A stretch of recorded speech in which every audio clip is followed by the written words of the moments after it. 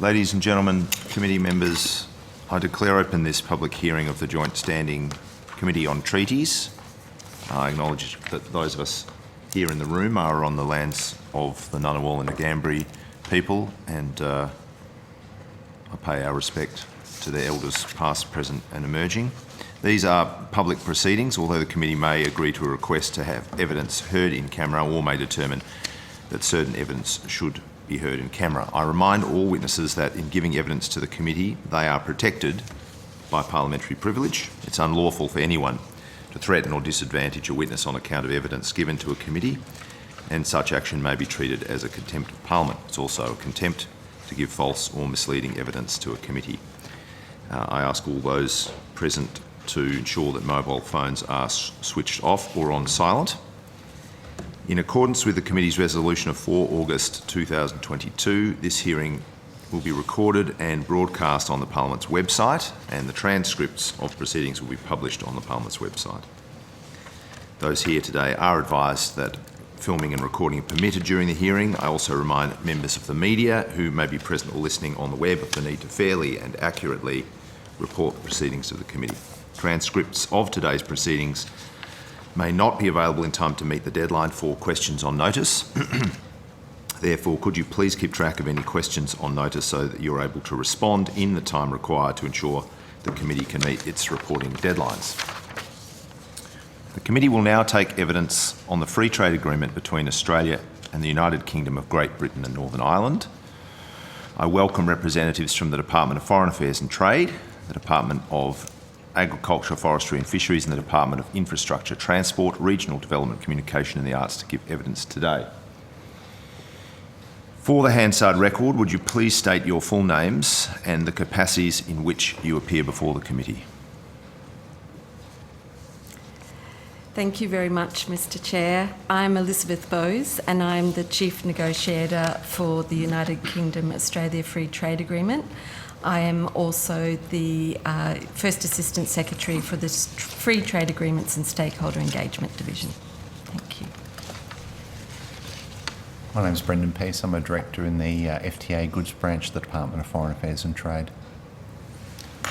My name is Will Nixon. I'm an Assistant Director in the Services Branch at the Department of Foreign Affairs and Trade. My name is Alan McGuinness. I'm Acting Director of the Goods and Government Procurement Section in the Department of Foreign Affairs and Trade. Good morning, my name is Kim Ralston and I'm a Director of the International Law Advising's Human Rights and Treaties area within DFAT. Good morning, my name's Paul Murphy. I'm Director of the Sectoral Services Section in the Regional Services Branch in DFAT. Morning, Andrew Johnson. I'm Assistant Secretary, Maritime and Shipping, Department of Infrastructure, Transport, Regional Development, Communication and the Arts. And you have a colleague on video link? Yes. Hilary McGeechee is a Director in the Services section and also Director of our CPTPP section in our Regional Services Branch. Thank you.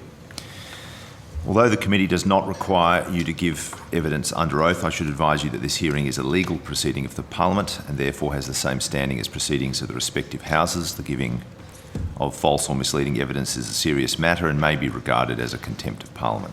The evidence given today will be recorded by Hansard and attracts parliamentary privilege. I now invite you to make a brief opening statement before we proceed to discussion. Thank you very much, Mr. Chair, and we are delighted to appear before you this morning to discuss the Australia-UK Free Trade Agreement. At the outset, I also wish to acknowledge the traditional owners of the land on which we are meeting today, the Ngunnawal people.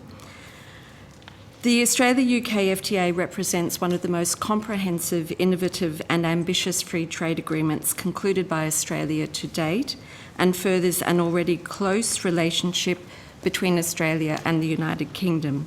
It is underpinned by a commitment to openness and transparency and, importantly, to rules-based trade. The United Kingdom is the world's 5th largest economy and a significant trading partner with Australia. It is our 2nd largest investor by stock and our 2nd most significant destination for Australian investment. Ratification of this agreement will bring significant benefits to Australia. The national interest assessment tabled with the agreement in Parliament on the 8th of February 2022 covers in depth the many implications and outcomes of the agreement for Australia. But in this brief statement, I would like to draw the committee's attention to some of the key benefits afforded to Australia by the agreement. On goods, this agreement represents substantially increased opportunities for market access for Australian exporters, particularly agricultural exporters. While 89% of Australian goods are currently exported to the United Kingdom duty-free, on entry into force, this figure will increase to over 99% of Australian goods exports. This additional 10% of duty-free access benefits Australian agricultural exporters in particular, with beef, sheep meat, sugar and dairy products attracting sizable duty-free transitional quotas, increasing over set time periods, with the eventual elimination of all tariffs. This outcome reduces and eventually eliminates the current very restrictive quotas and tariffs that apply to Australian agricultural exporters in the UK. Australian consumers and business and households will also benefit, with up to 99% of all goods imported from the United Kingdom entering Australia duty-free on entry into force. That will be a saving of about $200 million in duties and tariffs for Australian consumers, and after 5 years, all UK imports will enter Australia duty-free. The agreement also includes commitments to high standard rules for all service sectors, including professional services, business services, financial services, maritime and telecommunications services. This includes access to the UK market for service suppliers, Australian service suppliers and investors, equal treatment between Australian and UK service suppliers and investors, and treatment at least as favourable as service suppliers and investors from third countries. However, we have balanced these commitments with policy space in areas of identified policy sensitivity in both countries. There are obligations concerning mutual recognition of professional qualifications, which responds to the feedback of a number of professional bodies throughout our consultation phase. These commitments relate to regulators to ensure that professional qualification requirements do not become unnecessary barriers to service suppliers and investors, and provide a framework for professional bodies to agree mutual recognition agreements. Mr. Chair, our strong people-to-people links are reflected in the agreement, and indeed, movement between our two countries was the number one issue raised by stakeholders during the course of our negotiations. We have measures designed to increase the mobility of skilled workers and young people in both directions. This includes guaranteed access for intra-corporate transfers for managers and specialists, and one-year transfers to the UK for graduate trainees. It also extends to access for Australian contractual service suppliers and independent professionals to live and work in the United Kingdom for up to 1 year. Opportunities for Australians undertaking working holidays will be improved to enable stays of up to 3 years, increased from 2, and the eligible age limit on participation will increase from 30 to 35 years. Both countries agreed not to require labour market testing of temporary workers under our FTA on a reciprocal basis, bringing UK citizens in line with temporary workers from other of our FTA partners. We will also extend opportunities for skilled workers from the UK via a pilot visa scheme for innovators and those in early career development. The potential for increased mobility of skilled workers between our two nations is vital for COVID-19 economic recovery, as recently recognised in the Jobs and Skills Summit. Commitments on both portfolio and foreign investment underpin the already strong bilateral investment relationship that exists between our two countries. The agreement extends investment protections that the UK has afforded to other partners, including a requirement to accord Australian investors a minimum standard of treatment and to allow freedom to make transfers for Australians relating to their investments, consistent with tax, financial, criminal sanctions and other laws. Australia has, however, retained the right to screen investments on national and security grounds while raising the investment screening threshold to match that given to other key investment partners to $1.25 billion. There is no investor-state dispute settlement mechanism in the agreement. This reflects the confidence that we share in each other's legal systems. We go beyond many of our FTA agreements in new areas of disciplines. On digital trade, reflecting the new modern era in which we are negotiating, both parties acknowledge the integral role that digital trade plays in modern trading practice. Therefore, the agreement facilitates digital trade by removing customs duties on electronic transmissions, allowing for the conclusion of contracts by electronic means, and working towards interoperable electronic invoicing frameworks. It also allows the free movement of data subject to certain legitimate public policy objectives. There are a number of innovative chapters, including environment, development, for the first time gender, animal welfare and antimicrobial resistance, and innovation. Mr. Chair, in conclusion, the Australia-UK Free Trade Agreement is an important and comprehensive trade agreement that builds upon Australia's already significant free trade agreement framework. It will support both countries' economic stability and assist our recovery from COVID-19, the pandemic, while further providing opportunities to diversify Australia's trade. It builds upon Australia and the UK's history of close cooperation and collaboration, and indeed our long historical links. And finally, it is a strong demonstration of the UK's credentials in acceding to the Comprehensive and Progressive Agreement for Trans-Pacific Partnership. Mr. Chair, thank you. That concludes my opening statement.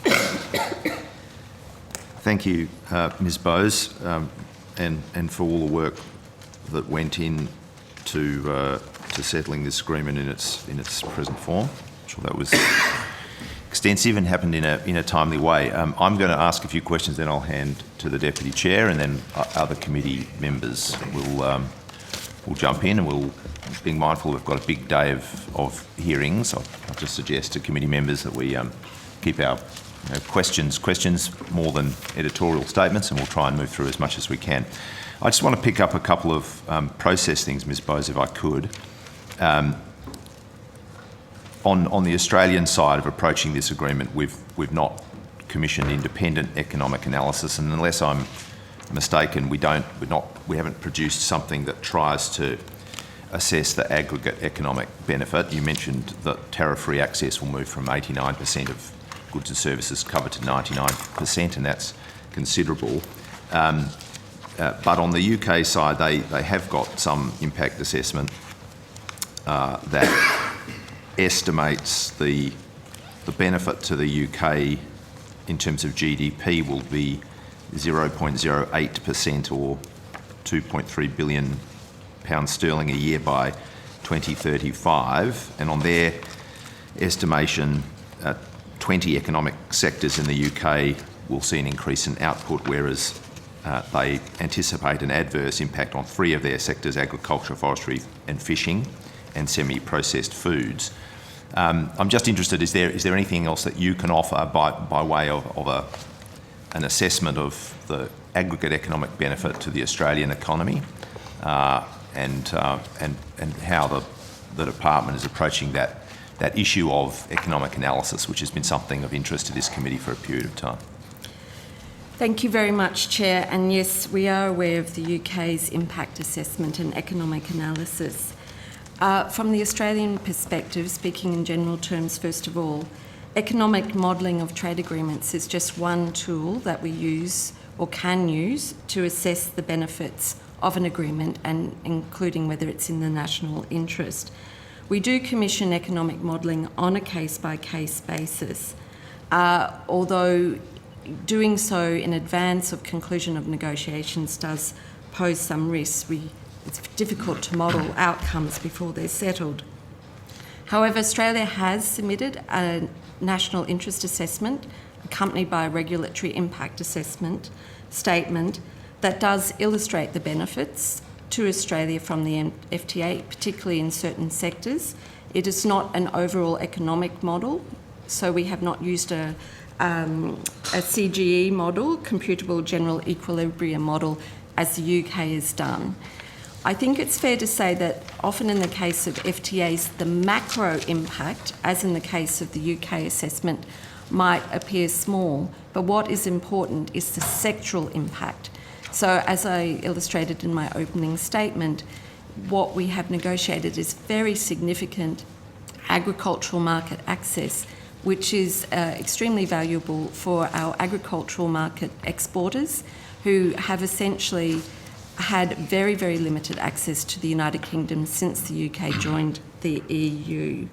And the regulatory impact statement does look at some of those potential impacts of the agricultural market access outcomes. Modelling the services outcomes is inherently more difficult, and I don't think anyone has really settled on the best way to model services outcomes. But that is principally because what we've agreed in this agreement really provides certainty to our services exporters, and that is invaluable to ensure a secure environment for investment and supply in the market.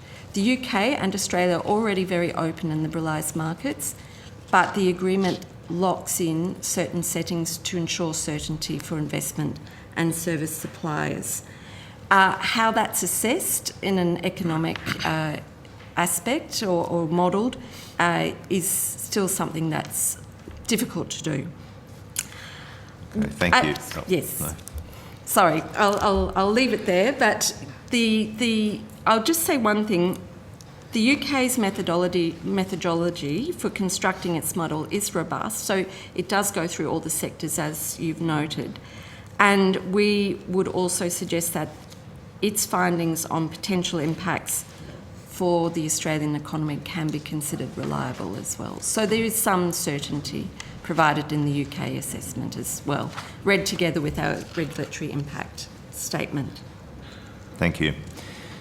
Going to the question of stakeholder engagement, there's reference in the NIA to what are described as stakeholder consultations, and there's reference to the way in which these were key to nuancing our negotiating positions. There has been input from submitters to this inquiry that what happens at the moment is more at the information briefing end of the get-together spectrum rather than at the genuine consultation end. I don't think that distinction between a briefing on the one hand and a genuine consultation is hard to understand. So I'm inviting you to speak to that point. If you can explain to us how the engagements that DFAT held or facilitated really constituted proper consultation, presumably would be best demonstrated by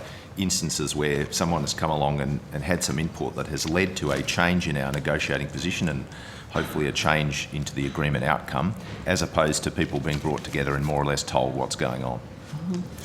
Thank you, Mr. Chair. And in fact, we adopted a variety of consultation mechanisms.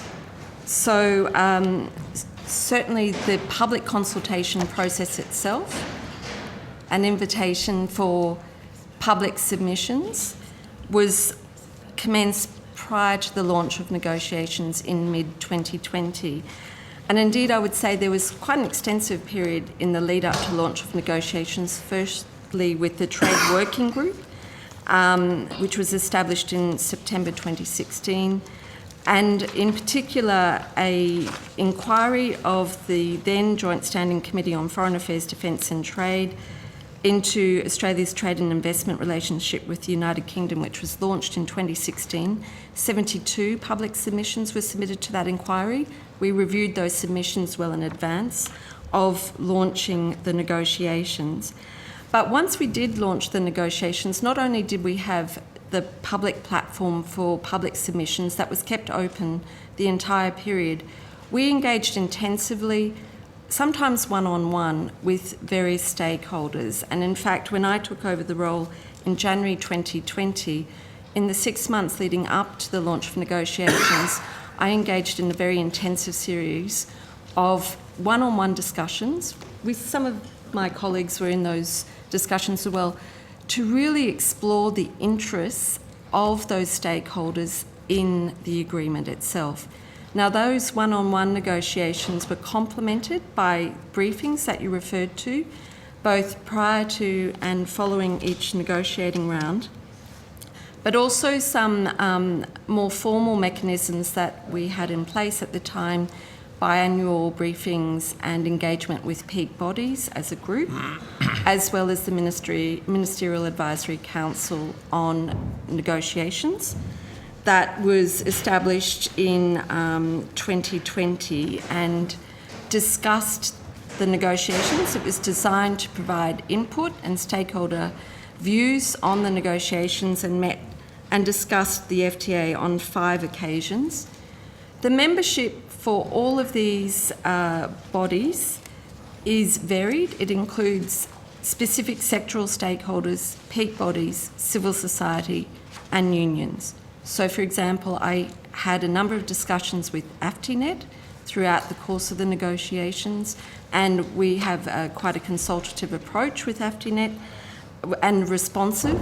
When issues are raised, we respond to AFTINET. Similarly, we had several engagements with union representatives, usually brought under the umbrella of the ACTU, but also I spoke directly to representatives from the AWU. And unions and AFTINET are also part of these formal mechanisms, the peak body bilateral engagement. So I would say that it extended well beyond briefings, and indeed all of my colleagues also engaged regularly with key stakeholders in their particular areas of interest. So, for example, the Australian Services Roundtable. Thank you. Just a couple of slightly more specific questions, then I'll go across to the Deputy Chair. In terms of temporary foreign labour access, some submitters have questioned why there's a category for installers and services on the Australian side and not on the UK side, but I understand that installers and services from Australia potentially are carried under what's denoted as the short-term business visitor category, so that while that looks like it's lopsided, in fact it's not, it's just a definitional thing. If you could confirm that, that would be helpful. The second part of that is just with respect to contractual service suppliers, for which there won't be labour market testing. It appears that on the Australian side there's no limit on the number of visas that could be granted under that category.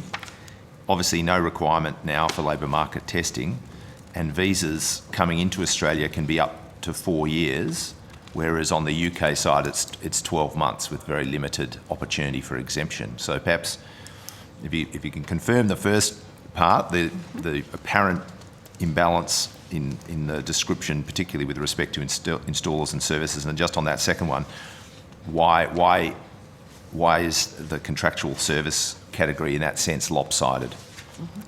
Thank you very much, Mr. Chair. I'll commence and then I'll turn to my colleague Paul Murphy, who is our expert on temporary entry negotiations. Yes, your understanding on installers as services is correct. That's a long-standing category in our practice.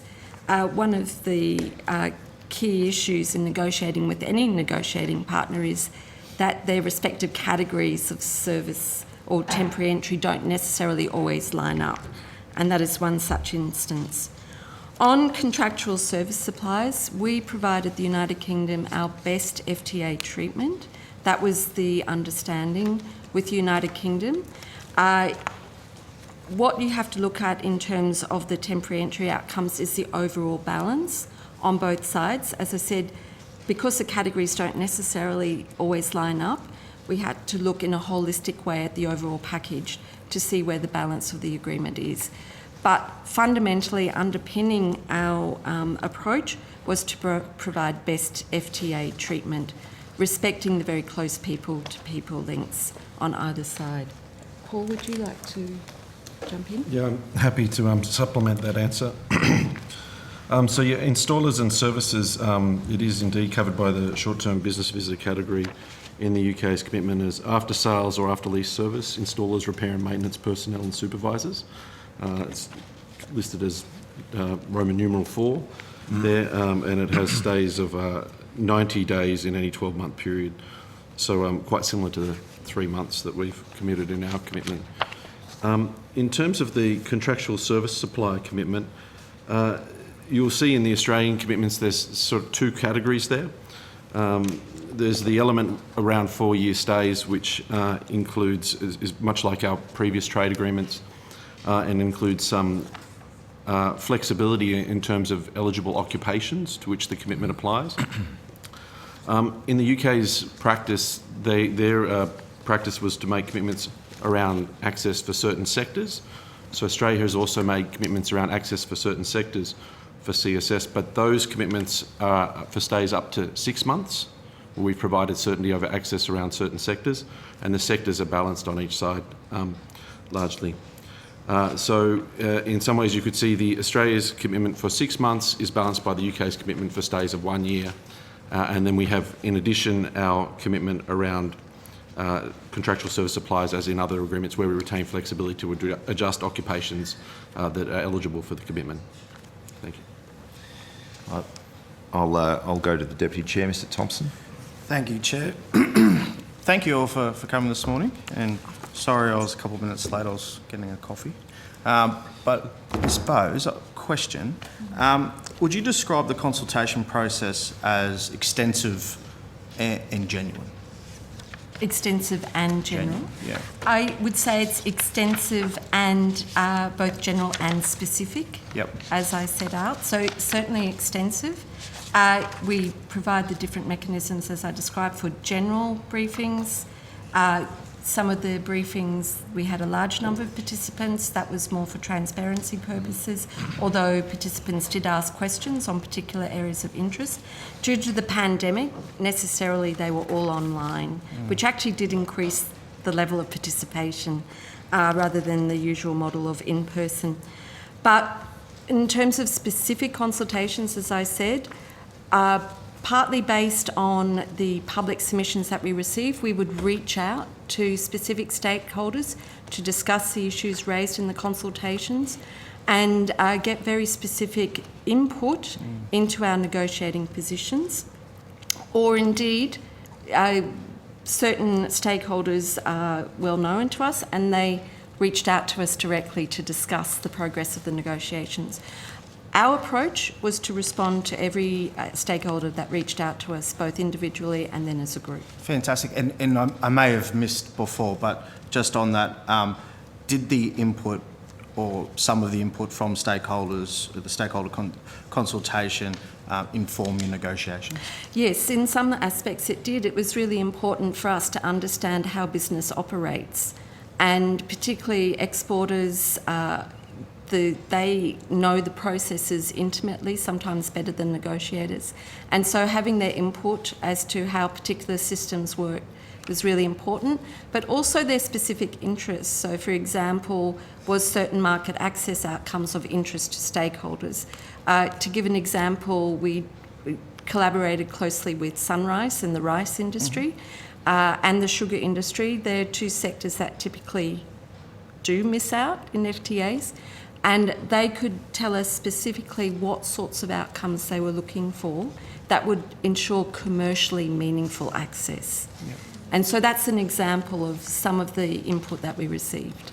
And you're the chief negotiator? Yes. You've been a chief negotiator on other FTAs? No, this is the first time. Previously I was responsible for our trade law area. Excellent. And I moved across in January 2020. And just before I pass back to the chair, just on some feedback, I've spoken to other heads of department and other chief negotiators who said this is the gold standard. So congratulations. Thank you very much. Thank you. Thank you, Mr Thompson. I'm going to go to Senator Cox and then come across to committee members Chesters, Burnell and Merlino in that order. So Senator Cox. Thank you, Chair. In the briefing papers we got, the commitment for the Australian Government is to look at commitments of advancing Indigenous interests and delivering new opportunities and revenue streams for Indigenous exporters. Can you tell me whether there were any Indigenous stakeholders that you met with in consultation?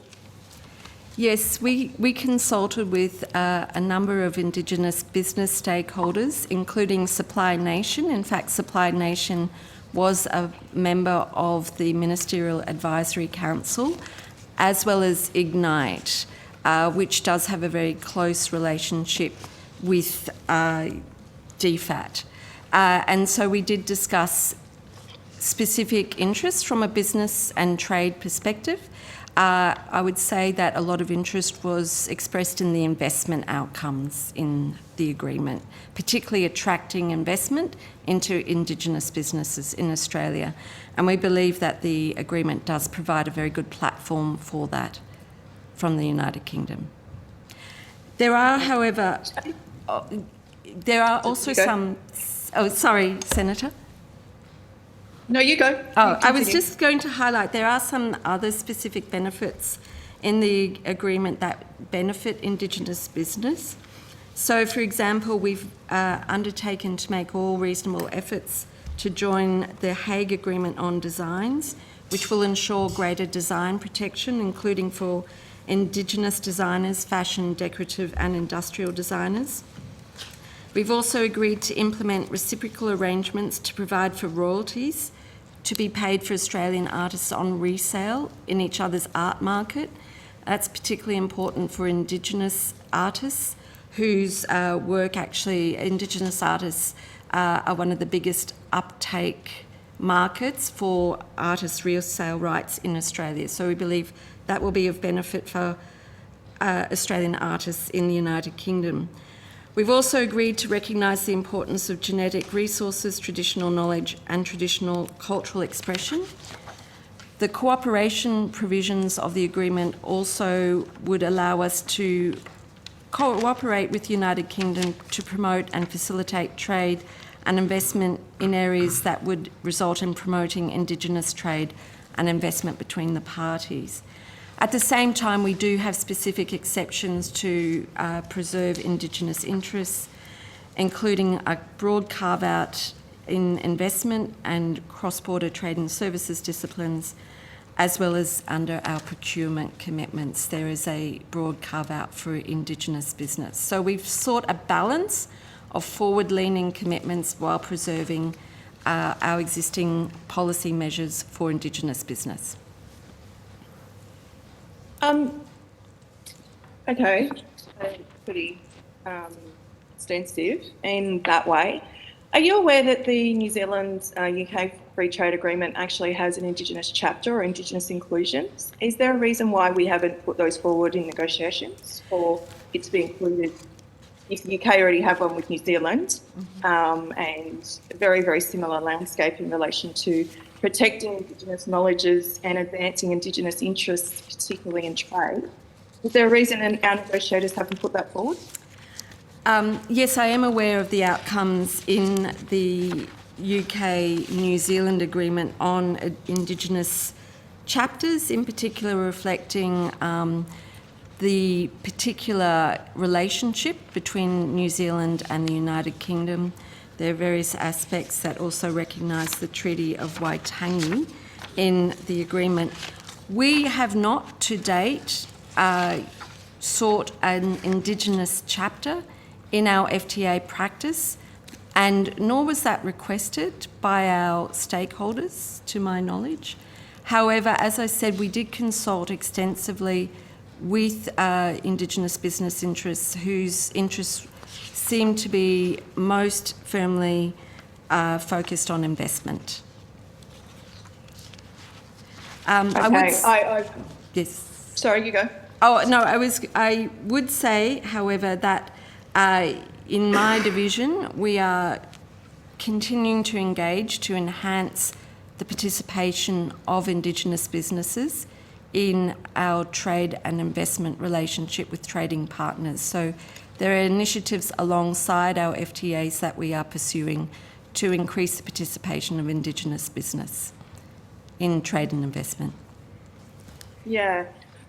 Contrary to that information around direct foreign investment, and I get that that's a point that maybe Ignite or Supply Nation have raised with you, but there is emerging within the agricultural context the Indigenous botanicals, over 2,500 Indigenous botanicals that could in fact be listed under agriculture, our tech advancement, access to energy markets, and industry in particular around critical minerals. There are many, many things that we do that aren't just, specific things that you've mentioned. And I know that it's not a general practice of DFAT's negotiators to put this forward.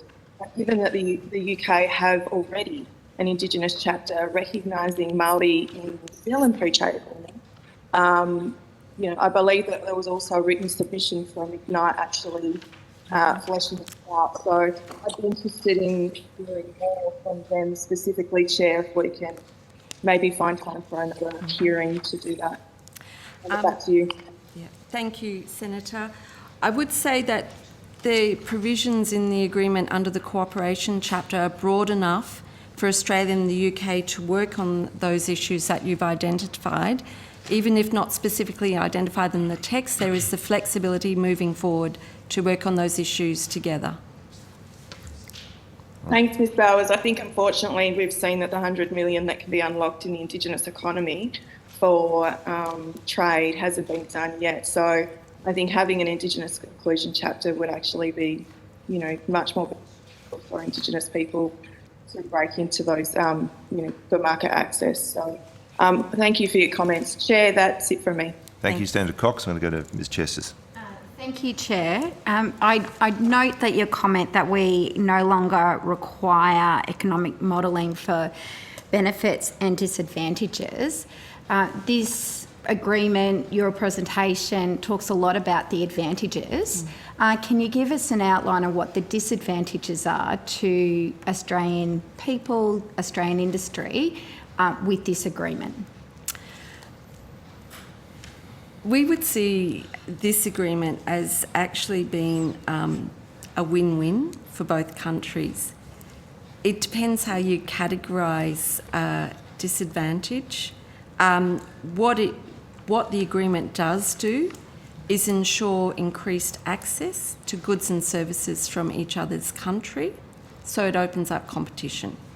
Now, that is fundamentally a good thing for exporters wishing to access another's market, but it does mean competition for some local producers. But I would have to say that in our consultations with stakeholders, including following the conclusion and publication of the agreement, we have not received or have received very few complaints about the outcomes or suggestions of disadvantage. So in the last decade, the agreements that have been agreed to, the free trade agreements, agriculture has done very well. Yes. Particularly red meat industry, and you start to wonder, do we actually have the stock to provide all of these trade agreements? Yes. And that'll be a question that I ask the Red Meat Council when we meet with them. One of the areas where Australia is reducing the tariffs in this agreement is in relation to manufacturing. We've got a range of food, building materials, chemical products, textiles, manufactured metal products, machinery and vehicles. Specifically in relation to that manufacturing employs a lot more people than agriculture. What industries, what jobs have you had any consultation with those industries that will face direct competition? Margins are very tight in manufacturing, particularly in an industry like heavy metal manufacturing where the cost of steel has gone up, or in building products. Has there been any consultation or discussion or outreach to manufacturing industries in Australia that are now exposed? We have engaged through peak bodies principally in all sectors across the Australian economy. I would say that even for manufacturing, the tariff outcomes in the agreement eliminates tariffs on inputs, which are also important for manufacturing, and that would further support advanced manufacturing. Also, what is key are the investment outcomes. Australia needs investment, particularly in advanced manufacturing and other high-end capital-intensive industries. The investment outcomes further encourage what is already our second biggest investor in Australia, United Kingdom, by raising the threshold for the Foreign Investment Review Board screening. That means any investment in non-sensitive sectors below $1.25 billion does not have to go through FIRB. So that further encourages investment, including in, should it be desired, manufacturing industries. What is also important is the mobility provisions encourage the sharing of knowledge and experience. So I referred in my opening statement to a pilot that we are establishing for innovation. That is a streamlined visa pathway for those working in the UK in fields of innovation to come to Australia to live and work on a temporary basis for up to 3 years. It's very broadly defined. It can be in areas of research and development, advanced manufacturing, renewable energy. That's really to encourage the bringing of technical experience and know-how to Australia to further support the development of our industries, and I think would be something of key interest, particularly in advanced manufacturing where we're trying to re-establish particular expertise. Just quickly on the chapter in relation to temporary entry for business persons and the relaxing of labour market testing, I appreciate it brings it into line with other free trade agreements that we've done with Japan, Korea and the UK. But this is probably the most comprehensive chapter that we've had in relation to people. And that, like, it's a free trade agreement that's now dealing in the trade of people. Is that correct? The temporary entry chapter reflects our very strong people-to-people links. And as I said in my statement, this was the key issue that was raised by stakeholders across all consultations to, in fact, ask for the free movement of people. That was a key request, such as we have with New Zealand. Now, we have not done that in this FTA, but what we have done is ensure the best FTA treatment that relies on our precedent for skilled workers on a temporary basis. So yes, it is comprehensive, but it does reflect our strong people-to-people links and also reflects a point in time where even during the pandemic it was recognised that we have a skills shortage and that bringing in know-how and expertise on a temporary basis can help address the current skills shortage in Australia. What are the occupations that it will cover? And is it flexible or is it set in stone, or will it relate to an ongoing conversation? Like, is there a chance to amend it? Like, if we start to scale up more trades and apprentices, like how dynamic is that when we say it's the most comprehensive? Paul, would you like to address it? It's not necessarily a straightforward question because there's different aspects of the commitments.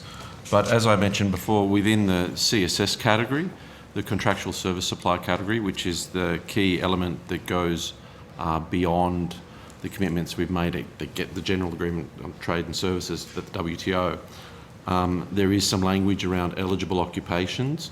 So there is some flexibility there for the government to adjust the occupations to which that commitment applies.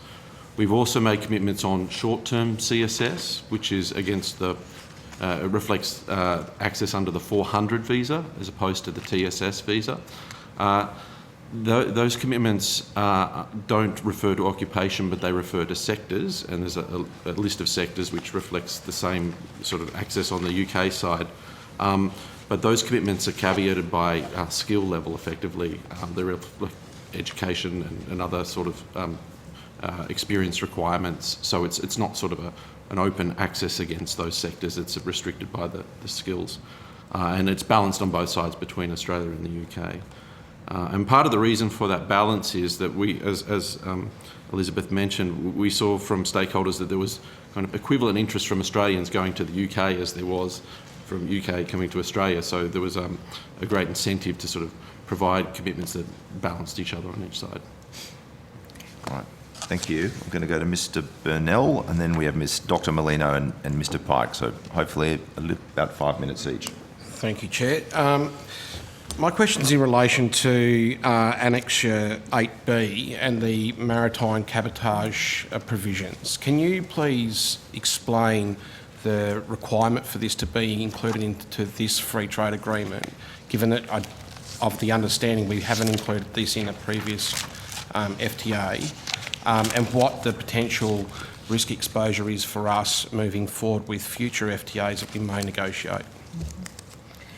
Thank you very much. This particular annex is new in our FTA practice and was at the particular request of the United Kingdom. Essentially what it ensures is non-discriminatory access to port services, pilotage services, and also for some feeder services and empty container transport. What it provides is transparency and not locks in, but provides certainty for UK-flagged ships. It is, however, subject to our usual reservation for cabotage. So we have preserved all of the existing settings that apply to cabotage in Australian waters. It only refers to international maritime transport services. So that means from an Australian port outside our waters to the United Kingdom or to a third country, not within Australian waters. So that's key. And for the UK, because they are embarking on their FTA practice, they were very clear, the UK was clear that while they do not have a strong commercial interest with Australia in this sector, they did wish to have it in their precedent for other FTA partners where perhaps they had stronger commercial interests. So it provides transparency, certainty, but is subject to all of our cabotage reservations. Thank you, Mr Burnell. Dr Molino. Oh, thanks, Chair. Look, I just had a quick question around the expected pattern of trade impacts. I noted in the UK DIP analysis that they looked at areas of comparative advantage, and they identified Australia as having a comparative advantage in agriculture, and the UK as having a comparative advantage in financial services, and said that the two countries already trade to some degree or largely on the basis of comparative advantage, and that's expected to continue. I thought it was interesting, though, that if you look at the figures that I have for our current trade, had a huge export of gold from Australia, but the next two categories were business services and financial services as Australian exports. And the first and third largest categories on their side were business services and financial services, and both of those categories are quite balanced. So obviously a lot of trade both ways. I was just interested, I mean, do you see the trade, in 10 or 20 years' time as having those categories remaining as very significant and remaining as largely balanced and just deepening? Or how do you see the impacts of the trade relationship as a result of this? Yes, on the services aspect, Australia is a services-based economy, as is the United Kingdom, and yet our export figures don't always reflect that.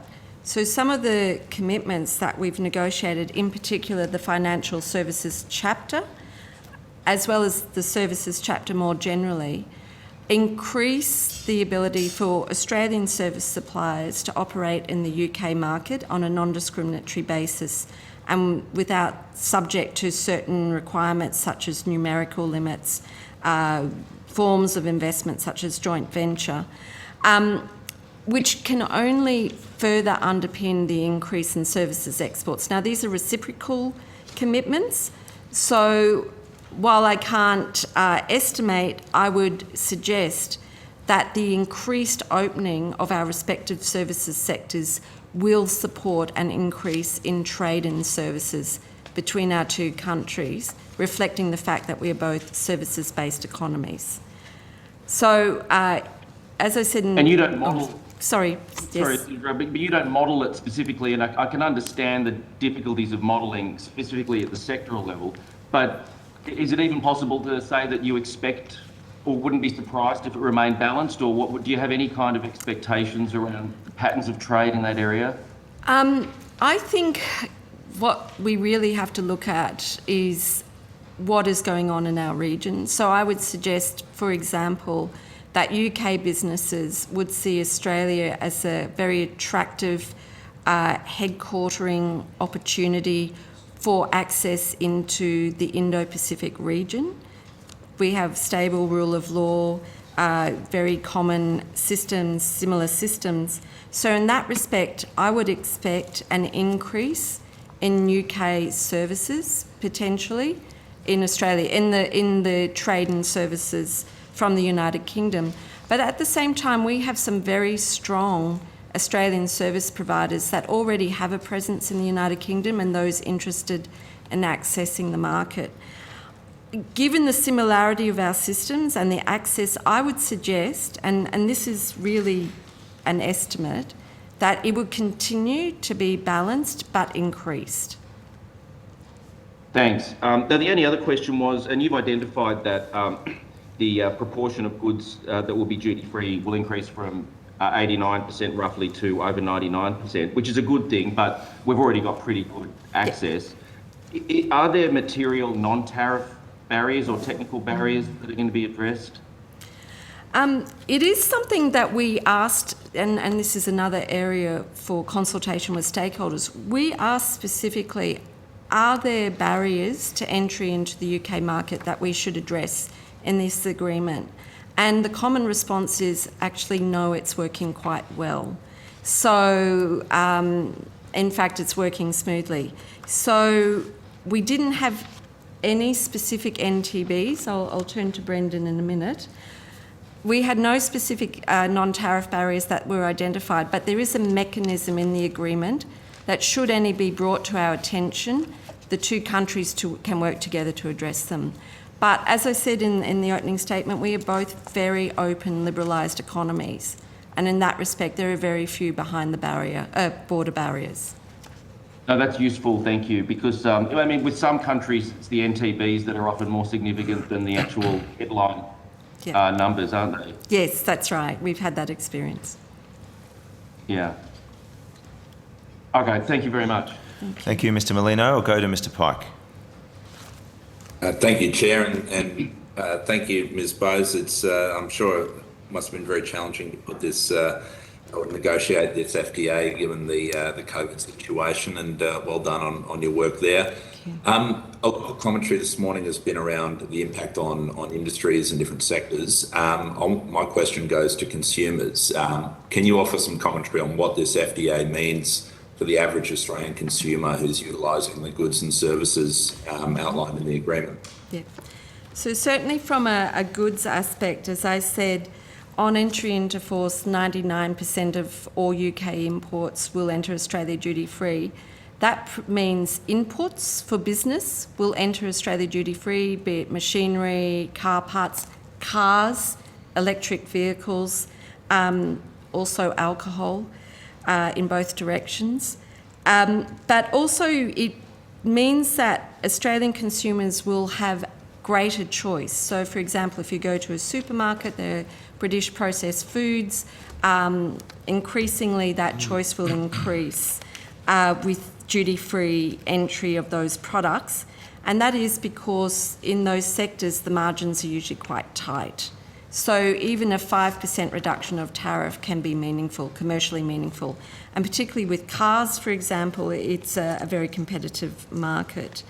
In terms of services, as I mentioned, it increases the ability for UK companies to invest and provide services in the Australian market.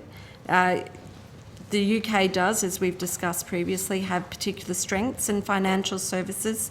It's of interest to both countries. So increased service providers in certain sectors will be of benefit to Australian consumers as well.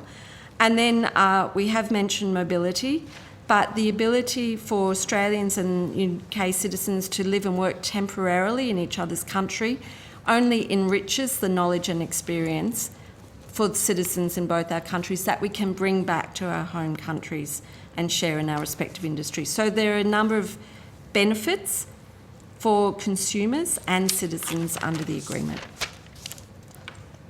Thanks for that. That was my only question, Chair. Thank you, Mr Pike. I'll just pick up a couple of things.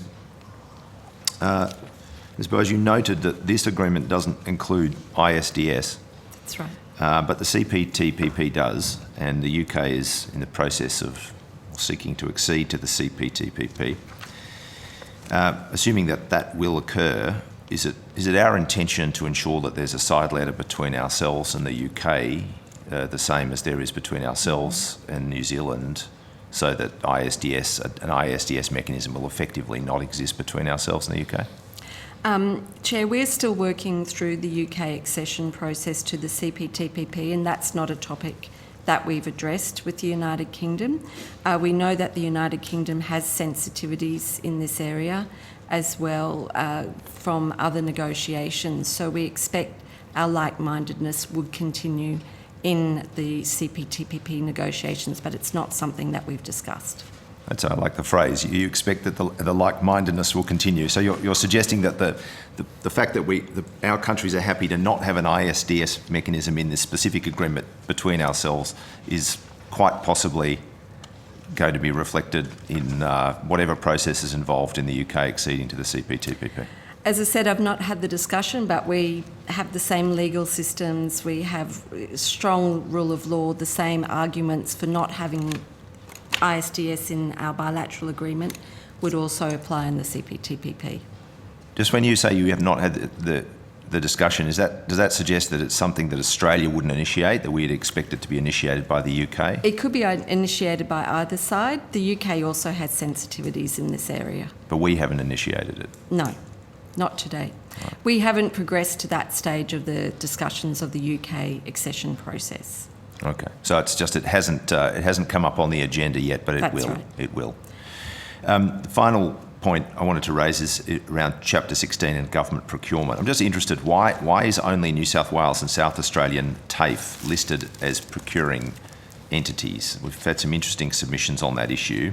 There's evidence that shows the privatisation of TAFE education in New South Wales and the provision, in some cases, of course material from an overseas company has produced demonstrably poor outcomes, especially for young people from disadvantaged backgrounds and from rural and regional communities. So why is it? Is this just a case where some state governments essentially say, look, we don't really mind. We're going down the privatisation path, and we don't mind companies from overseas coming and providing vocational education. So we want to be taken off what would otherwise prevent procurement from elsewhere coming into that space.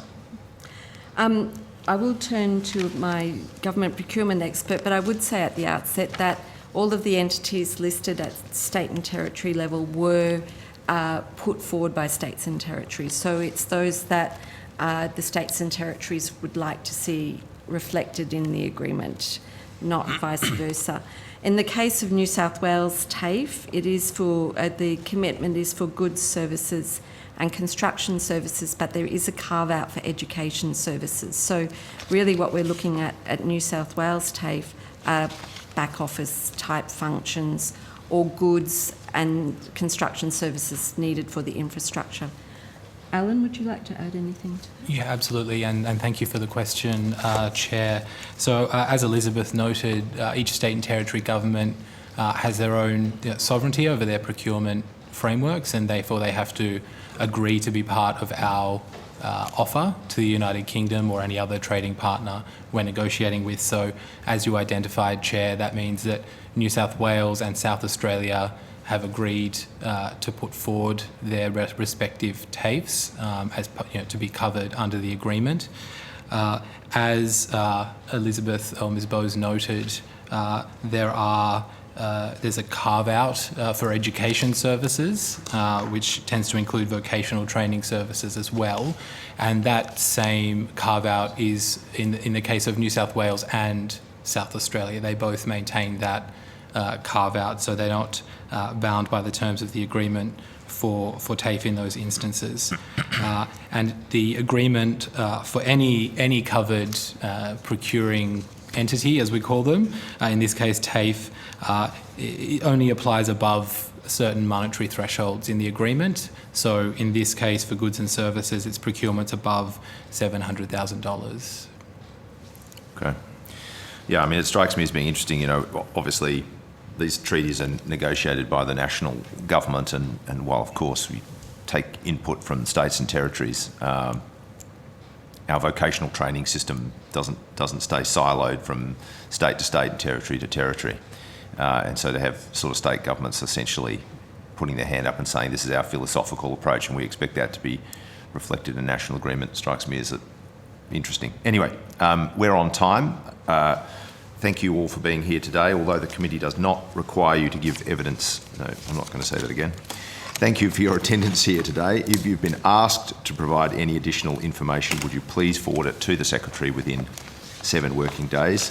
As I stated in my opening remarks, it's the witness's responsibility to meet this deadline in a timely manner. I don't believe we've put anything in writing for responses in writing in the course of today, but you'll be sent a copy of the transcript of your evidence when it becomes available, and we'll have an opportunity to request corrections to transcription errors. I thank you again for your attendance here today. Thank you very much, Mr. Chair. Thank you.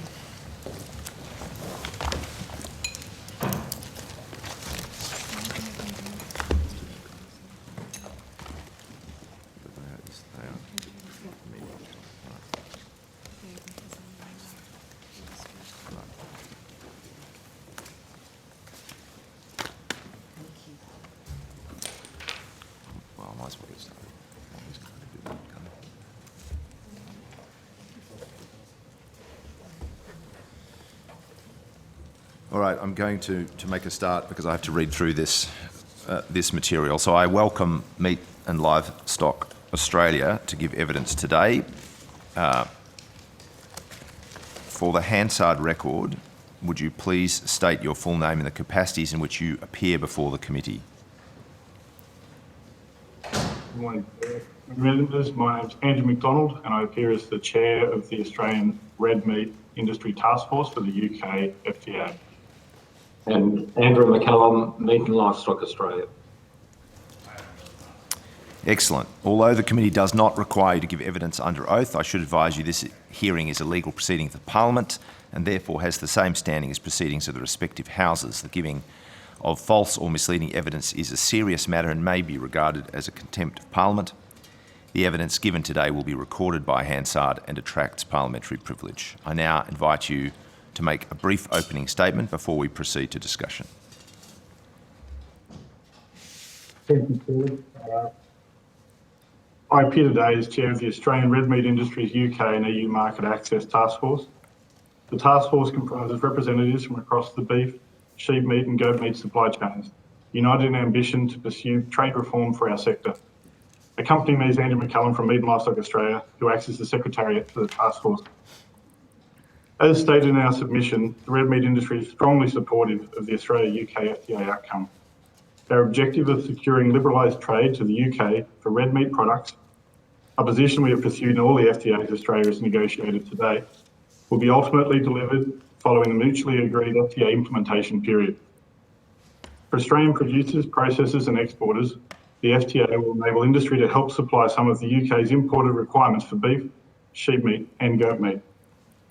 While Australia and the UK have a long history of trade in red meat, access to the UK has been highly restricted under the previous European import regime and subsequently by the UK's post-Brexit import arrangements. Unfortunately, these regimes effectively stifled Australia's ability to respond to growing UK consumer demand for high-quality Australian imported red meat. However, the Australian-UK FTA redresses this low-volume, high-tariff rate import construct with access to the UK for beef and sheep meat from entry into force of this agreement, exceeding the available annual access the Australian industry has had to the UK for the past 50 years. In this regard, can I check that you have your copy of the chart in front of you illustrating our red meat trade to the UK? Yes, thank you for providing that graph. It's been distributed to committee members. Great, thank you. You'll note that back in the 1950s, the UK was one of the red meat industry's key export markets. However, upon accession to the UK, to the European Community, now the EU, in 1973, our trade to the UK was significantly restricted by the EU's high tariff and low quota volume regime mentioned previously. You will see as a result of this regime that our exports plateaued at very low levels, and this was similarly the case for exports to the EU as a whole. The Australia-UK FTA outcomes, represented by the access volumes depicted to the right of the chart, will thereby help facilitate new UK trade opportunities. The FTA outcomes for Australian red meat are detailed in the documents released by the Australian Government, and I'll not cover all of them here. Suffice to say, the highlights include, for beef, there's an additional new duty-free quota access commencing at 35,000 tonnes and rising in equal instalments over 10 years to 110,000 tonnes. Importantly, these quota volume limits, as well as the existing high above quota tariffs, will be eliminated after a 10-year transition. In other words, free trade to a high-value export market is ultimately delivered. For sheep meat, we have a similar outcome. Australia's existing combined sheep meat, goat meat quota to the UK for 13,335 tonnes will expand via a new additional quota commencing at 25,000 tonnes and rising in equal instalments over 10 years to 75,000 tonnes. Similar to beef, these quotas and the existing above quota tariffs will be eliminated after a 10-year transition. For goat meat, we have slightly different treatment as there is no goat meat specific FTA quota. Rather, the above quota tariffs applicable to goat meat will be eliminated via equal instalments over 8 years. In addition, the FTA delivers a liberalised outcome on a range of other red meat products, including red meat offals, further processed value-added meat products and skins and hides. As indicated in our submission, should all the access provided by the FTA be taken up by our industry, a scenario which we determine by the strength of the UK demand for our products, then the value of the FTA for the Australian beef and sheep meat, goat meat sectors alone would amount to $6.9 billion over the next 22 years, in turn providing a direct benefit to red meat employment and business prosperity. There are also a range of additional FTA outcomes, which I won't cover in detail, but will help facilitate our trade to the UK, including provisions on customs procedures and trade facilitation, technical barriers to trade, and animal welfare and antimicrobial resistance. Chair, given the benefits I've outlined, the Australian red meat industry recommends that this committee endorses the Australian-UK FTA and that binding free action be taken without delay. Of particular importance in doing so is expediting the ratification process so we can secure entry into force of the agreement this calendar year.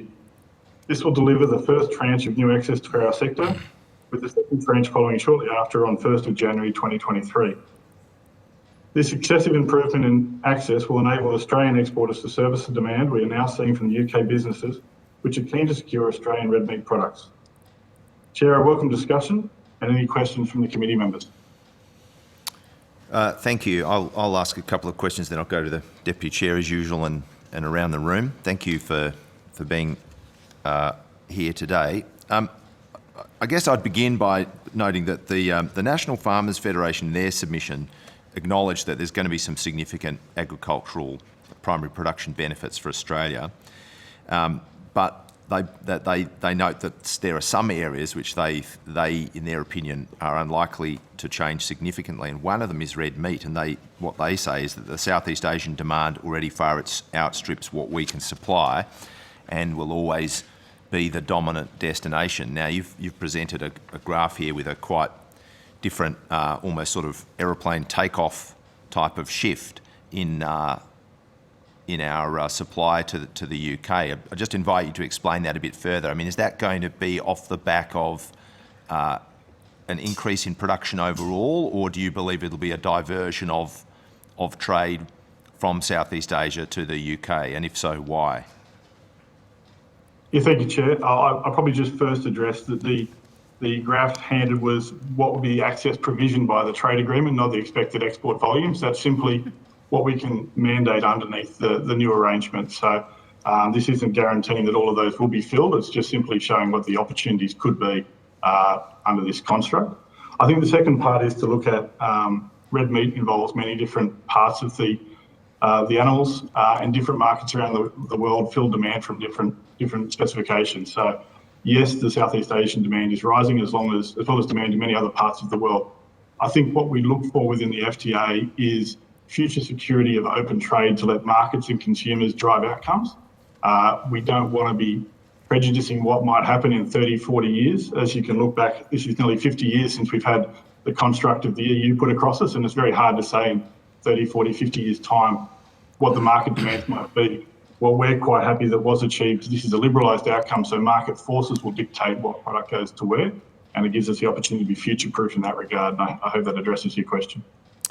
I mean, it does in part, so I understand. So the graph that we've provided shows what's sort of actually happened up until now and then the potential rather than what you necessarily predict.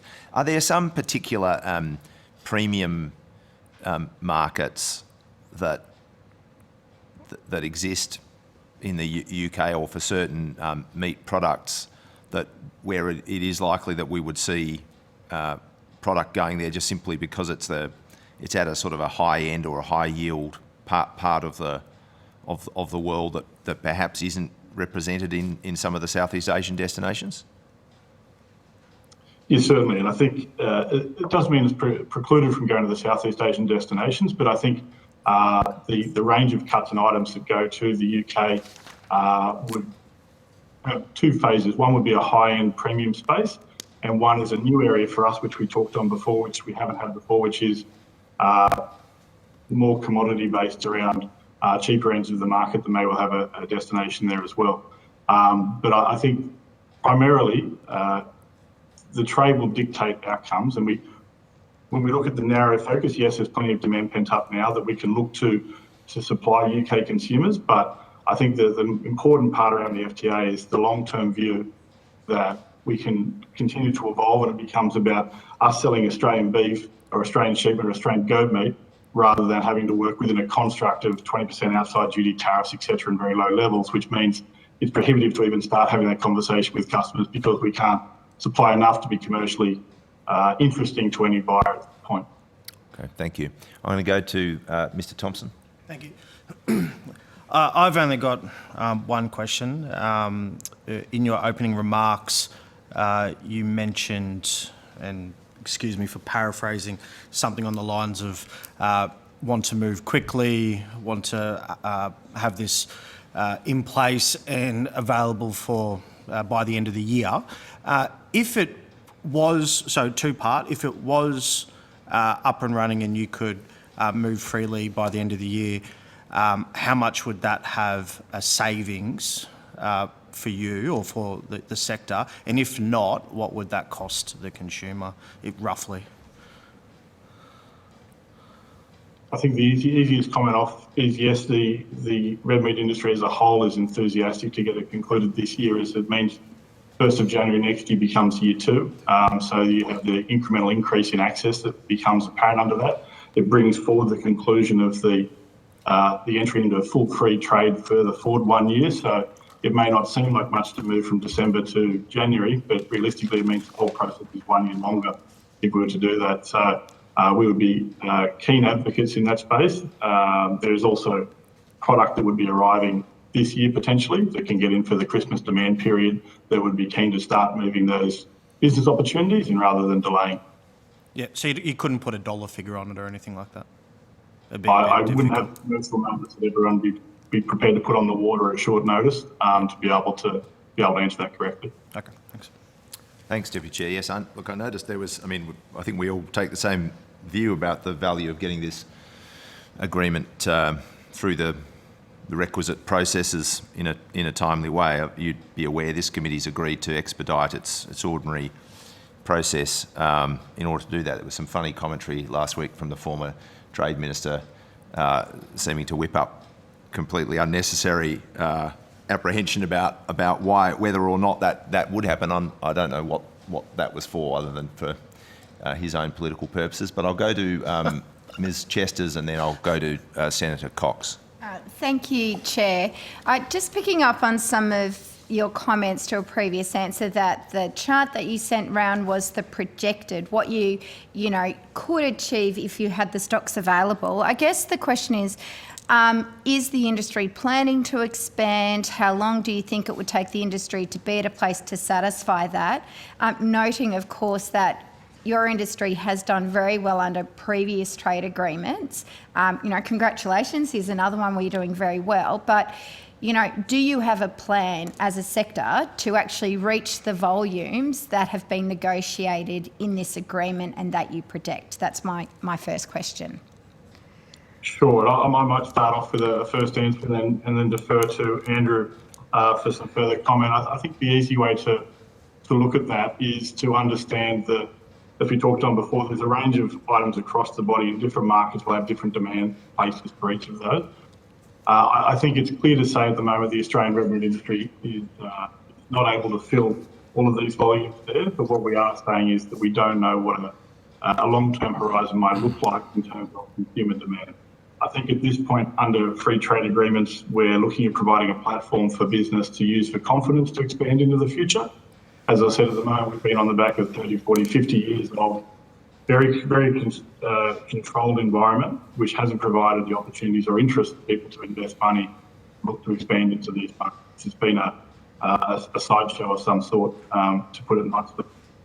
So I think that's the key thing to remember with this. The future market sentiment and consumer demand is hard to predict, but as seen in previous trade deals, the economics hasn't been lost on the industry, and the opportunities are normally taken up and pursued. Andrew, just any further points on that? Yeah, thanks, Andrew. And I think it plays to our diversification story. The UK provides another market for us to look at. And as you can see by that graph, it's our potential exports, the potential access up to 2035. So it's a fair time frame out. We need to develop business in the UK, and as an industry, we'll be looking to see what opportunities may arise in the UK. In the short term, we won't utilise all that access, but longer term, we may well do. So my follow-up question is, we don't have the stock now. Producers will take advantage of the markets that may open up, or the ability to increase stock to the UK quickly. What impact will that have in the short term on our domestic market? Like beef and sheep meat prices are already very high in our supermarkets. Do you expect there to be an increase in our domestic market because of the supply and demand issue that we will experience with this expanding of trade? Yeah, I think to look at the commentary around the domestic market, Australia is predominantly an export-oriented red meat sector. So there's more than enough for the domestic is probably the easiest way to state it, with the residual going export. Normally it'd be in the range of 30% would stay within the country and the rest would be exported. So I don't see us being under any additional constraint on what would be available for the domestic market. In terms of global pricing, I think that's one of those things that will be dictated by the market, and prices flow from that. I think what this does do, though, is provide an alternative way for producers and exporters to be able to increase revenues across the body to maximise returns, that gives us the most efficiency to put more money back into the sector. My final question just is in relation to workforce. I have a meat processor in my electorate. I'm the federal member for Bendigo, Hardwicks. They can't expand their operations because they don't have the staff. So they could run a night shift if they had the people. The sector is heavily reliant upon temporary workers. So to expand the industry, would you need an expansion of temporary workers? And where do you see that labour coming from? And what, I guess, safeguards and mechanisms that are you planning to have in place for those workers that would be needed for the industry to expand? And is that something that the sector is ready for or looking at to really make the most of these free trade agreements which benefit your sector? Yeah, firstly, you're not wrong. Not your electorate isn't unique. Every processing facility, every farming community are short on labour at this point. Is our number one constraint to increasing production. I believe through various industry bodies we've been approaching Parliament for support to increase availability for visa workers to come into the country, as that appears to be the only immediate management tool to be able to increase production without getting too far into that process. But the easy answer is yes, labour is by far the number one overriding concern for just about every producer in Australia at the moment. Finding solutions to that. keeping in mind for the long-term view, we're hoping that that problem can be resolved, and then we can look at taking up opportunities like the FTA we've described. But for now, we are severely curtailed, and that's seen in weekly production numbers that are reported through McMillay as to how dire it is.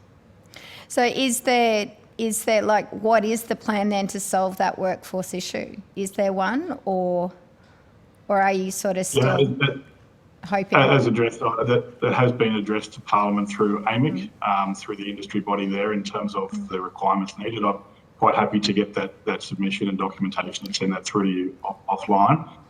But that would be the right forum for what we're looking to do in that space. But we're not talking 10 or 20 workers here, we're talking tens of thousands across the industry to be able to move the dial. So tens of thousands of workers required to lift current production, and then to achieve what you expect by 2030, you'd need another quite significant increase in workers. And there's just not the Australian workers willing to do it? I think it's not so much I'm willing to do it. I think we're really at the point now where we would happily take anyone. Like for myself, outside of this role, I have 3 meat processing facilities that we operate, and we would quite happily take anyone on board local if we could. There's at a point now where there is no more local staff that we can employ, so we're at full employment from what I can understand, especially in the regional areas we operate in most cases for the meat industry. And I think farming communities are doing it just to start getting people, not just the red meat industry, but across the sector as a whole, is certainly having the same problem. Thank you, Ms Jesters. I'm going to go to Senator Cox.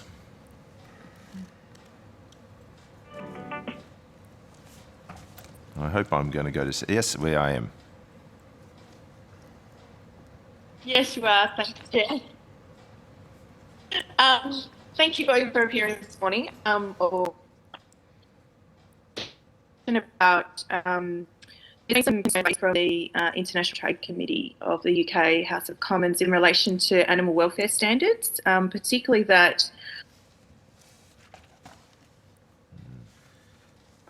animal welfare standards and the high use of antibiotics, which is illegal or not legal in the UK. Can you talk us through, given those clauses and the issues that are raised, the steps the industry might be currently taking, or the plans that they have to comply with these clauses in the FTA? Yeah, no problem at all. Again, on this one, I'll defer to Andrew for reference to that comment. Thanks for the comment. Australia has some of the highest animal welfare guidelines globally, recognised by the OIE and WOHA as it is now. And our objective within the FTA context was to show the the United Kingdom that we had equivalency in terms of animal welfare outcomes. We have totally different production systems, and as a result, we needed to show that the outcome on animal welfare met their expectations, and indeed we did that. And within the context of the FTA, we've agreed to ongoing consultation exchange of information around animal welfare, because practices will improve, and we're always looking to improve animal welfare. And our objective is to share those insights with the UK and vice versa. So an ongoing dialogue in terms of cooperation across the animal welfare space. Great, thank you. That's all from me, Chair. Thank you, Senator Cox. Yes, I thought that was interesting, that question that Senator Cox raised when I read that as well. My sense is that standards in the industry in Australia are very good by any measure on international standards. So I was a little bit surprised to see that comment. Just following up on that, particularly in terms of the use of antibiotics, where that committee was suggesting that the use of antibiotics in the red meat production in Australia was significantly higher and different to what they tolerated. Is there any basis for that, or was that just a sort of a slightly speculative call on their part? I mean, we're always looking at antimicrobials and AMR, particularly the resistance side of things. As I said, we have different production systems, and and part of the ongoing dialogue is to exchange information as we move down that track. I can't comment on their use within the UK, other than to say we'll exchange information in that regard. Okay. And so just a final question from me about sheep meat exports to the UK. Is there currently some sheep meat exported to the UK? Yeah. And what form does that take? Is any of it in the form of chilled fresh carcasses that go by air freight? You're not so much in carcasses. They buy select cuts, predominantly legs and those type of items. So the UK is actually an exporter in terms of the sheep meat, in terms of what they move to other countries, and we're actually supplementing by selling them cuts that they actually need more of while they're exporting others. So this is the benefit of free trade, where it creates that circular benefit for everyone. So that trade's going on now. Not carcasses as such by air, not so much. It would be more sea containers in most cases. That quota is fully exhausted every year at this point. So this new extra quota is why we're pushing for a prompt entry into force, so that we can look to make the most of the Christmas period for sheep export. So if it goes, I assume that it's frozen, is it? No, chilled by sea. Chilled by sea. Okay. Frozen. Yeah. Yeah. It's around a 50-day transit time. Never heard that. Yeah. All right. Well, look, gentlemen, thank you very much for your attendance here today. It's been very helpful. If you've been asked to provide any additional information, I think, Ms. Chesters, there was just some reference to the workforce. You mentioned a workforce document. I think it would be useful if you provided that to the committee. So I don't think there's been anything else, but if there has, would you please forward it to the Secretary within 7 working days? And as I said in my opening remarks, it is the responsibility of witnesses to meet the deadline in a timely manner. You will be sent a copy of the transcript of your evidence when it becomes available, and will have an opportunity to request corrections to transcription errors. But again, thank you both very much. Thank you all. Chair,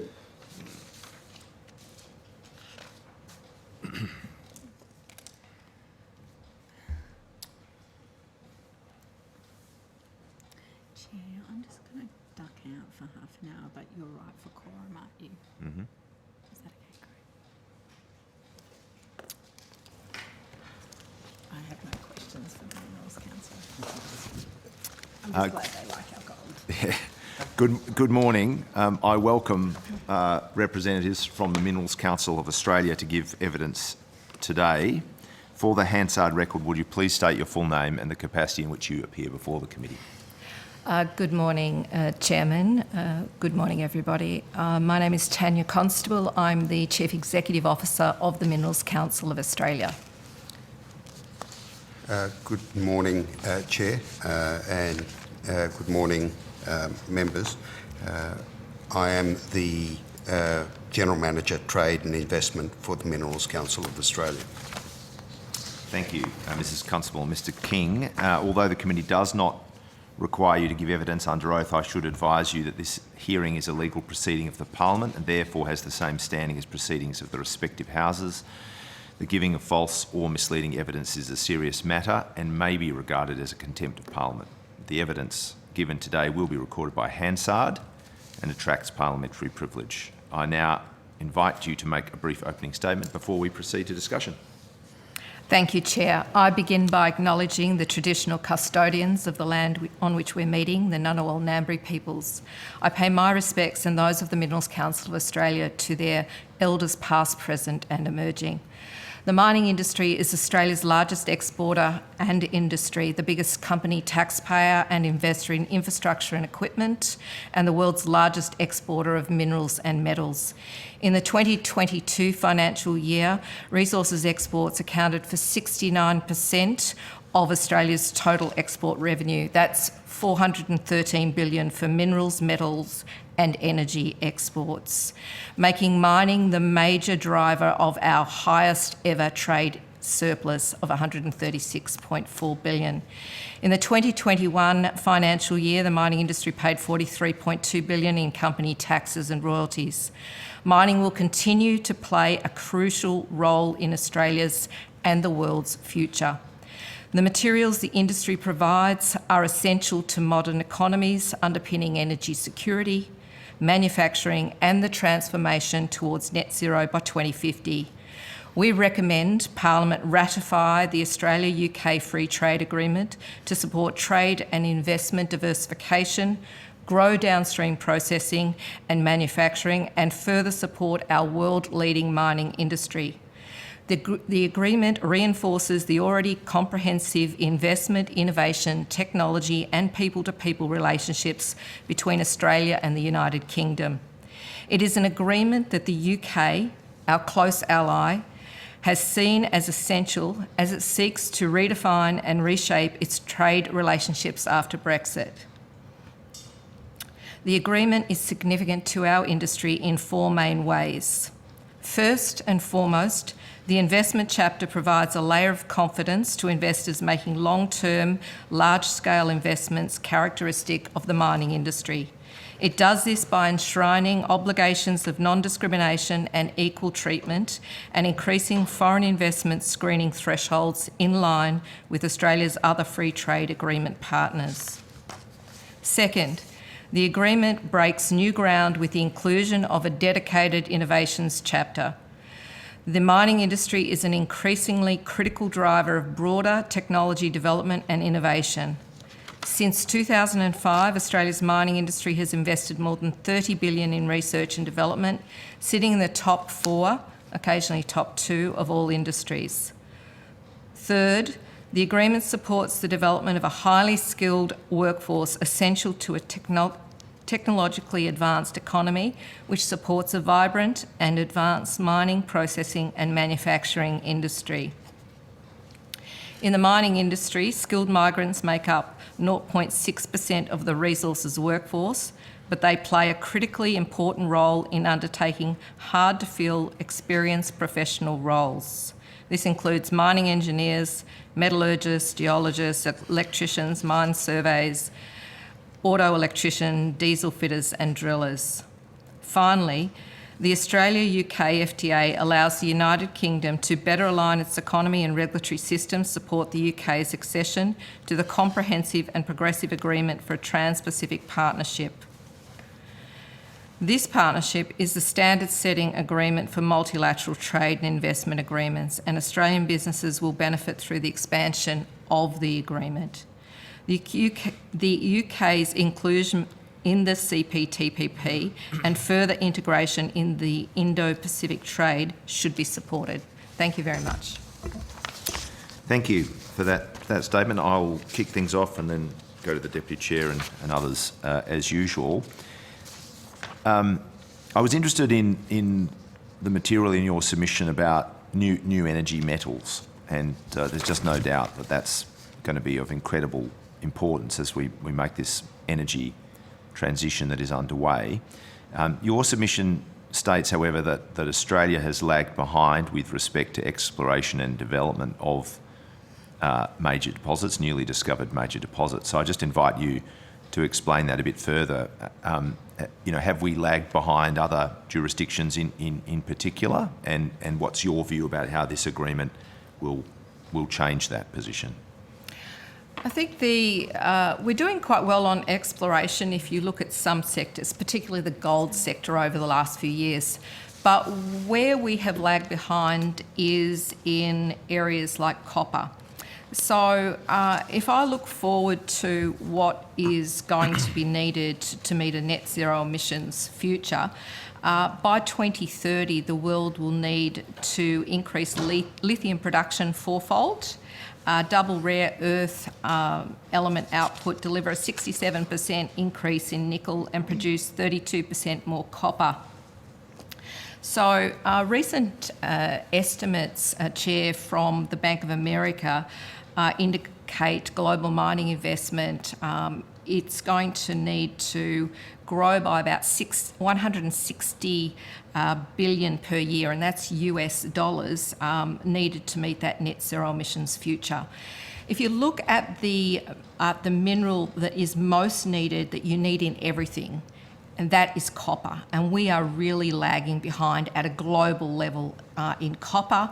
We think we've missed the opportunity right now on exploration, and we need to really increase that exploration, particularly around copper, if we're going to reap the rewards that are obviously there in terms of the investment. So if I talk about getting a small portion, just a quarter of that 160 billion per annum, that would mean quite a significant increase overall in terms of what it might mean in jobs, in skills, in services and revenue across the whole economy.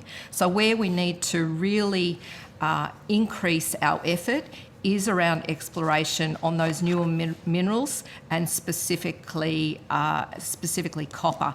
What needs to occur is an investment by the government in programs like the Exploring for Future program by Geoscience Australia, and making that a permanent effort, because at the moment it's a 4-year program where they have to go back and ask for further funds from the budget. That really needs to be permanent, to make sure that we've got a pre-competitive geoscience prospectus that we give to the world, so that will increase our investment overall. Thank you. It's interesting when it comes to new energy metals. That they have a technological and productive value, but we understand that there's a sort of a geostrategic aspect to energy metals as well. I saw something recently that showed that the exploration and the extraction of minerals, of these new energy metals, occurs at various parts of the world. We're obviously pretty big in lithium. I think it's the Democratic Republic of the Congo that leads the way when it comes to cobalt, Indonesia and the Philippines when it comes to nickel. The processing, though, the country that dominates the processing in each of those categories is still China.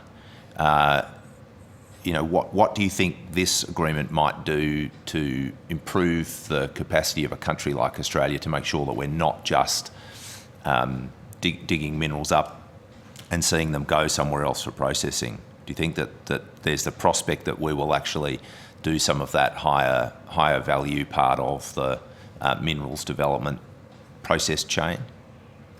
Well, we do some minerals processing already in Australia, but the Free Trade Agreement offers greater opportunities. It's a security of supply, given that we do see concentration, as you quite rightly pointed out, a concentration of effort in some countries, and specifically you did mention China, although we do very well, of course, in a number of the minerals and metals.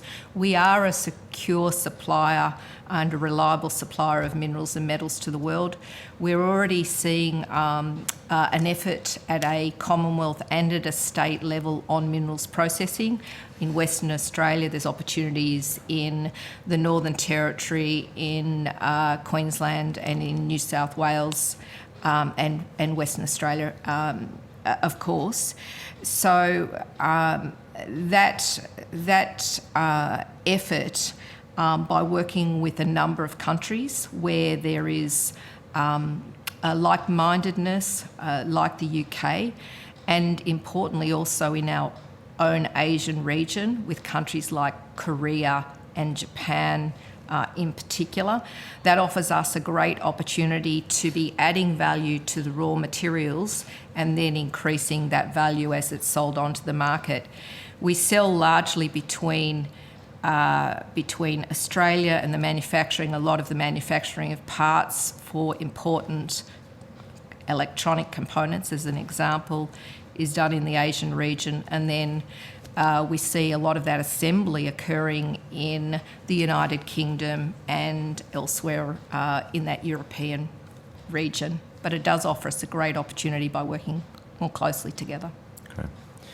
I note your submission welcomes the restriction on the use of performance requirements with respect to investment, and that's understandable because performance requirements can be a barrier to investment. But obviously those requirements, which include things like the requirement to be headquartered in Australia, or to deliver a certain amount of Australia industry participation, or to retain in Australia intellectual property, those things, those performance requirements do to some degree go to the issues of sovereign capacity, lasting domestic benefit, resilience and those things. How do you think we need to balance those? I mean, I understand you're fundamentally welcoming the lack of performance requirements in this arrangement, because presumably that is otherwise stopping investment that might come to Australia. But clearly it means that we're giving up the potential to have more control, and that's something that industrially and from a corporate point of view we'd have an interest in, but we have a broader national interest in as well. I'm just interested in your view on how we make sure we're getting the balance right. We're the world's leading supplier of minerals and metals to the world, and this is a place that it's a good place to invest because of our rule of law. It's well known, it has integrity, and we want to make sure, though, that we are getting the investment coming into Australia and we're getting decision making that is in the interests of Australia and the Australian people. So we want to make sure that there is balance there and that there is a presence. There is always a tough discussion between governments and the Government of Australia and companies about how much they do have a presence in Australia, and we would seek to continue to encourage that occurring, but we understand that that's not always possible, and that that companies are headquartered quite often elsewhere in the world. It's making sure those relationships are strong, and that we continue to have a discussion about having a major presence, if not being headquartered always in Australia. And we see lots of examples of that occurring. For example, if I think of one of the major minerals companies, Rio Tinto, headquartered in the United Kingdom, but with a huge presence in Australia that is building again in Australia, in Western Australia, in Queensland and in Victoria. Thank you. Mr. Thompson? Thank you. Thank you for coming in today, and your opening statement echoes a lot of everyone else's, and I'm sure will be for the rest of the day as well. Everyone wants to progress this. Everyone's excited by it. I only have a couple of questions and more of a statement at the end. What is Australia's leading minerals export? Well, it goes between iron ore and coal, so they're the largest, and then it's gold, and we have lithium, and we have a whole range of other minerals and metals. We feature in the top 10 of most minerals and metals around in the world. That's always the case. And why I made the statement that we are the world's leading minerals and metals exporter to the world. Yeah, it's fantastic. And between iron ore and coal, do you know what it is now? Right at the moment, I think it's coal that we've got more, and then iron ore. Yeah. And I know you made comment around skilled migrants and the skill shortfall that we have, and I always say I'm from Townsville, and we've got a Dharma in Townsville, and we find it hard to get a skilled workforce, but also people that may not be classified in the skill set. I do wonder how we build up our local skill set and have local people employed in drilling, I think you said before, the well-paid mining jobs, the permanent well-paid positions, and we don't just grab skilled migrants from overseas because it's easier. It's not really a question, it's more of just a statement on how I feel about it all, because I want to see a workforce of young Australians who go to school and wake up and go, you know what, I want to be a chemical engineer, or I want to be a driller, I want to do this, and have that opportunity to grow locally rather than it potentially being stopped foreignly. Would you like me to make Sure. a comment? Absolutely agree with you, Deputy Chair. We would always want to see, and always do want to see, a local workforce in Australia. We're crying out, like lots of other industries, for more professionals, more trades within Australia. We have a shortage, particularly of mining engineers. I think that this free trade agreement hopefully will help encourage people coming into Australia from those professional, within those professional skills, the engineers, the geologists that we need, and a lot of the trades which I mentioned before. We've been working closely with universities around Australia, but mining engineers, it's not always the first professional engineering It doesn't happen overnight either. It doesn't happen overnight. So it takes time. But we are still working to encourage people into the industry, because it's a growing industry with a fantastic future ahead, as I mentioned. We have also we participated in a pilot with the former government, a mining skills organisation pilot that has spun off into its own entity, which is looking after skills and encouraging the skills that we need within Australia.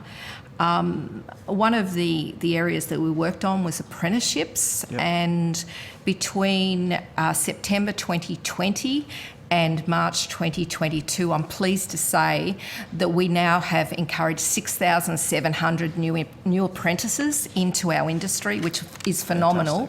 And we want to continue to entice people from across Australia into our trades, because, you know, there is, as I said, a really bright future for people. So first and foremost, grow what we need to in Australia, and augment that with skilled migration that has a pathway through to permanency, which is one of the issues that was looked at in the Jobs and Skills Summit a couple of weeks ago. Skilled migration was topmost of everybody's concerns about getting access to those skills quickly, and at the same time growing as fast as we possibly could skills across Australia.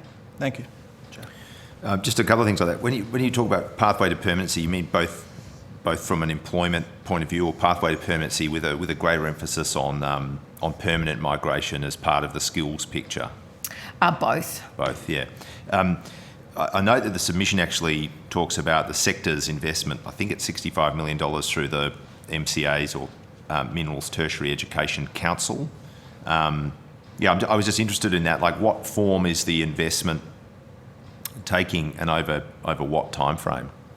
So that talks about the last decade. The industry pays a levy on an annual basis into the Minerals Council, in which we look at how we might grow the skills through those partnerships with universities, with groups like the CSIRO, with the CRC programs, by sponsoring providing scholarships on an annual basis into various universities. So there's a variety of pathways. What we've done in the last couple of years is also look very closely at some other pathways, such as micro-credentialing, so stacking smaller programs to increase our overall approach to skills. So those micro-credentialing could be short courses that add to an overall degree. They could be just 12-week courses, anywhere up to a few years, stackable credentials that might be where an individual working on a mine site might have a degree but needs to have additional qualifications such as change management, as an example. So they're the sorts of stackable skills that we've been working on in those micro-credentialing courses. We would like to see an accelerated apprenticeship pathway where if you've got lifelong learning, you've been in another sector, for example, defence, you might have a degree in as an electrician, and we might need auto electricians. So instead of doing another degree, another apprenticeship, that you might have a shorter apprenticeship of 2 years. So that accelerated apprenticeship gets us a highly skilled increases our highly skilled workforce. It gets us access to more workers, and at the end of the day, those individuals are not losing a whole lot of additional money that they might have been getting in another type of work area if they choose to come into the mining industry. That could equally work across a whole range of other industries. So that's the sort of thing that we think would be very useful in growing our skills within Australia. Okay, thank you. I'm going to go to Senator Cox. Thank you, and thank you for appearing this morning. My question goes to the question previously by the Deputy Chair on our exports around coal. Not sure if you could take this on, may need to take on notice, you might not have the figures, but how much coal, oil and gas do we currently export to the UK? And is this expected to increase under this agreement? I don't have oil and gas. The Minerals Council represents minerals and metals sector. The oil and gas sector is represented by the Australian Petroleum Production Exploration Association. So I think they're the right group to talk to on oil and gas. But the UK no longer have a major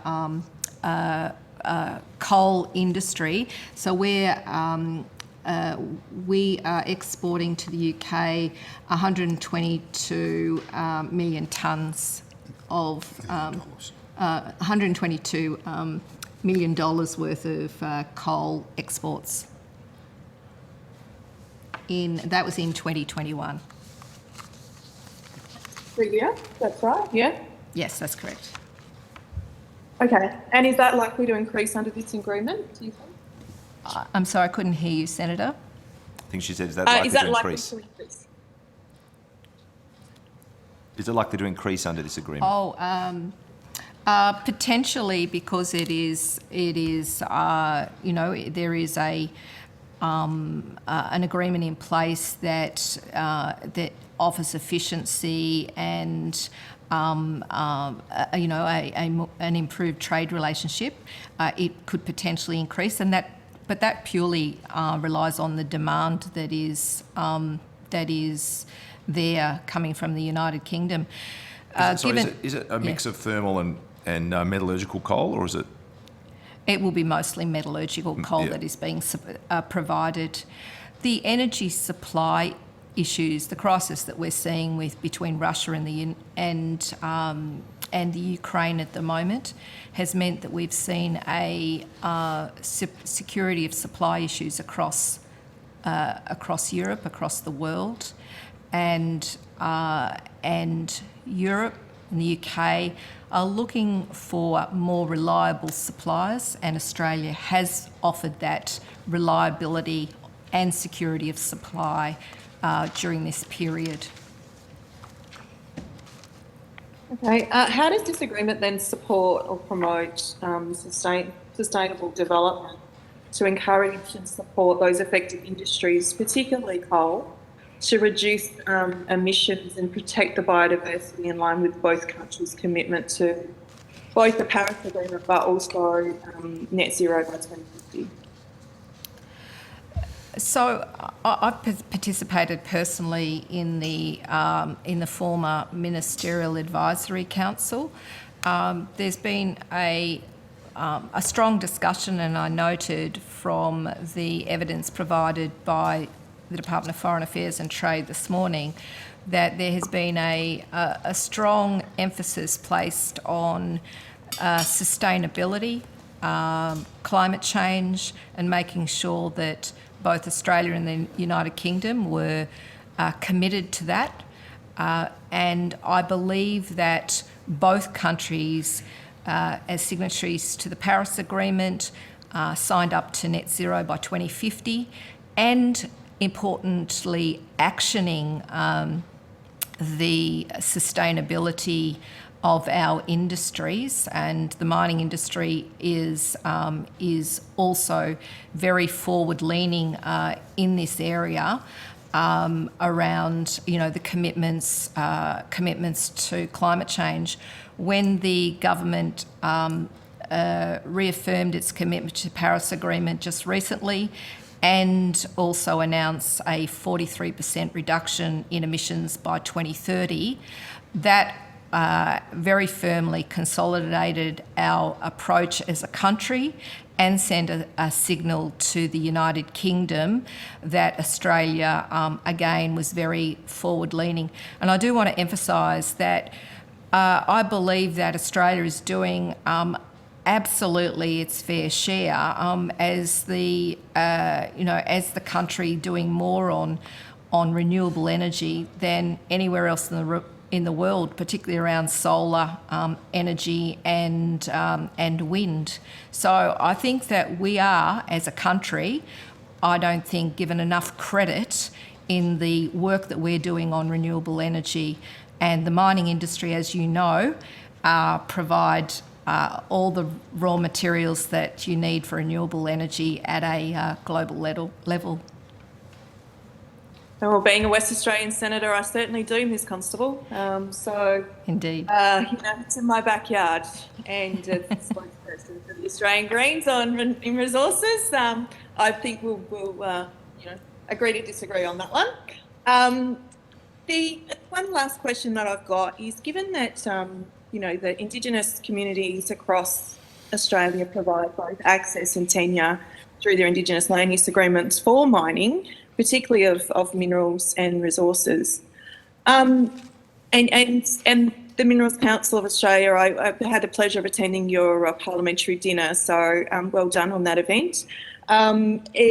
You talked a lot about Indigenous economic development and making sure that there are partnerships with First Nations people, particularly across Australia. I just noted that it wasn't actually in your submission. Is this something that you would strongly advocate for? Because it actually isn't in our free trade agreement, an Indigenous inclusion or an Indigenous chapter. So just curious about your views on that. Yes, Senator, and thank you once again for attending our parliamentary dinner. It was a pleasure to have you there. I absolutely advocate strongly for partnerships between industry and Aboriginal and Torres Strait Islander peoples across Australia. We very much focus on wealth creation, empowerment and participation by Aboriginal and Torres Strait Islander people in our industries, running our companies, and we've got a few good examples of that now occurring, particularly in the Northern Territory, and improving from Aboriginal and Torres Strait Islander people coming into the industry at base level positions, but going through to supervisory positions, through to management positions, and then into CEO positions. And I like to talk about a few of the people that are making it through to those positions, not least of all Mr. Brad Welsh, who runs Energy Resources Australia in the Northern Territory, which, he's an incredible role model, as are others, to Indigenous people across Australia. Thank you very much. Back to you, Chair. Thank you. Mrs. Constable, I'll ask you to take this on notice simply because of the time.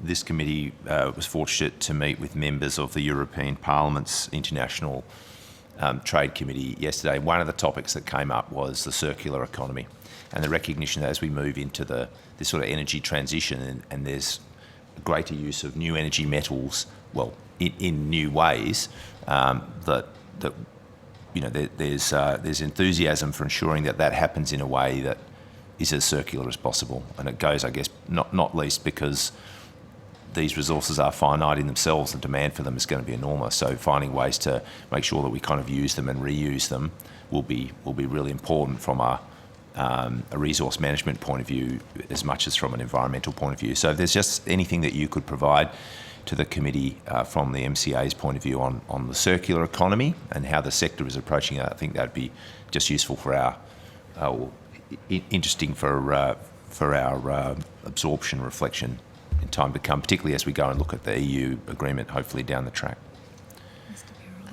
Thank you, Chairman. I'll certainly do that. We're very involved in the circular economy. Oh, so sorry. happy Now, to do that. I'm not going to let you go because Mr. Birrell has a question. He's online.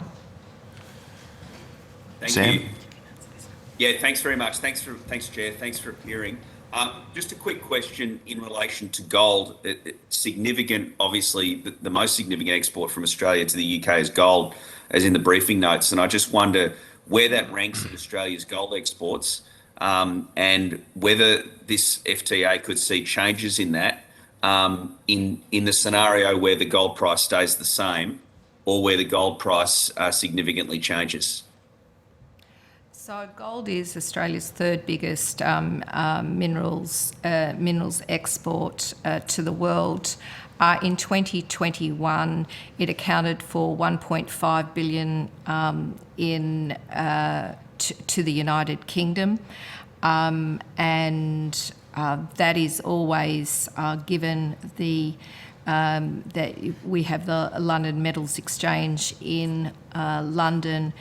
Then this free trade agreement continues to offer great opportunities around the supply of that particular commodity to the United Kingdom. Did you want to add anything?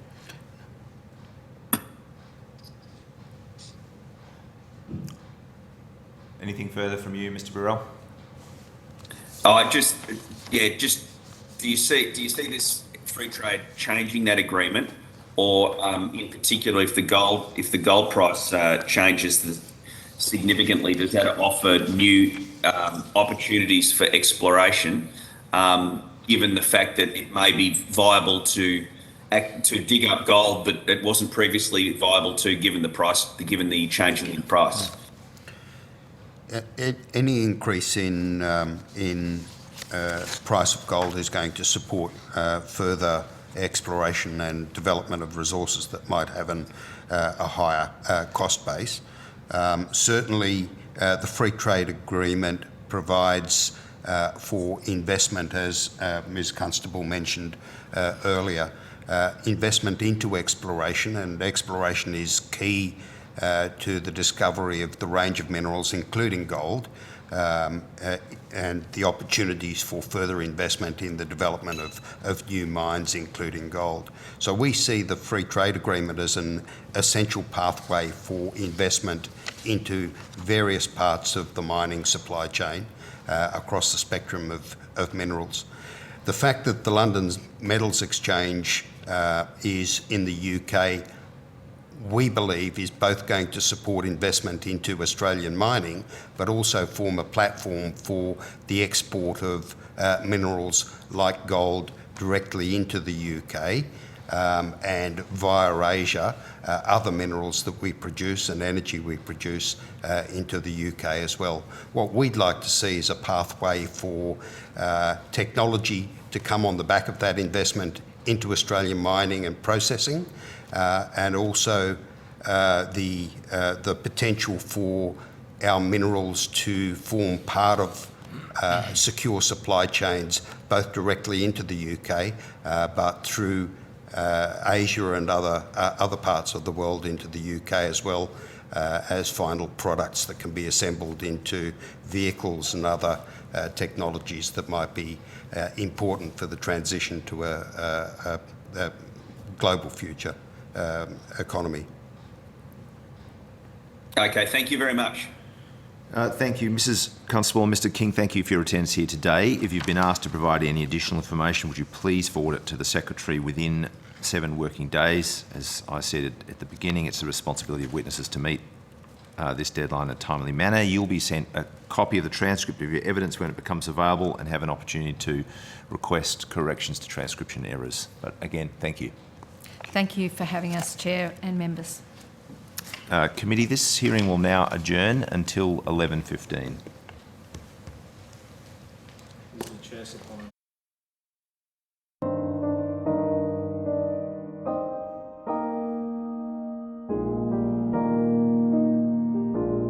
Representatives from the National Farmers Federation. For the Hansard record, would you please state your full names and the capacities in which you appear before the committee?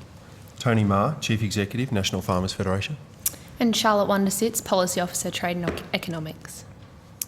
Excellent, thank you. Although the committee doesn't require you to give evidence under oath, I should advise you that this hearing is a legal proceeding of the Parliament, therefore has the same standing as proceedings of the respective houses.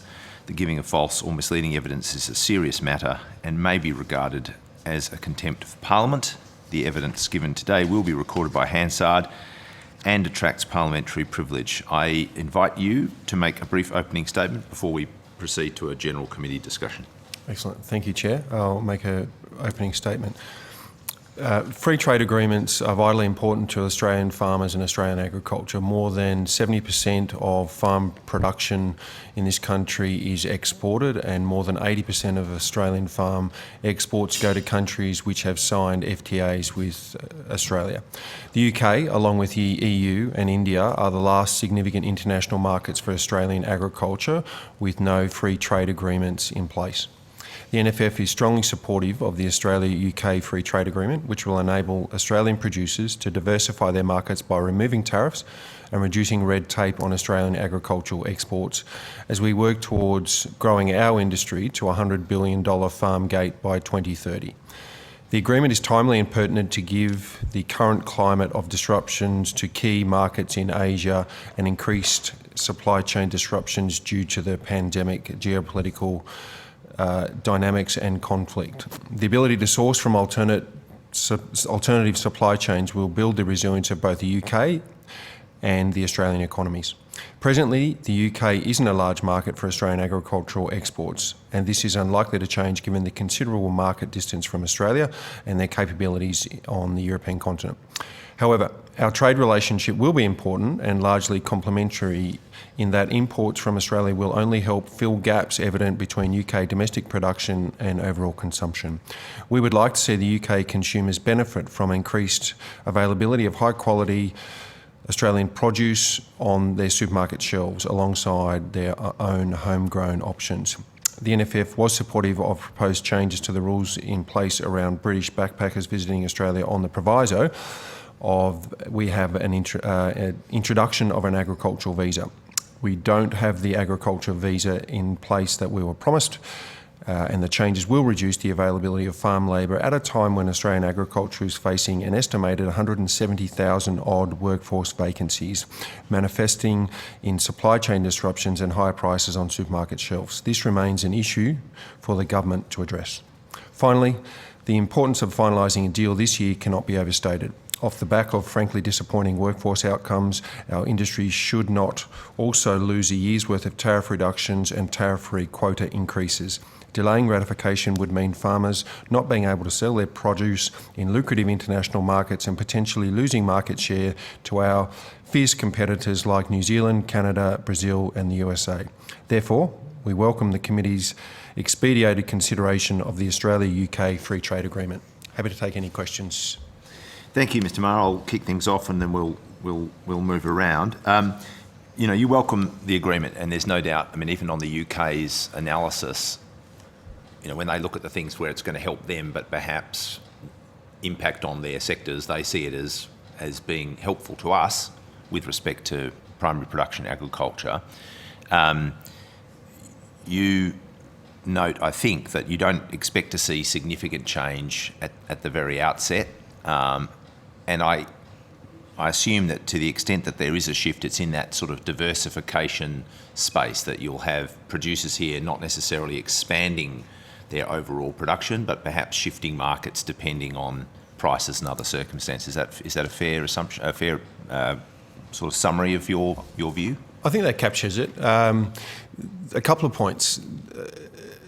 Australian agriculture is export dominated and always will be, given the amount that we produce. So we have, over the last couple of decades, taken advantage of market openings wherever they might be. Now, China is a good example where there was a lot of product directed into that market, but it is very useful to have a diverse range of markets where farmers can place their products, and ultimately they'll go where the prices are best, where the market opens itself up, and there's certainty and security. So the UK market is a mature market. It is very competitive over there. We know that the UK producers and UK consumers like the UK produce. The intent of signing and supporting this agreement is to provide another option to Australian farmers across a range of different market segments and products, both food and fibre. Interestingly, in the way that trade agreements have evolved over time, once upon a time it really was all tariffs and market quotas and, to some degree, non-tariff barriers. Now, trade agreements encompass a wider range of things. It's certainly investment, labour mobility has been a big one, and to some degree that might be one of the key issues for you, and you address that in some detail. I'll just invite you to explain a bit further. I take it, I understand that at various times backpackers, the backpacker category as it's sort of described, has made up something like a quarter of the horticultural workforce in Australia. So it's that significant. My understanding, and you'll correct me if I'm wrong, but my understanding is that some of the aspects of this that don't suit you in the absence of this dedicated agricultural visa go to the way that the requirement once upon a time for people to get that second year, necessitated 3 months in rural or regional Australia. Yep. With that disappearing, presumably you anticipate that you'll get backpackers choosing to work in food and beverage and hospitality in the cities, and that will essentially take away from some of this workforce. Is that about right? That's a likely scenario. We do still think that there are significant benefits and experiences that people from the UK and elsewhere can have by coming to rural and regional Australia. We get that they'd like to serve beers or coffees in cafes on the coast and things, or in Sydney or somewhere, but we do think that there is significant opportunity and benefits for them experiencing other parts of Australia. So we're very supportive of measures that enable them to do that, but we do think that once this period expires as part of the agreement, that there will be a drop-off in people going to rural and regional areas to get that second year visa. So we've had from a range of submitters evidence about the degree to which they were engaged in proper, meaningful consultation through DFAT, as opposed to being able to attend information briefings. I'm interested in your experience through this agreement, particularly on this issue. Were you able to be heard about what you thought suited the sector as far as labour mobility goes? Do you feel like that was taken on board? We've been long and loud in our support for the backpacker visa and the important part that they play in addressing the labour shortage. So we've on the record and maintain our firm and strong support for a backpacker workforce.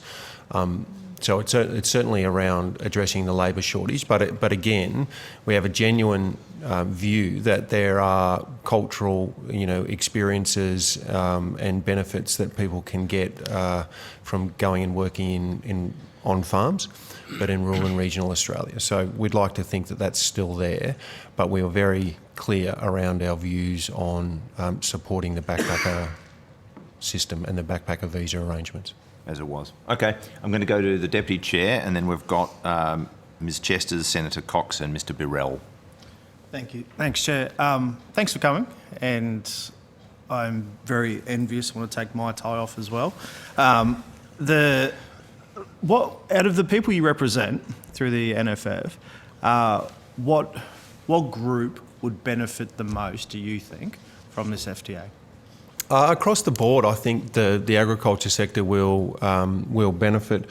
Charlotte might be able to go into some of the specifics after this, but the point should be made that even though the UK is a mature market, what it does is provide additional options for farmers in terms of reduced tariffs, non-tariff barriers, and the more options that are on the table, then it enables farmers to make that business choice about where it suits them. You'll appreciate, the committee will appreciate the huge diversity of Australian agriculture and the enterprises that make it up. So, sure, the major benefits might be in the red meat sector,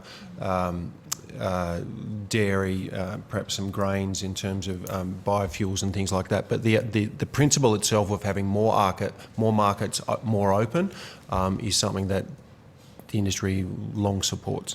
Yeah. Any specifics there, Charlotte? Yeah, I would just add, as Tony said, diversification is really the primary benefit of the agreement. In terms of tariff reductions, I mean, removal of tariffs on a range of Australian products, including wine, rice, certain seafoods, honey and most horticulture products, in addition to tariffs in place on beef, sheep meat, dairy products, sugar and cereals phased out over several years. In terms of tangible benefits, as an example, Australian beef producers who may receive a premium from the sale of high-value product in the UK, but as it was pointed out earlier, you're unlikely to see a massive redirection of exports in this area, and it's really about that diversification piece.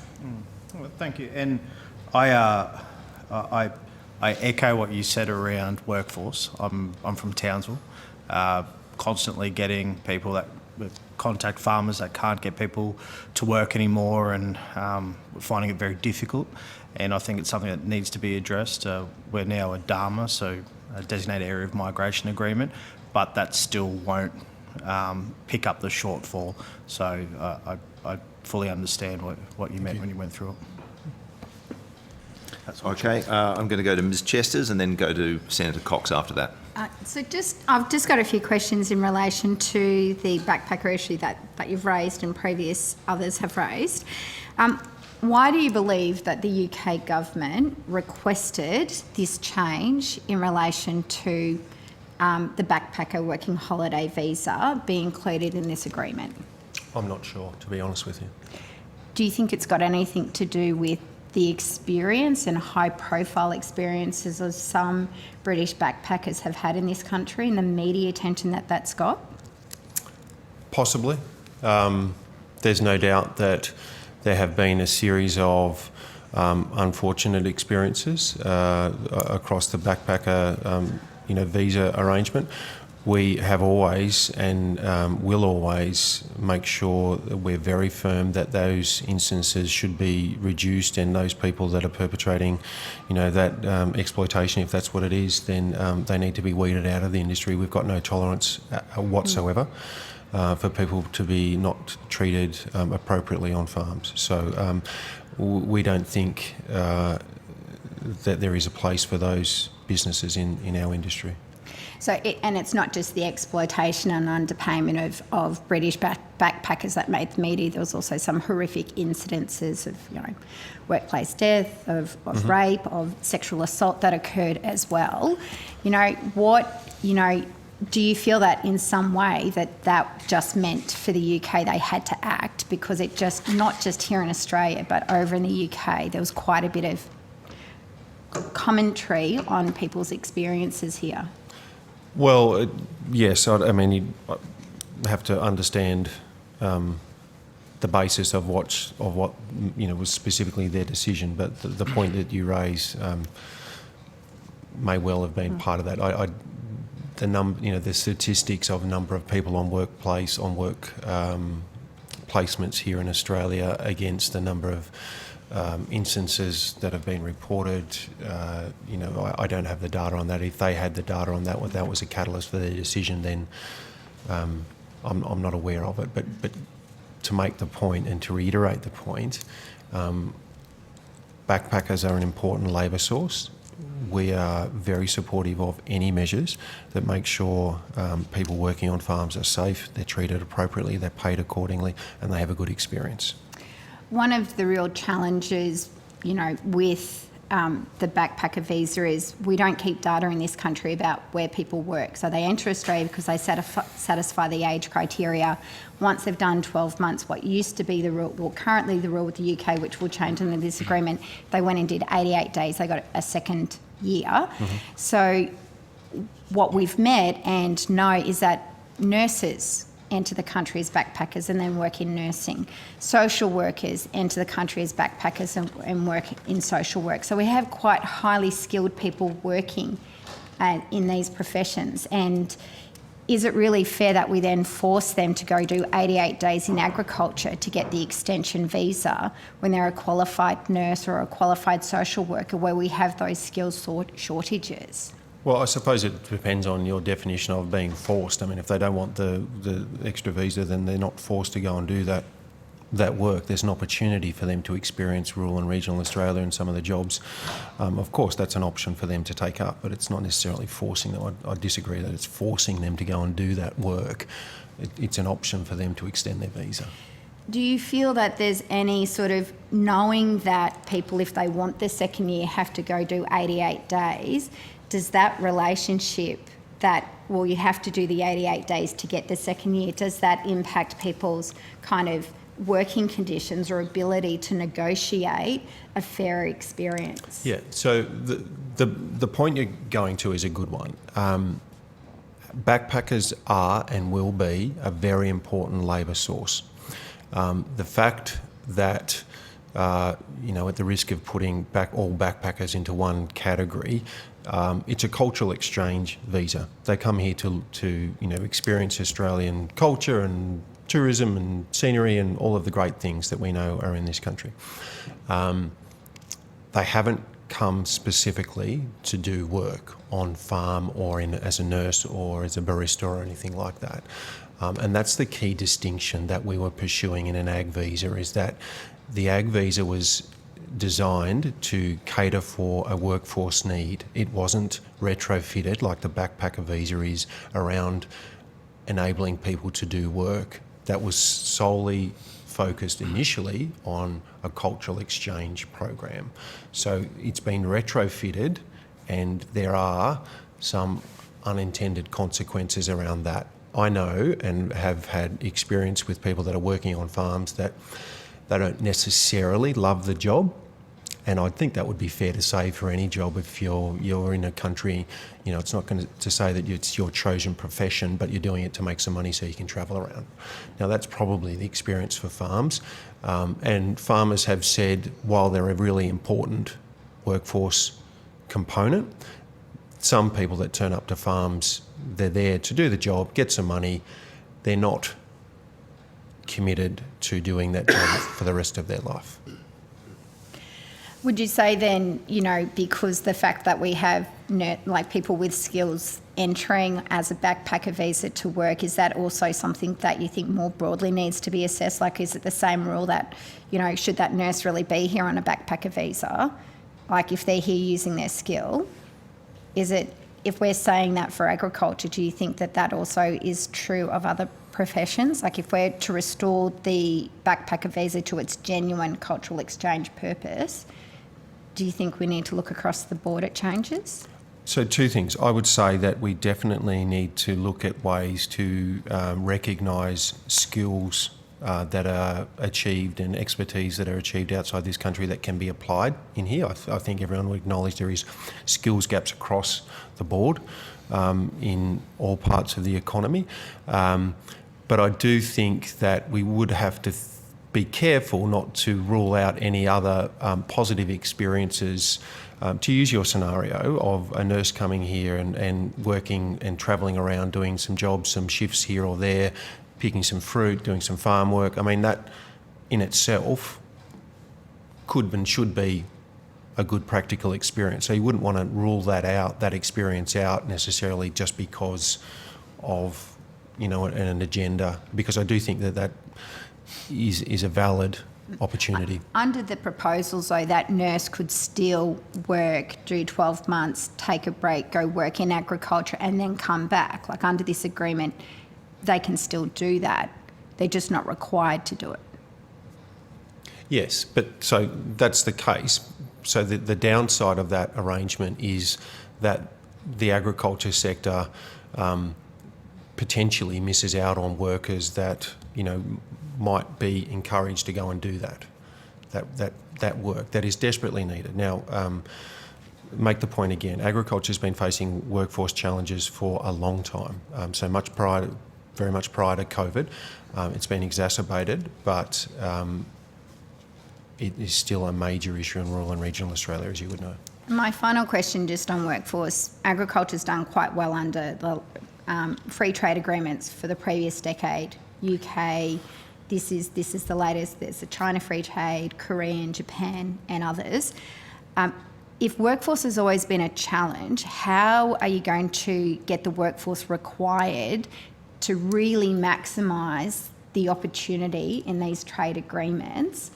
And are we actually going to achieve that expectation or those great outcomes if we don't have the workforce that's required to get there? It's a great question. We do think that we're tracking quite well as an industry, over $80 billion in farm gate value, up from $60 billion only 4 years ago. So we're on a really solid platform.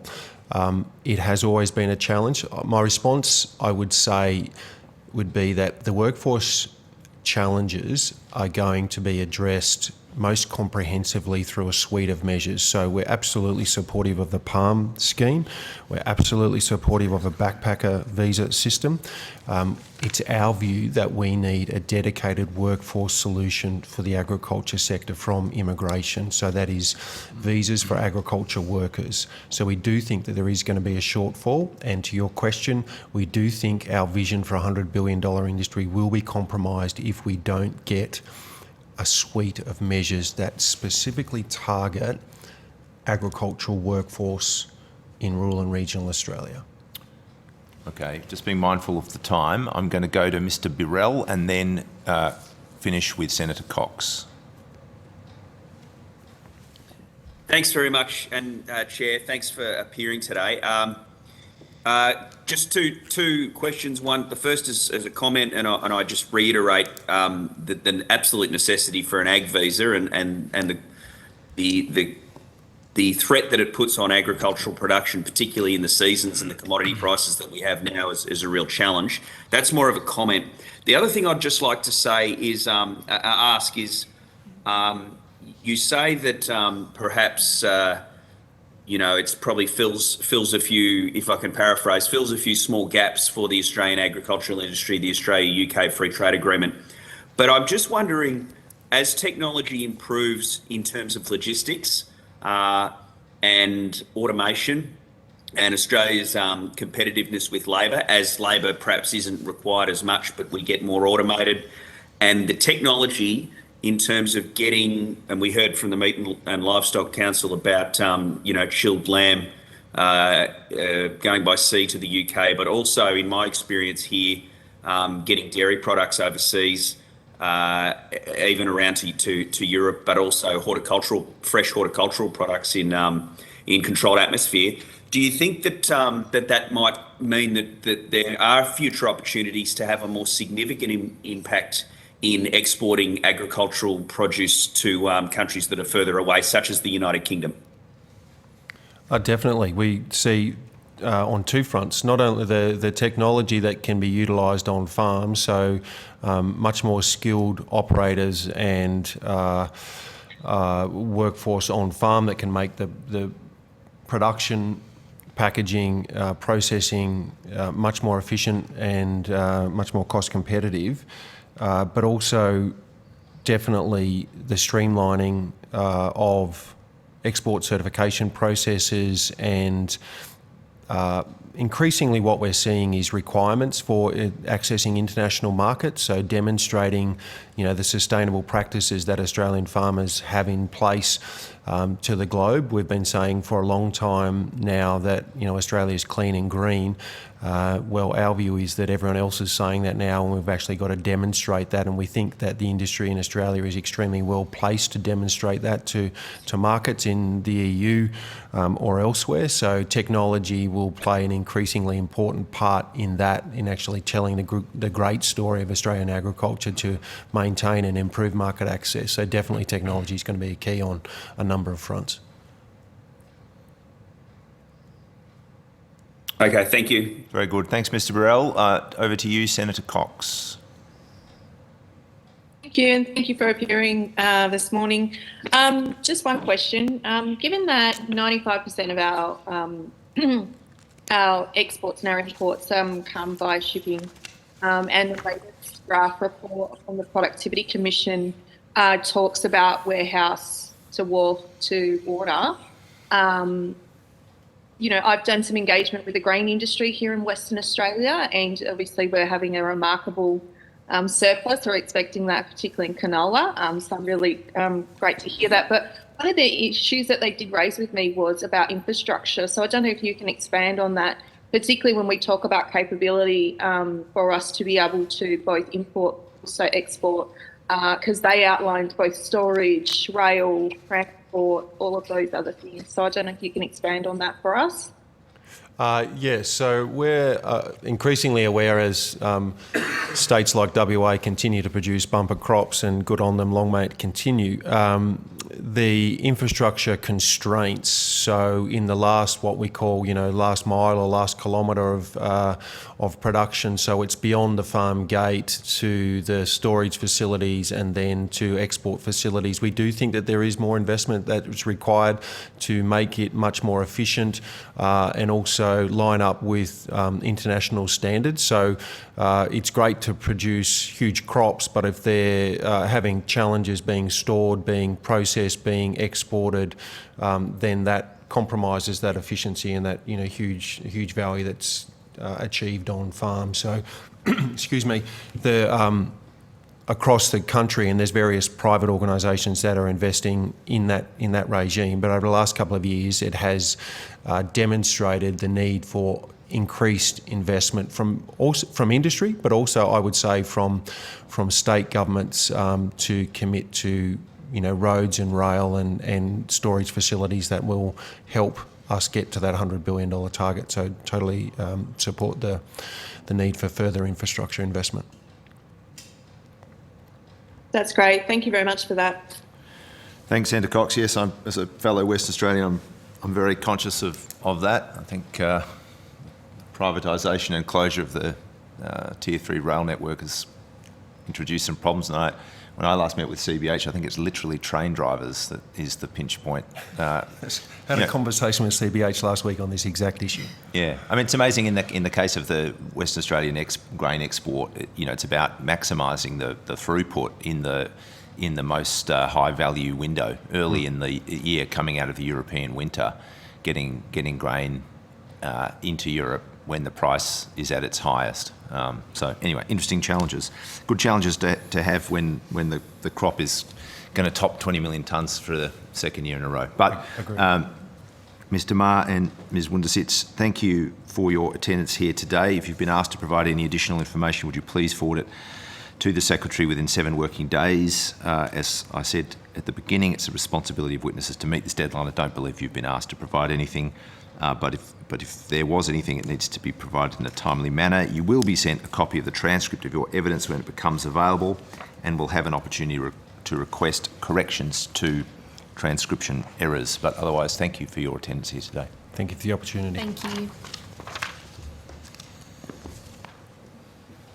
Okay, committee members, I now welcome Mr. Stuart Maxwell from the Construction, Forestry, Maritime, Mining and Energy Union. I welcome you, Mr. Maxwell, to give evidence today. For the Hansard record, would you please state your full name and the capacity in which you appear before the committee?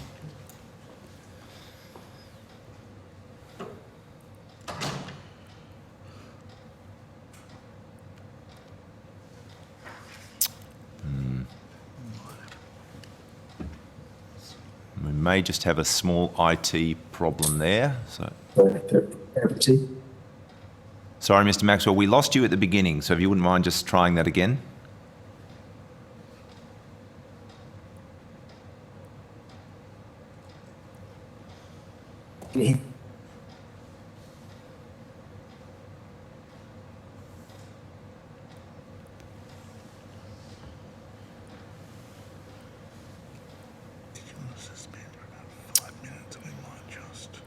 We're just going to suspend, committee members, we're going to suspend the hearing for 5 minutes while we just try to address this small IT issue. The public hearing, which I think in terms of Mr. Maxwell, we're now able to do by audio. So again, I welcome you, Mr. Maxwell, to give your evidence today on behalf of the CFMMEU. So could you try again, and I'm sorry that these IT things are not helping us, but for the Hansard record, could you just state your full name and the capacity in which you appear before the committee? Thank you, Chair. My name is Stuart Robertson Maxwell. I am the Senior National Industrial Officer for the CFMMEU General Division, and I wish to give the apologies from Mr. Dave Newman, the National Secretary, who unfortunately is in transit and not available to appear today. Okay, thank you. Now, the committee doesn't require you to give evidence under oath. I should advise you the hearing is a legal proceeding for Parliament, therefore has the same standing as the proceedings of the respective houses. The giving of false or misleading evidence is a serious matter and may be regarded as a contempt of Parliament. The evidence given today will be recorded by Hansard and attracts parliamentary privilege. I now invite you to make a brief opening statement before we proceed to a general discussion. Thank you, Chair. The CFMEU welcomes this opportunity to appear before the Joint Standing Committee on Treaties and to express our views on proposed Australia-UK free trade agreement. As stated in our submission, the CFMEU is not generally supportive of free trade agreements, as they pay little or no attention to the protection of jobs in Australia and are more concerned with benefiting the big end of town rather than small business employers and workers. As for this particular proposed free trade agreement, it is our view that many of the proposed benefits are fanciful and may only bear fruition in 8 to 10 years' time, if at all. Australia de facto claims that the FTA will deliver better and more certain access to the UK market for Australia's world-class exporters, including farmers and small businesses. Yet the UK government website provides some revealing details on this point. The UK's impact statement on the free trade agreement gives the example of UK beef and lamb producers who will be protected through measures including tariff quotas that last 10 years. These automatically apply the UK global tariff to imports above a certain volume threshold. From years 11 to 15, a product-specific safeguard will have a similar effect, imposing tariffs of 20% for beef and sheep meat above a volume threshold. A general bilateral safeguard mechanism will provide further protections should UK industry face serious injury from increased imports as a direct consequence of the FTA. This applies to all products. There are also tariff rate quotas for a range of other products, such as UK imports of sugar, butter, cheese, and long-grain milled rice. The UK is protecting its patch. The question is, why aren't we? We understand why the UK desperately wanted the proposed free trade agreement, as leaving the EU will have an obvious immediate economic impact, but there is not the same urgency for Australia. To put things in perspective, in October 2017, the Joint Standing Committee on Foreign Affairs, Defence and Trade inquiry into Australia's trade and investment relationship with the United Kingdom released its interim report, which, while stating that the United Kingdom was Australia's 5th largest two-way trading partner, worth $27 billion in 2015 to 16, it also noted that economists believed this needed qualification. According to the Economist Associate Professor Mark Malatos, the UK's current importance to Australia's fifth largest trade partner is artificially inflated by its membership of the EU. Value of the UK as a trade partner for Australian firms is mostly as a gateway to accessing the EU common market. Post-Brexit, the UK's value to Australian firms and as a trade group partner is likely to be greatly diminished. Final point I wish to make in this opening submission is that there's been a change in the federal government since the terms of the proposed free trade agreement were negotiated.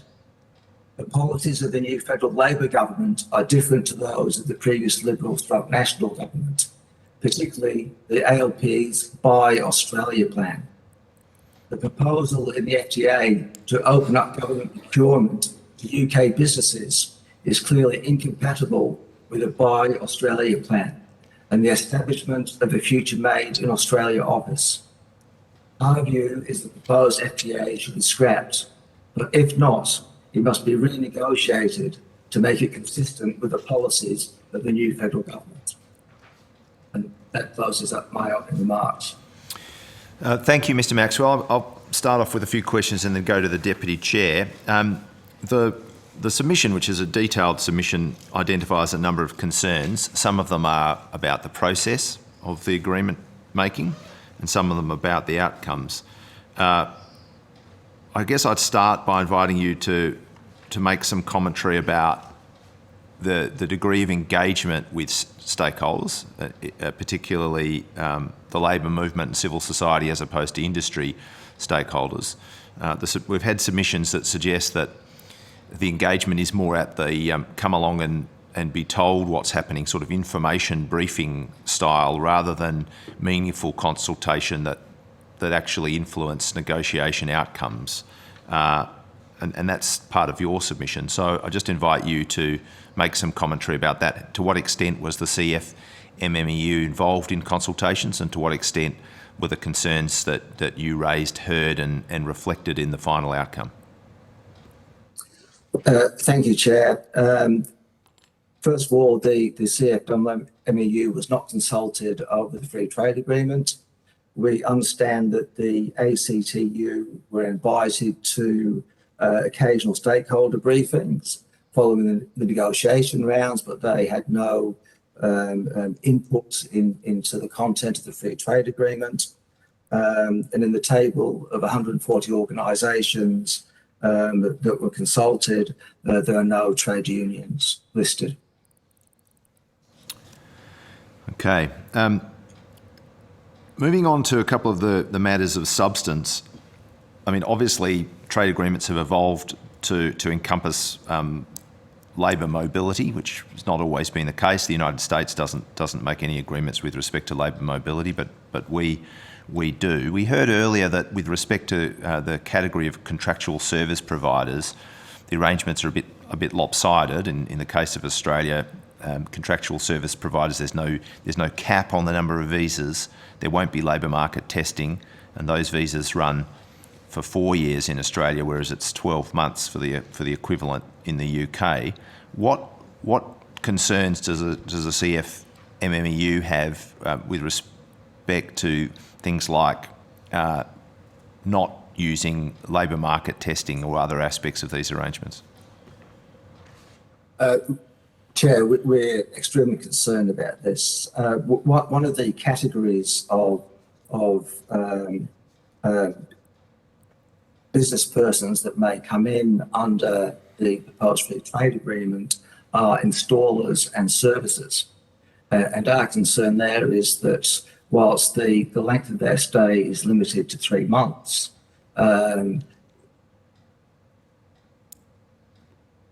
production times of, for example, wind farms and solar energy fields, that this would allow installers and services from UK companies to be brought into Australia to construct those wind farms and solar farms. And to give an example, we are aware that under previous temporary migrant visas, we had that they call them technicians, but they were in fact train drivers that were brought in from Ireland to construct wind farms in Australia. And clearly there is a perfect supply of train drivers that can perform that work in Australia. In regard to the 4-year visa, that is one of our major concerns, the intercorporate transferees. It is our understanding from the 27 interim report that there were approximately 470 Australian businesses that had an office that were operating in the UK, whereas there were 1,270 UK businesses operating in Australia. So clearly that there is a mismatch in the respective companies that are operating. And our concern there is that this will allow those UK businesses to use the intercorporate transferees to bring people in without any restriction. I would also note that if you look at the information that's available on UK websites about free trade agreements, in other words, looking at it from the opposite side, they make the point that for the first time UK service suppliers, including architects, scientists, researchers, lawyers and accountants, will have access to visas to work in Australia without being subject to Australia's changing skilled occupations lists. This is more than Australia has ever offered any other country in a free trade agreement and will improve long-term planning for British businesses. So clearly the view from the UK is that any skilled occupational list that we use to ensure that skilled jobs are protected in Australia won't apply to many occupations under this free trade agreement. Okay, thank you. I'm going to go to the Deputy Chair. Thank you, Stuart, for attending today. I have a couple of questions, and I want to read you what I asked a previous, or the chief negotiator, and then work back through from there. I'll just get it up. And it was about consultation, because I'm a big believer in consultation, and I asked the chief negotiator, would you describe the consultation process as extensive and genuine? And then they added specific and extensive, and said that it had been.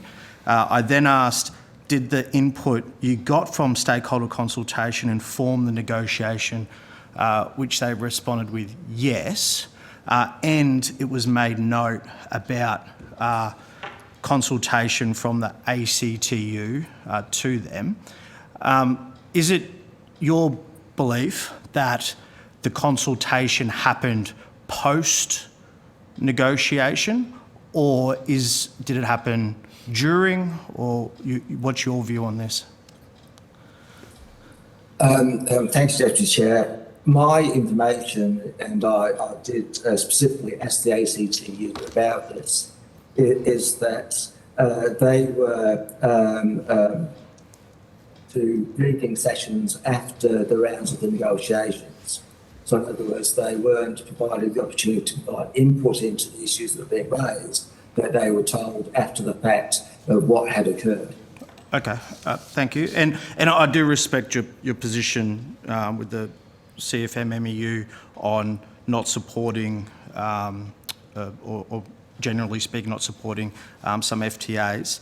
And we've heard from, and you spoke briefly about the meat, red meat, and the export side, and you looked at it from a looking back in from the UK rather than looking at from Australia. We heard from them today, and they were pretty excited and pretty supportive.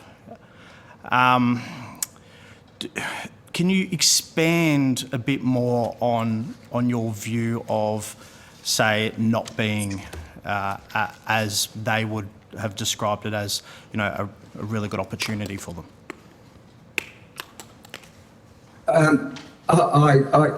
We accept that there is a possibility of opportunities for them. But the concern is that when you look at what the UK is going to do is that they're going to keep in place tariffs. So they're going to, I suppose, open the door in very incremental steps. But at the same time, they're going to make sure that their domestic markets or their domestic businesses aren't affected. So I'm not sure that the benefits are going to be as great as they imagine. And our concern there is that the UK can protect their industry. Why aren't we doing the same here? Okay. And I obviously I want our skilled workforce to grow, and I want locals and kids growing up and going into trades or universities, getting certain skill sets or getting apprenticeships. We do have a skills shortage though. Do you with bringing in skilled workers, and I know you spoke about train drivers before, but looking more from a skilled perspective, do you think that would have a benefit, this FTA could have a benefit on bringing skilled workforce here that then will grow our workforce in those professions? If I can respond this way, we are not opposed to permanent migration and bringing in skilled workers. But we have a clear preference that we give the opportunities to Australian workers first. And where we can't meet the demand from Australian workers, then we can bring in skilled workers from overseas. But that should be geared towards the permanent migration rather than use of temporary labour force. Yeah. So and broadly speaking, I agree. It's similar to what we do with the Dharma. In Townsville, we don't even have enough bricklayers, right? So we don't have enough apprentices going into these groups. And I just have this view of if we can bring in skilled workforce that we may not have locally throughout Australia, that would then hopefully grow that workforce there. But yeah, I thank you for your contribution there, Chair. Thank you, Deputy Chair. I'm going to go to Ms Chesters. Thank you, Chair. Thank you for your evidence that you've provided so far in the detailed submission. I just was hoping that you could expand on the area around installers and services. And I note in your submission, it's sort of referenced sort of solar farms or refurbishment of other buildings. I was just wondering, where has your experience that you've highlighted come from? Is it because of the result of other free trade agreements, or kind of where have you drawn this kind of potential outcome from? Our main information is in regard to the use of temporary visa workers, or what were the 457 visas, which morphed into, I think, the 487 visas. And our experience has been that we've seen these visa workers used on the construction of wind farms, and we've seen them engaged on the construction of solar farms.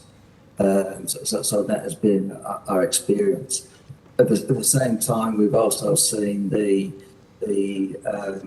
rotation of people on working holiday visas. And we use the example in our report in our submission of the UK backpacker who was engaged as a contractor when he should have been engaged as an employee and paid less than 25% under the award.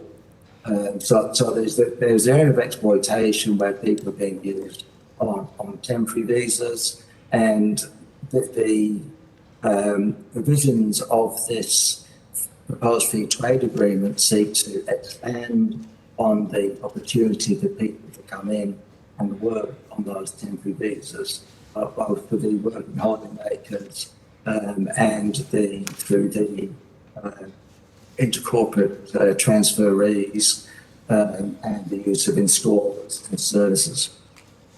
Do you have any idea, like installers and services is potentially such a broad category, can you help translate to us what you think it could be, like what kind of actual skills or kind of jobs they would be?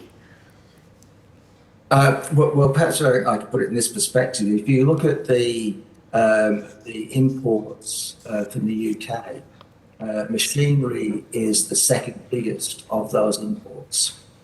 And so if you have a manufacturer of machines in the UK that then exports them to Australia, they could then bring in their own installers or services for that machinery.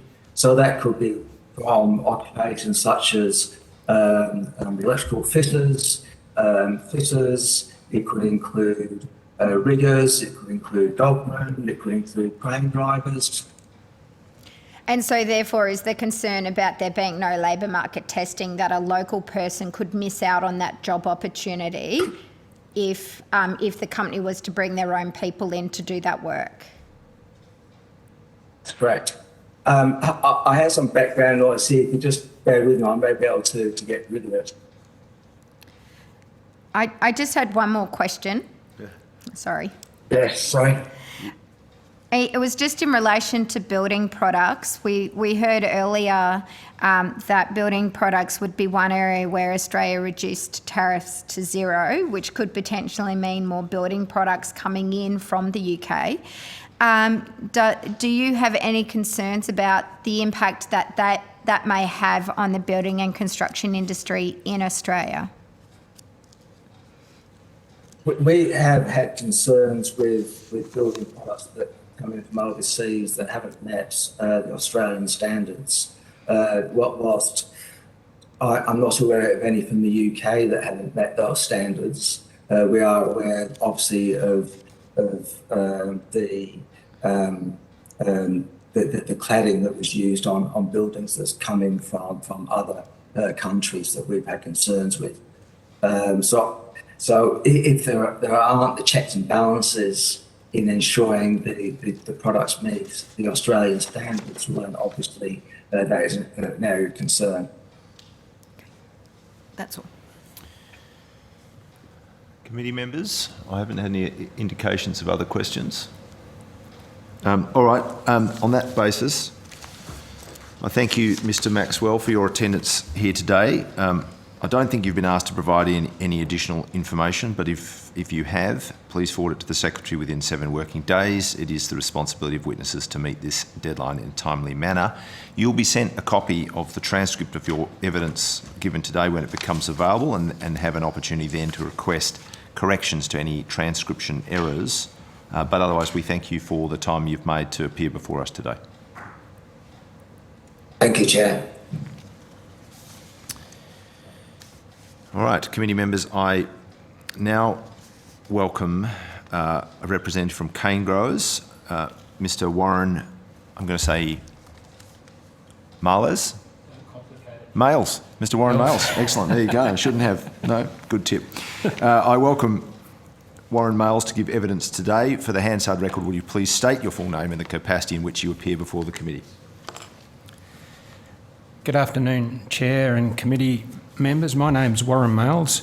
I'm Cane Growers International Trade Consultant, and I thank you for the opportunity to provide input to the committee's inquiry into the UK FTA. Great. The committee doesn't require you to give evidence under oath, but I should advise you that this hearing is a legal proceeding for Parliament, therefore has the same standing as proceedings of the respective houses.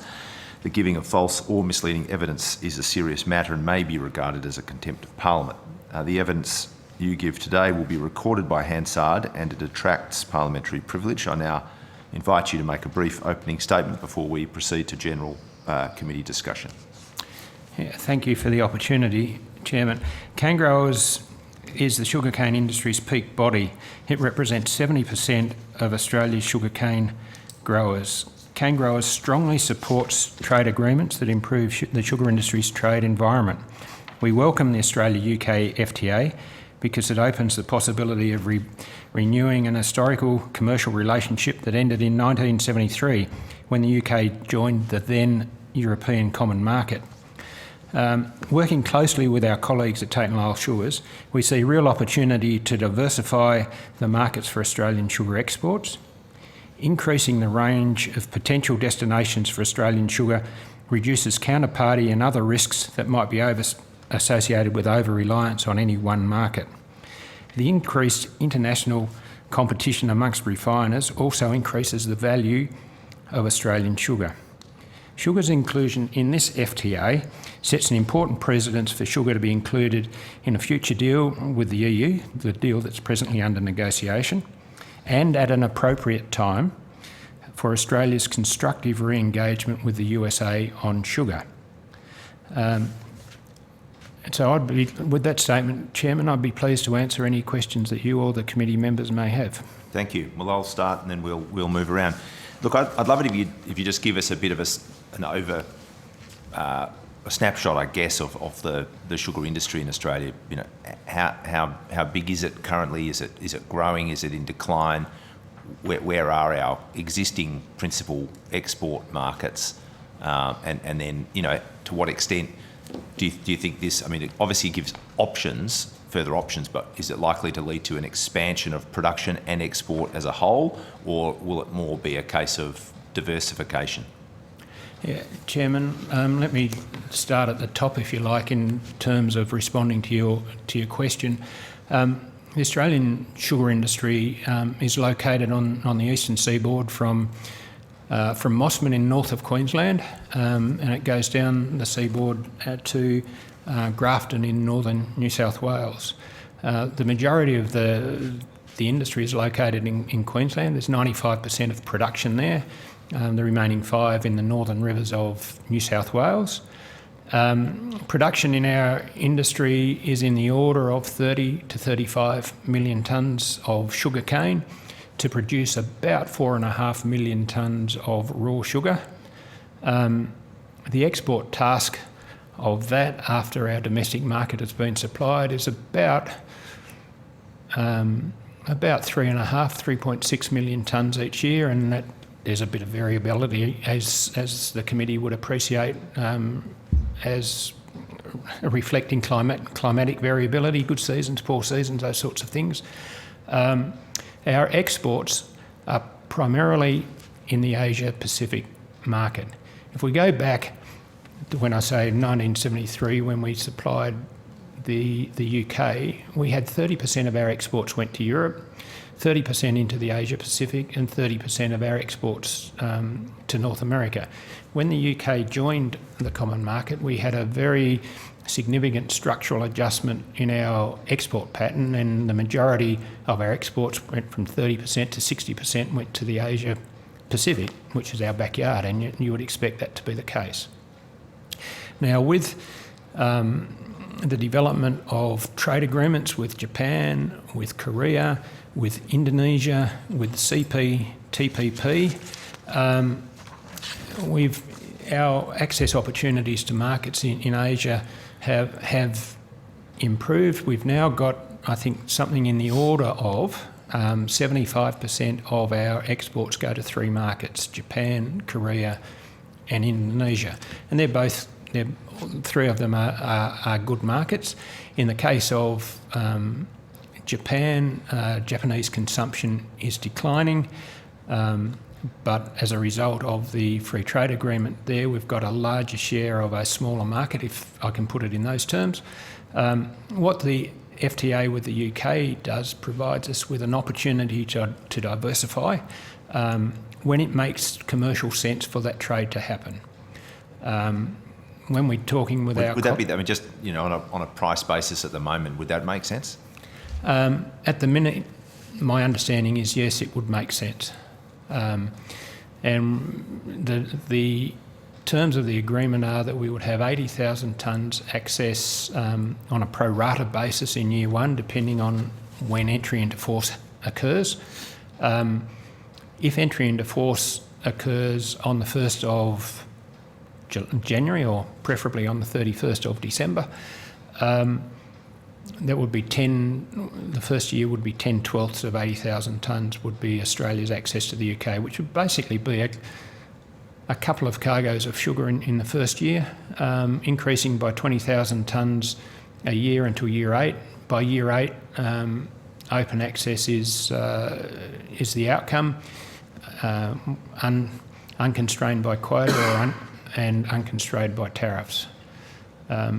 The idea of the trade being able to develop really is critically dependent on there being no tariffs in place, and it's really pleasing to see that this FTA eliminates the tariffs on day one of the agreement.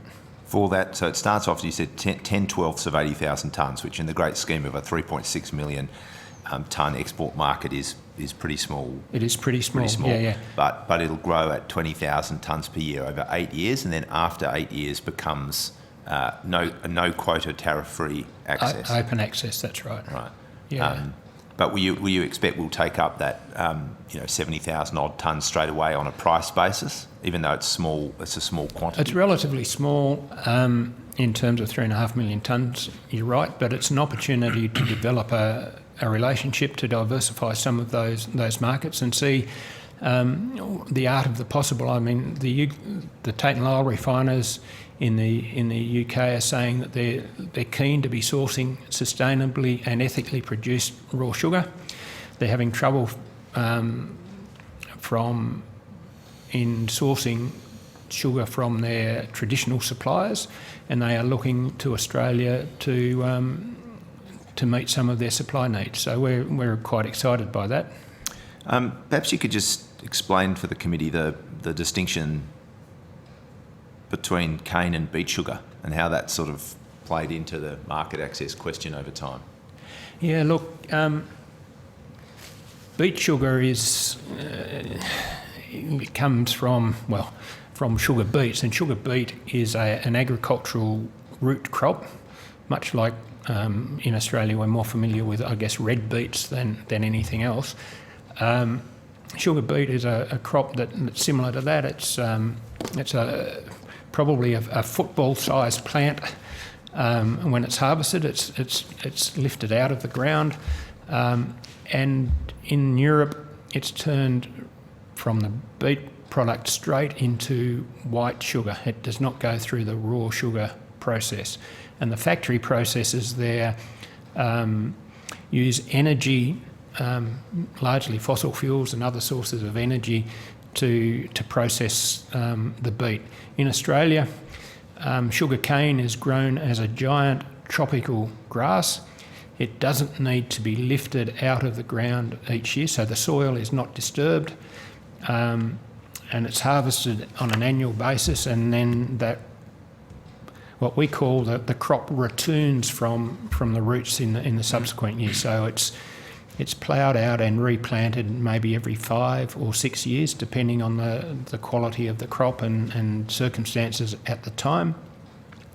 The raw sugar production process is fired by the bagasse, the fibre that's left over after the juice is extracted from the cane. That is a renewable energy source that fires the milling process. The surplus energy is also exported into the electricity grid here as a renewable and a firming source of power. Then the raw sugar is exported. It's the raw sugar that we export principally, and that to destination refiners who then process that into the needs of the end users. And it's processed in the country of destination because our raw sugar is often turned into tens of, if not hundreds of, different products, all the way ranging from treacles to the sugars that we buy in the supermarket, caster sugars and other sugars. Food and beverage manufacturers often require liquid sugar. Some require different grades of refined sugar. So it's much easier for refiners to do that close to their customers than it is for us to do it at the export end of the chain, because at the export end of the chain requires a lot more handling as a food grade product. Okay. Deputy Chair. Thank you. Thank you for attending today. I'm from Townsville, so we have a lot of cane down the south in the Burdekin, and absolutely, and very passionate people, which is good, and they're always good to lend some advice. My question is more around once everything's up and running and moving, the smaller cane growers and the smaller paddocks.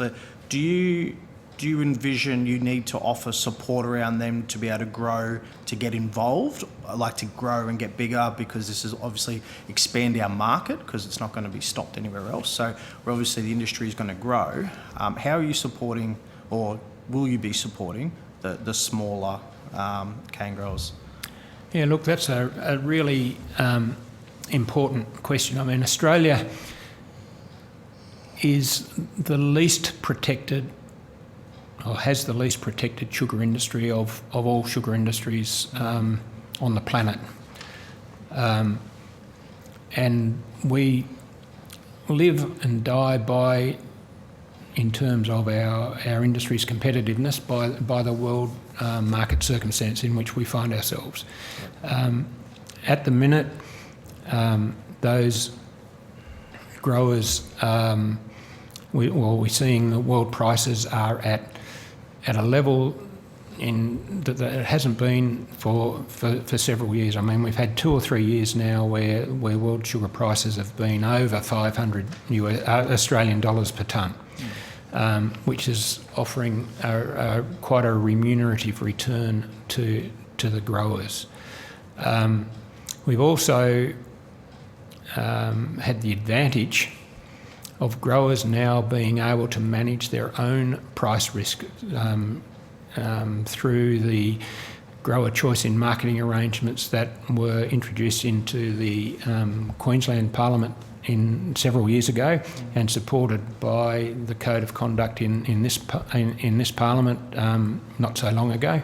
And we're the only sugar industry in the world where individual growers can manage that price risk, and that is giving them a great advantage to be able to make sure that they can price their product in a way that takes account of their costs of production, their personal circumstances, and the prices that are available in the market. So to respond to your question, how are we supporting our growers? At cane growers, we're supporting the growers by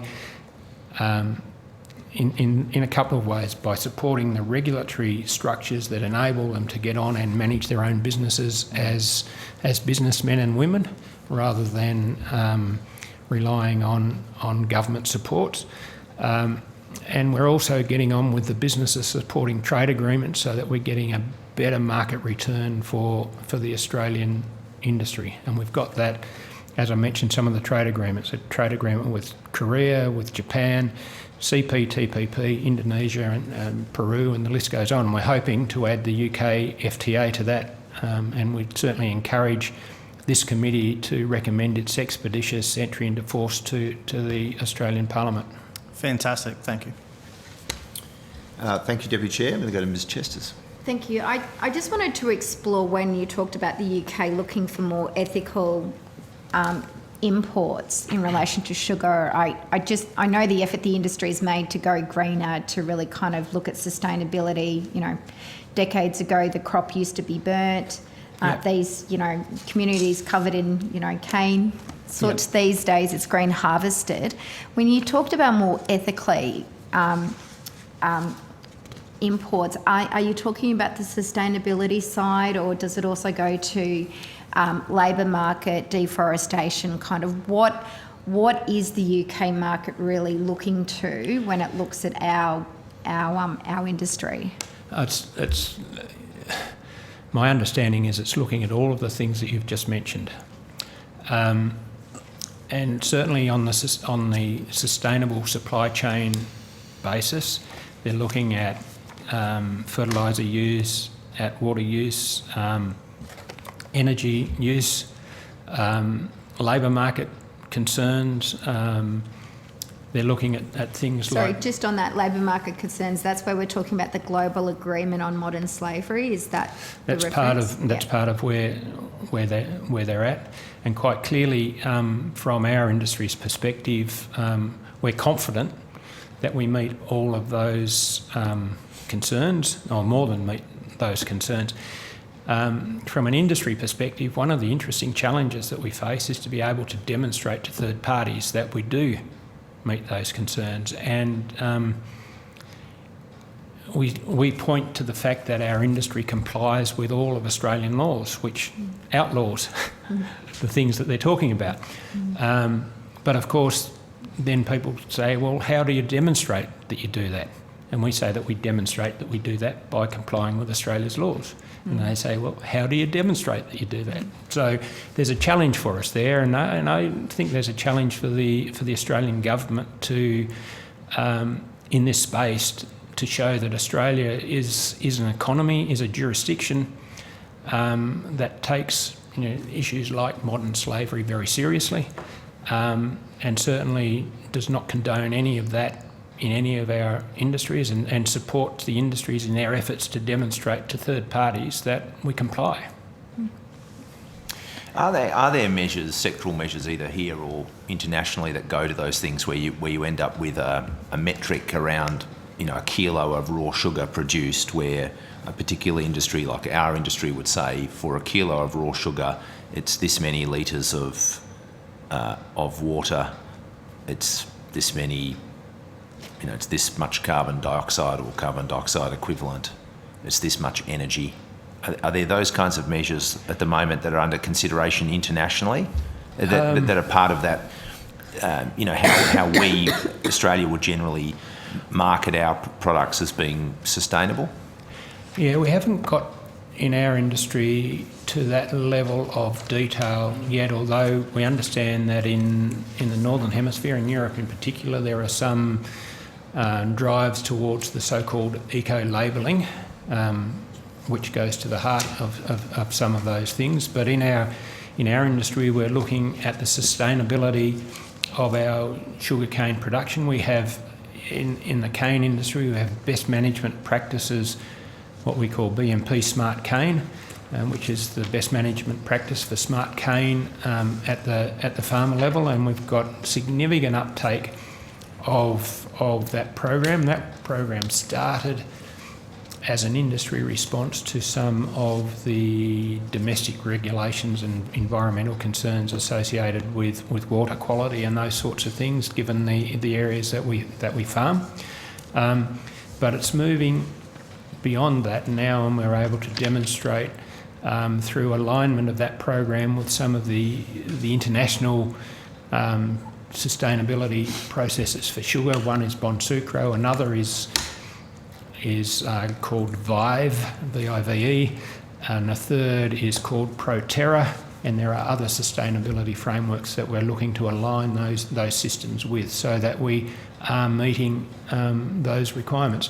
You might be interested to learn that while the sugarcane plant uses water, and significant amount of water in its growth phase, the production of sugarcane releases a significant amount of water.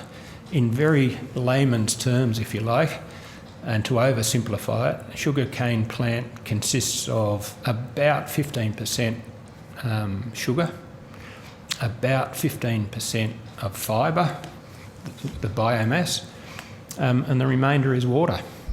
And once the sugar is extracted from the cane, then we're returning 70% of the water in the production process, and that of course gets clarified in the factories, and ultimately is either used back on the farm as irrigation water or is released as clean water into the environment.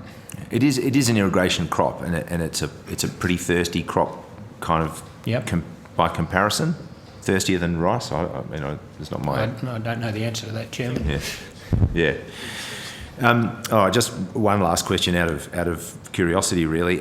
So in the UK, there's just this one consolidated buyer Tate and Lyle Of raw sugar, yes. sugar. So how does that work? Do they own and operate refineries? Yes, they own and operate a refinery on the Thames River in London, and they've had that refinery for more than 100 years. Has been in that location. The sugar industry in the UK, there is a sugar beet industry there as well. And the sugar beet industry supplies something in the order of 60% of the UK market.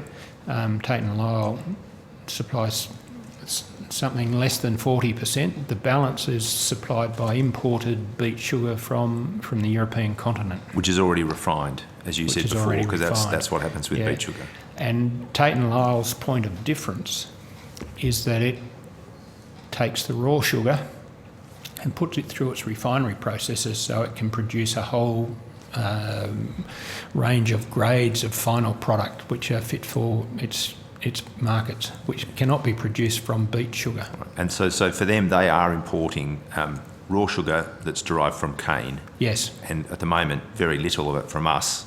Where are they importing it from? Almost none from us. In fact, absolutely none from us at the minute. All right. They import it from African and Caribbean nations, some of it from Fiji, under protocols that were in place when they were a member of the European Union. And since the change in market circumstances in Europe, the general price that those African and Caribbean countries were receiving for their raw sugar has fallen towards the world price. And many of them now are finding that supply to the European market is not a profitable opportunity. And so they're supplying markets nearer to their to their point of production as a result of the changing market dynamics. Interesting. All right, Mr. Males, thank you for your attendance here today. I don't think we've asked you to provide any additional information, but if we have along the way, please forward it to the Secretary within 7 working days. It's the responsibility of witnesses to do that in a timely way. You will be sent a copy of the transcript of your evidence when it becomes available and given the opportunity to ask for corrections to any transcription errors. But otherwise, we appreciate you making time to be before us here today. Thank you, Chair and Committee. It's been a pleasure. Committee members, the hearing will now adjourn for lunch and we will return at 1:15, am I right? 1:15. 1:30. 1:30, my apologies. Thank you, Deputy Chair. Thank you, help me out there.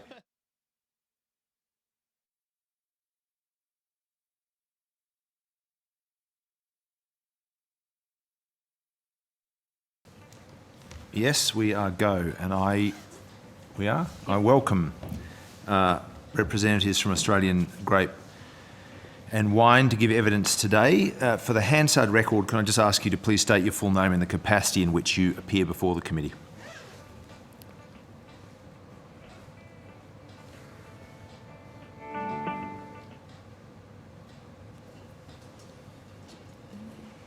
We seem to have an audio issue.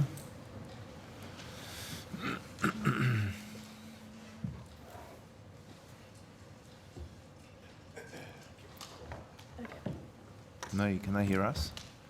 Gentlemen, can you hear us? Yes, okay. So I'm welcoming you to give evidence today, and I'm just asking for the Hansard record, could you take yourselves off mute and state your full name and the capacity in which you appear before the committee?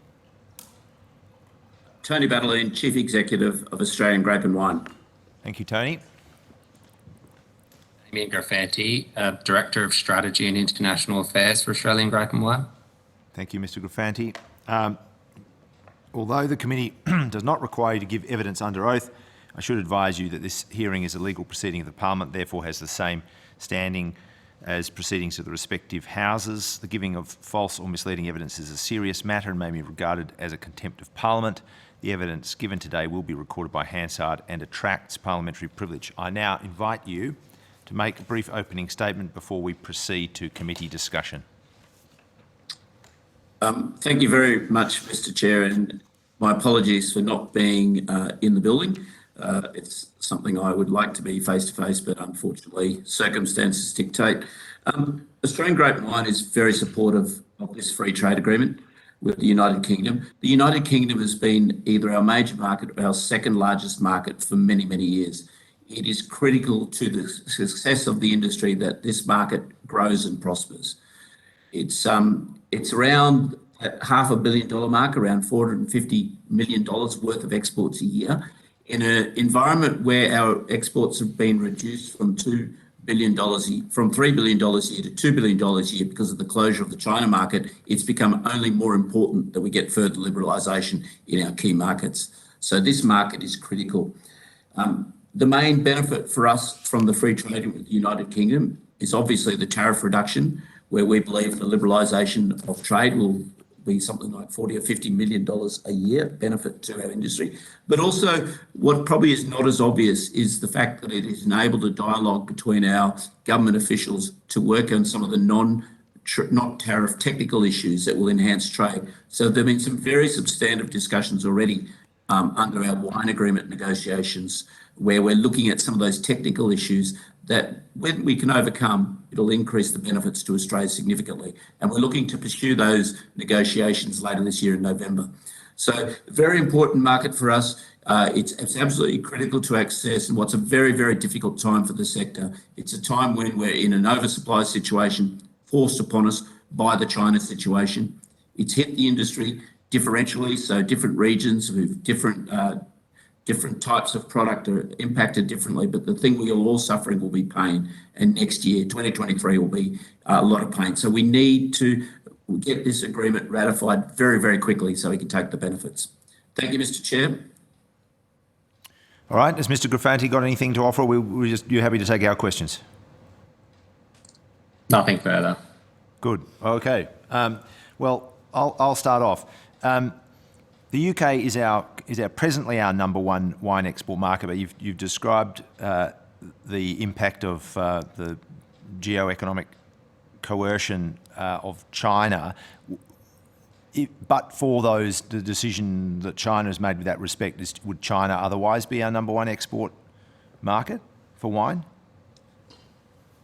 Yes, it would. So prior to China's decision to close our market, it was about a $1.2 billion market. In contrast, the UK market's around $450 million. The US is much the same. So it was by far our biggest market. And in your submission, you've estimated that the number of Australian exporters that are essentially sending product to the UK will double over the next 5 years. Does that hold if the China market should reopen, or do you believe that I mean, because that's very significant and welcome growth in terms of the number of exporters, and I imagine a corresponding growth in volume. Is that more the case if the unfortunate situation with China persists? Yes, we do believe that the number of exporters will continue to increase. And it's not just about increasing the volumes. What it does is opening up this market to a lot of our smaller producers, our small and medium enterprises that perhaps didn't export to the UK before but concentrated on China. So some of those will divert now into this market. If China reopens, and I do not envisage that any time in the near future, then I think we will always try and maintain that diversity in where we send our exports. So I expect the UK market to continue to become either our number one or number two market, depending on what the United States does. I note that the House of Commons Trade Committee had something to say about the tariff liberalisation with respect to wine, and they expressed a view, if I've got it correct, that the tariff liberalisation that would benefit Australian wine coming into the UK, in their view, would be somewhat negated by what I understand to be some new alcohol volumetric tax measures. I'm just interested in your view on that. I mean, normally if those measures are applying across the board, then I don't see why it would necessarily impact us, other than perhaps to the extent that some of the kinds of wine that we specialise in, tend to be big Australian reds with a higher alcohol content. Yeah, that's correct. So we we agree with the assessment. Will have an impact on our exports, and it will have an impact on the whole wine category. So not just Australian wine, but everyone's wine. So we know that there will be a substitution effect. But more importantly, the point you just made was that it favours locally produced white and sparkling wine, which is a specialty of the UK, so their own industry, and they've got a burgeoning industry. It's not big, but it produces quality wine. They've got an advantage, as does beer and cider. So yes, our bigger, bolder reds that come from the Barossa, they will be adversely impacted, and it means that we'll have to look at some options. It's not going to be the end of the world, but it will certainly have a negative impact. But I'll tell you what, if we didn't have a free trade agreement and the benefits of tariff reduction there, the impacts would be a whole lot worse. You already mentioned in your opening remarks the work that goes on through what's called the UK Wine Agreement, and that's sort of where the discussion is being had around streamlining technical barriers to trade. You sort of noted that under this agreement that there isn't a sector-specific technical wine annex, and I guess that's partly because of the existence of the UK Wine Agreement. But is there something more you can say about that? I mean, do you think in the best of all circumstances there would have been a sector-specific technical wine annex? And otherwise, what can you offer us by way of the conversations that you say have occurred and are going to occur again in November? Yeah, I don't think an annex is necessarily the best solution for any discussions on wine. I think there's far more flexibility by setting up a dialogue through the wine agreement. So the Joint Management Committee, and it does incorporate both industry and government. So I am involved actively in these negotiations, and it means that we can talk quite openly in a fairly flexible forum about opportunities and mutual opportunities. So we've had some really positive discussions about just what additives we can use, some of the labelling issues, some of the, on processing, so what we can actually use to make our wine when we export bulk to the UK, for example. Very positive. And what we're seeing that is the UK government and the UK industry are very interested in being seen as a trader, and they see a great advantage in us being someone who can export them and then on trade through other markets. So there's a lot of mutual interest. So I think having a separate agreement for us has been a good thing. I don't necessarily believe that having an annex I think it would have decreased flexibility and increased the formality by having it in the context of the free trade agreement. Okay, thank you. That's very helpful. I'm going to go to the Deputy Chair and then Mr. Birrell, and following him, Senator Cox. Thanks for appearing today. This is very different world to what I'm normally used to, so bear with me with these questions if they seem quite silly, but what would be reds, what wines would be at the top of order for this FTA? So Shiraz and Chardonnay are the two major varieties that we export into the United Kingdom, and those are principally from those big inland regions. So we have three big inland production regions in Australia, and they are the Riverland, Riverina and the Murray Valley. So we go across South Australia, Victoria and New South Wales, and that's where the engine room of our production is. So that's where the predominant varieties, but there's also, we've got a lot of smaller producers who have some premium reds. So they're more your commercial ones, where if you go to a pub in the UK, you're likely to get a Barossa red. It's highly likely, less likely at Chardonnay there in the big box retailers. So it's those two varieties principally from those areas. Do we have different alcohol percentages to the UK, and does that come into factor into this at all? Very much when we're talking on the duties issues. So most red wine, for example, is more has a greater alcohol content than white wine. So most of our red wine going into the UK is between 13 and 15% alcohol by volume. White wines are generally below that. United Kingdom produced wine is generally at up to about 11.5%. That's where the majority of their production. So if you've got a white wine, it's going to be somewhere between 9 to 12% in general, 9 to 13% for some of those bigger Chardonnays. Okay. So we generally riper product, so a higher alcohol content. Yep. All right, I will go to Mr. Burrell.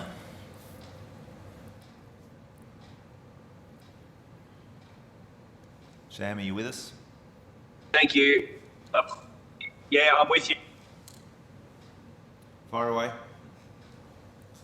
I just whether the free trade as it's been negotiated is subject to any minimum export price, the level of wine or the sort of the category of wine that we can export to the United Kingdom. I didn't quite catch it, but I think you asked whether a minimum export price would have been a good option. Certainly for us, this is a much better agreement than a minimum export price. We've done a minimum export price for India, which has been the best we could negotiate, but with going to a zero tariff, that's the best possible option for us. So that's where we want to be. So this gives us the maximum flexibility and liberalisation. Okay, thanks very much. Thanks. Thanks, Mr. Burrell. So just to make that clear, what you're saying is that in some cases a partner will sort of restrict access or streamline access by having a minimum price for the product, and that essentially might protect their sectors that are producing lower value, higher volume products. Is that right? Yeah, that's correct, Chair. And all free trade agreements are in negotiation. And so you look to see what's the best possible option. So for us, we really want to be in the higher valued areas as well. So when we're doing minimum export price, we're really looking to upskill our product and make it that higher value, higher quality product. Yeah. I appreciate you mentioning all of the, the key big volume wine producing districts. Obviously it hurts me not to hear Western Australia mentioned in that, but we just have to lift our game. But on that basis, I'm going to hand over to my Western Australian colleague, Senator Cox. Thank you, and Chair, and I share that view in particular. The previous committee inquiries have found that due to the complexity of the fact that they may be unaware of the existence of free trade agreements, some small and medium-sized businesses don't actually participate. What can be done to help small and medium-sized businesses to navigate some of those complexities that this agreement benefits businesses of all sizes, not just larger? Yeah, it's a really good question, Senator. And can I just give you some comfort about WA? I've just come back from Margaret River, and they're just developing a very big marketing campaign for the UK, and they're very sophisticated. And they might not be volume, but I tell you what, they've hit the quality parameters. So, yeah. Now, you're absolutely right. In many cases, smaller producers don't have a lot of understanding of the benefits and how to access the benefits of free trade agreements. I've got to give a bit of credit to the Department of Foreign Affairs and Australia. They're really working very hard on how to educate people, and also Wine Australia, who's our R&D body, that is, and marketing body. So we believe that there's a very strong case to go out and, I think, do more face-to-face workshops and webinars with the state and regional associations. It's very much bottom-up. The way the wine industry works is you've got some really smart regional bodies, not well-resourced, but they've got the grassroots contact and they've got the understanding. So as Australian Grain Wine, we work really closely with these to take the messages across and how to access.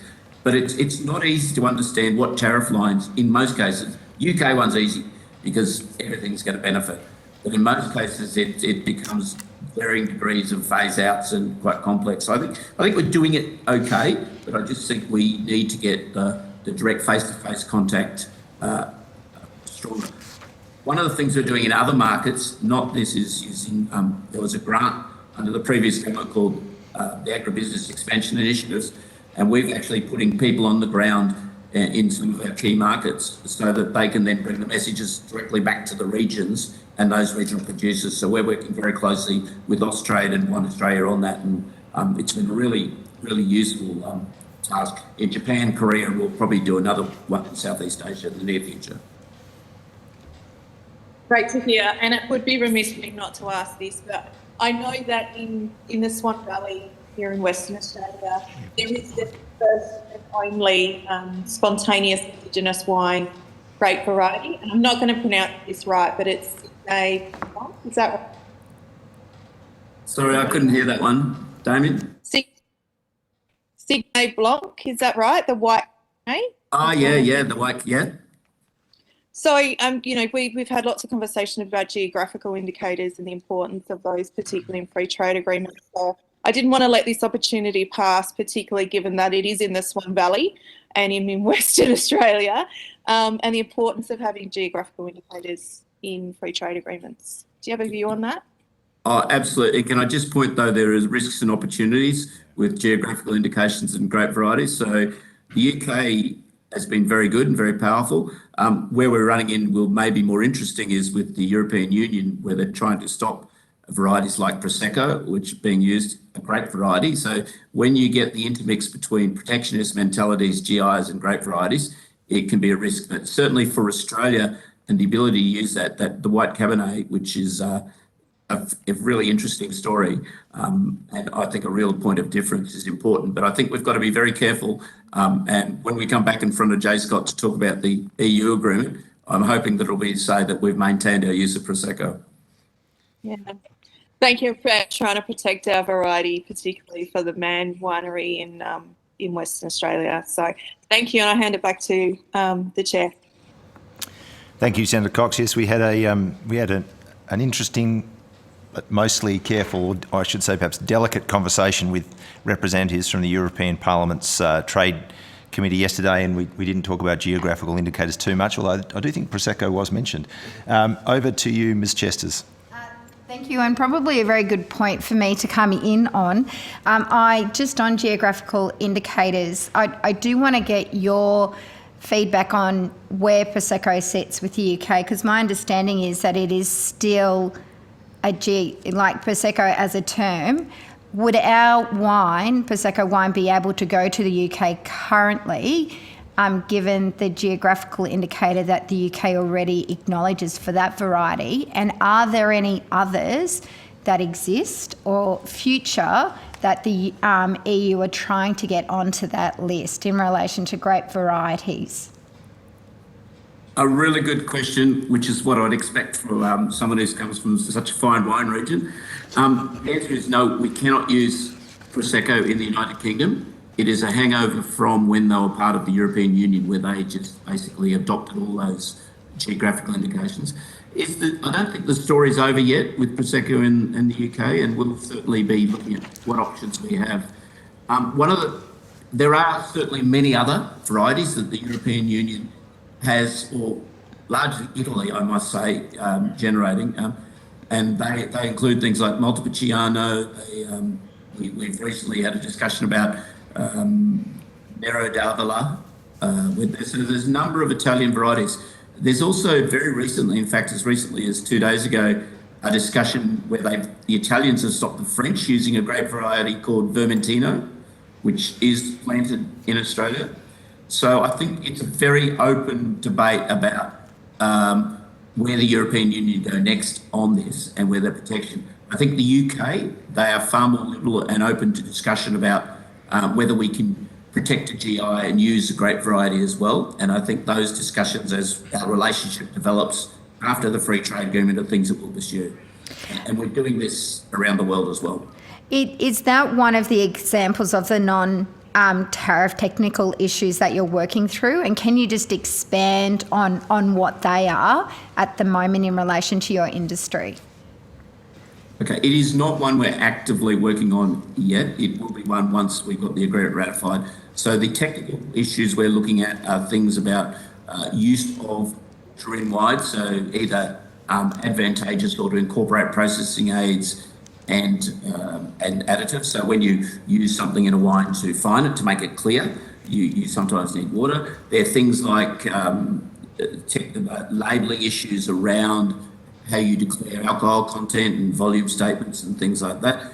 And there's things about whether you can use on processing. So we export a lot of bulk product into the UK for environmental reasons in big containers, and then we process it there. And it's being able to use some of the techniques available in Australia that aren't available in the UK. So there's a raft of 10 or 12 of these, and I'm happy to circulate a list of those if that's helpful out of session. But they make a big difference in what we can do. And our discussions with the UK have been really, really positive. So very, very hopeful. And just to be clear, these are all effectively rollover of European regulation that have been rolled over into the UK and the things that we're looking to seek to liberalise. Okay, so there is an issue in relation to the hangover from the EU that you're hoping to, once this agreement's in place, use the agreement to resolve going forward, if I can understand the processes. Yeah, that's correct. So the agreement sets up a mechanism for dialogue so we can talk, and it actually works. It's not like a lot of committees that are established that don't do anything, just meet. This one works. We get people there who are willing to think, and we're really seeing a willingness from the UK because they want to be a trading hub. So they want to liberalise, and now that they've got the cast off the fetters of the European Union, finding that they're embracing that. So I'll tell you what, it's very refreshing. The reason why I ask is because being from the state of Victoria, our wine industry is predominantly those small producers, people who may have specialised in Prosecco or into other Italian varieties. So I guess it's a bit anxious to be excited about the agreement if they know their product can't get in yet because of that hangover from the UK. Would you say that's a bit of a fair assessment? Oh, absolutely. I mean, I get more nervous about the aggressive attempts from the European Union and the hangover that has with the UK that prevent us using what are well-established varieties for us. As I say, we're currently engaged in legal actions around the world on this at the moment. We're in the negotiations with the European Union, and I think the future dialogue with the UK. So we haven't closed the door on anything. We think there's opportunities everywhere. What do you think about the term Australian Prosecco? I did hear the discussions yesterday that suggested that. All our discussions previously with the European Union have suggested that's a non-starter. So I'm very interested to see where that goes. So look, we're quite pragmatic. We believe there's coexistence with Prosecco, and if we can use Prosecco with our brand, we're willing to look at all options. The final question I had picks up on a similar question that was asked about, access and how do we help small producers have access. Previous government really boasted about the opportunities under the China Free Trade Agreement for our wine industry. A lot of money was spent in developing those markets, developing the brand, getting the product ready, only for the product on almost the month that we hit zero tariffs in China blocked all wine imports, and for a lot of producers to be stung because their wine got stuck at the ports. How do those... They're obviously looking for markets to diversify, but do you feel like the industry is going to need extra support to have to pivot because they've had such a blow because of the failure of the China Free Trade Agreement? And that's the only thing you can really call it, a failure, because so many winemakers, small winemakers, are out of pocket. Oh, absolutely. So the hangover from the Chinese closure of the Chinese market will continue for some time to come. Small, medium and large winemakers are all hurting. It's really hard to diversify markets. We already export to over 107 markets around the world, but people who pay top dollar for red wine, premium red wine, of which Victoria produces, some cracking examples, it's difficult. So yeah, we're going into an oversupply situation. This vintage, I think, will be very difficult for many grape growers and smaller winemakers. I also think that obviously, given some of the inflation and domestic economic situations, it means that people are tightening their belts. So even if you're just at your cellar door where you've done reasonably well during COVID, it's going to be very tough. So I just think the economic conditions coupled with the China market mean that if we don't look to work with the industry, and we're the only industry that hasn't been able to recover from China because of our exposure, then yeah, we could see a lot of fallout, and it could take a lot longer to recover than if we look at some carefully targeted support measures. All right, I'm going to go to the final question to Mr. Pike.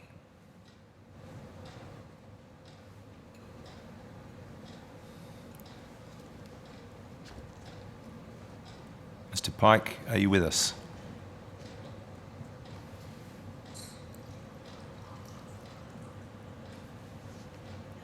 No, look, I'm sorry, we don't seem to have Mr. Pike, so we'll ask him to put his question to you in writing. I think there was also, you did mention providing us something else earlier, which would be good to have. Can you hear me all right? Oh, no, we can. Here we go. Mr. Pike, over to you.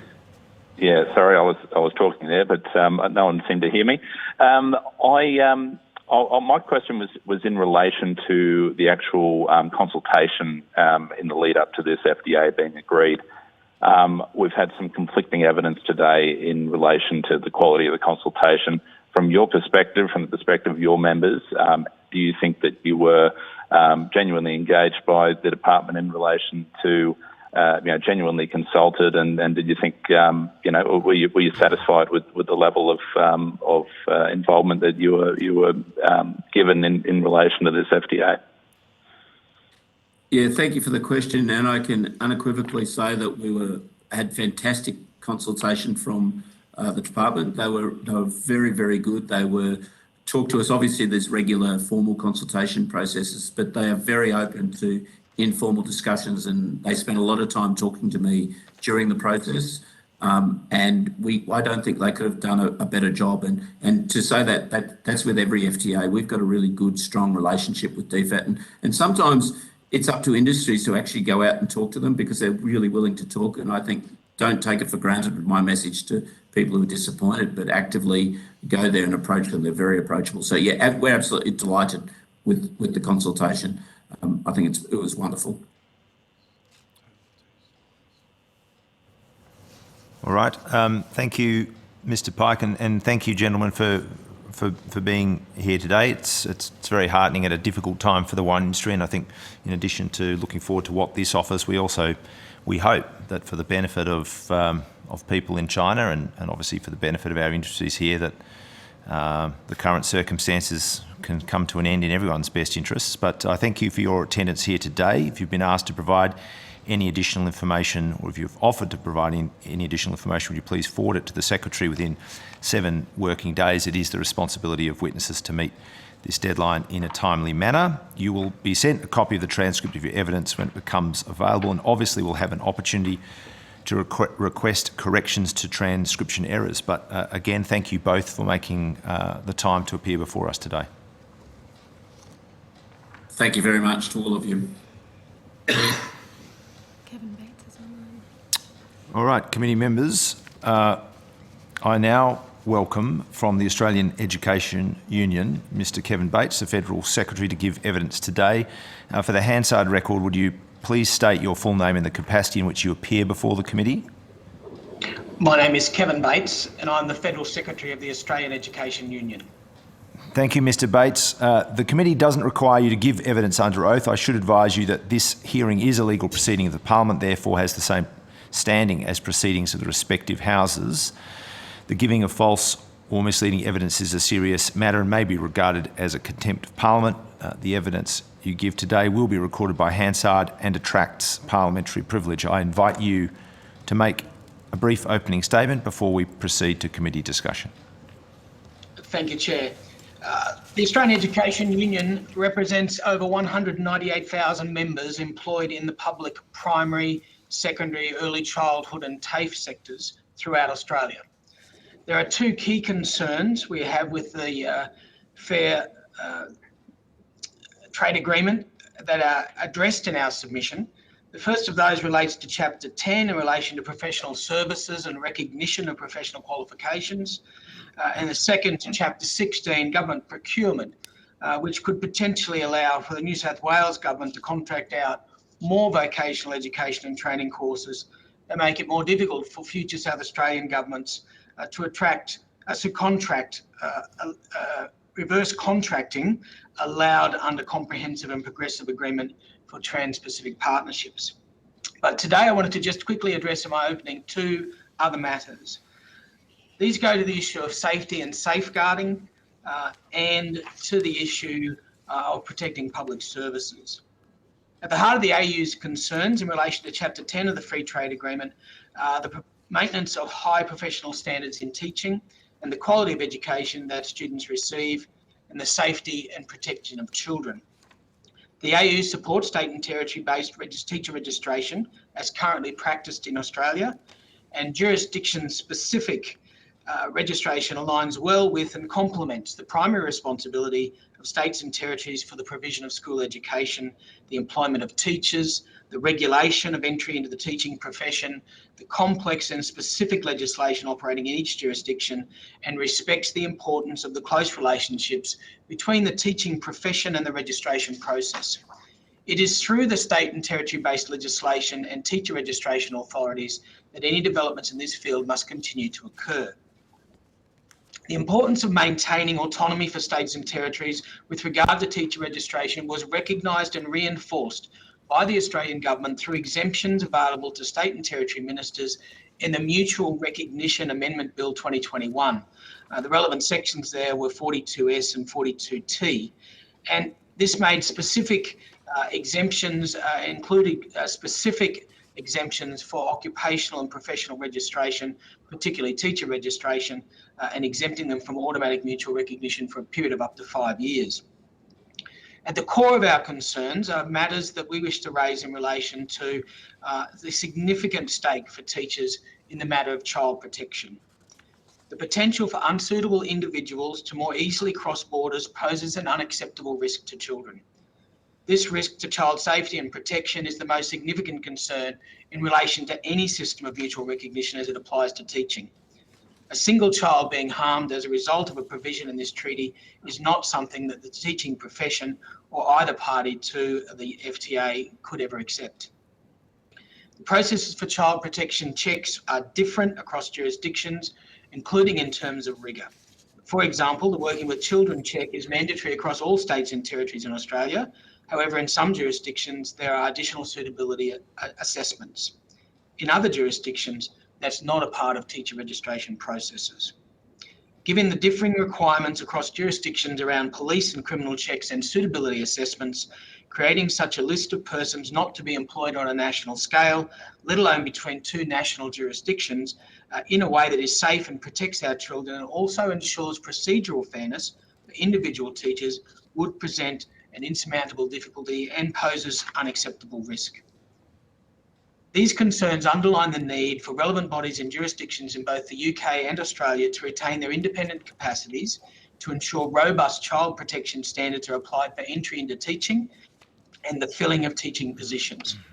Ultimately, any lowering of child protection standards through liberalisation of international trade or the associated undermining of the autonomy of relevant bodies in specific jurisdictions to maintain standards of entry and ongoing practice into the teaching profession poses an unacceptable risk to students in classrooms in both jurisdictions. The final point is simply one in relation to the carving out of public services in a free trade agreement. The AU has previously put to the Department of Foreign Affairs and Trade questions regarding the standard procedure regarding the carve-out of public services.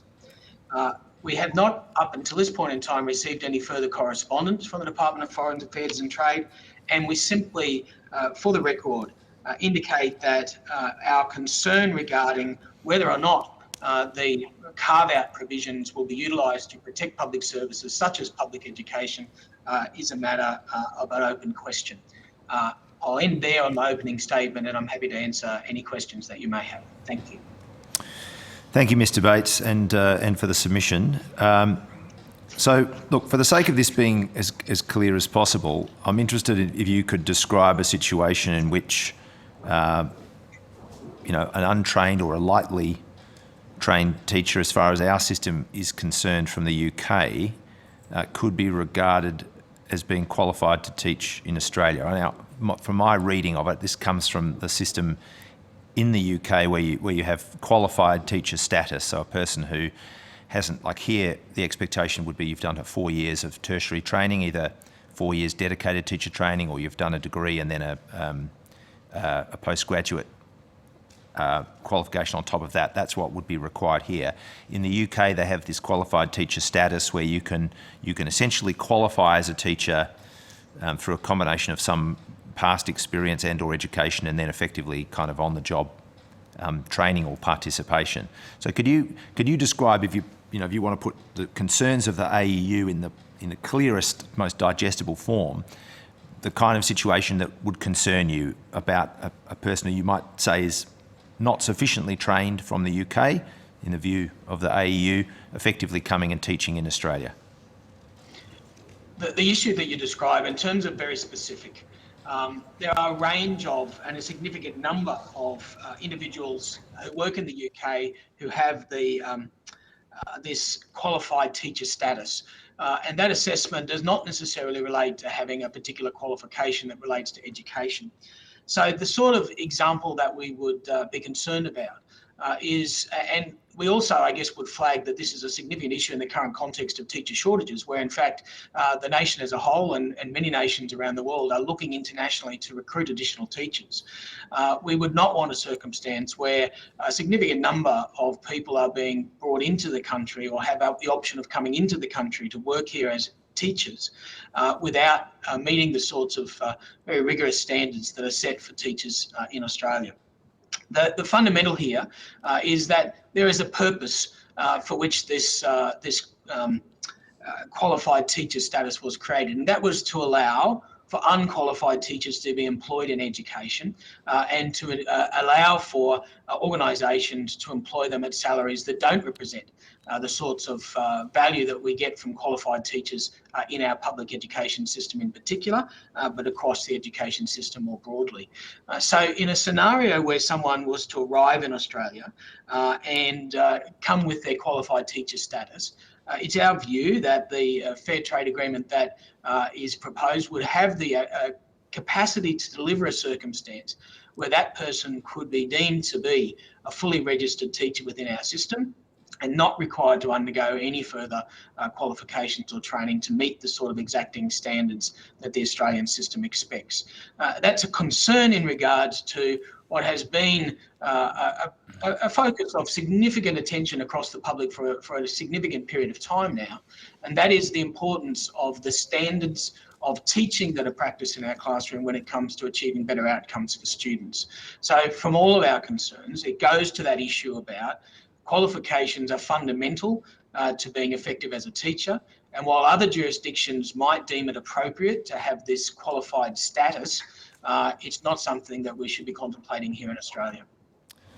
Okay, just on this question of protection mechanisms, I mean, you start by making the point that we don't actually have a standard or a harmonised system in Australia, and I assume that that's something the AEU advocates for generally. It does seem like one of the things we encounter from one of the strange and wonderful things we all encounter from time to time about our federal approach.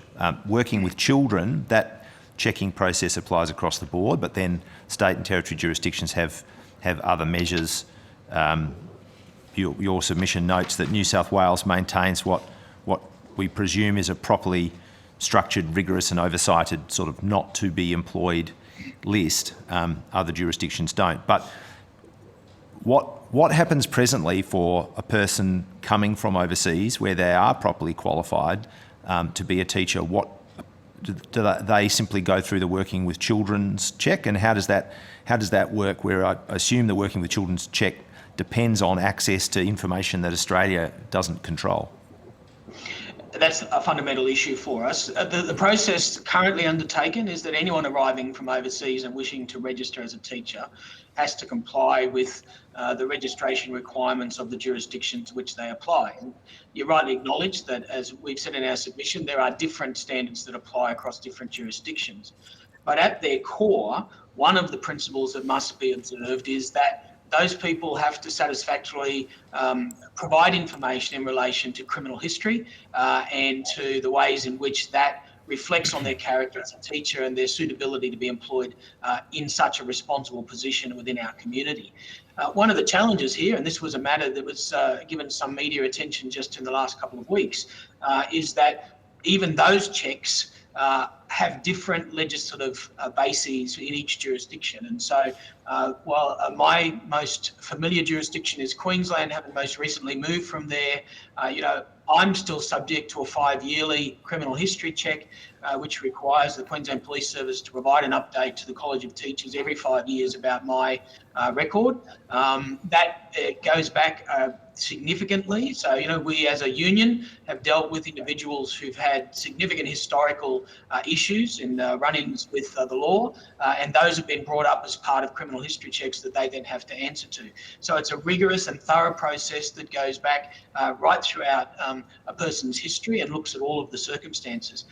Incoming people attempting to register within those jurisdictions at this time have to go through that same process, the same as every other teacher.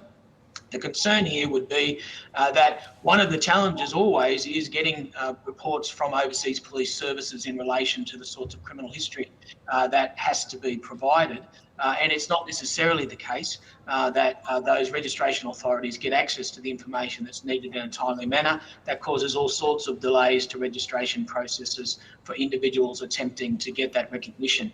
So our concern goes to the issue of a broad-based program of careful checks that have been put in place, and many of these are in reaction to the Royal Commission into Child institutional responses to child sexual abuse that ramped up the expectations around checks on people, particularly in relation to any past history of offences involving children, so that we could make sure that the barriers that people have to get through to become a teacher are as stringent as they need to be.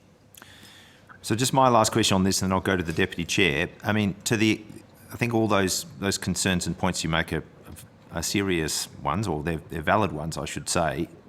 To what extent does this particular agreement, though,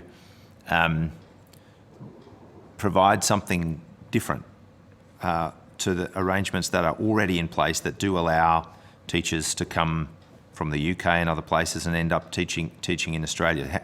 Why do you have a particular concern about this agreement compared to existing arrangements? One of the challenges with agreements such as this one is that the content is often developed without input from relevant stakeholders such as ourselves. So our opportunity to respond to these things is once the document is largely in its complete form.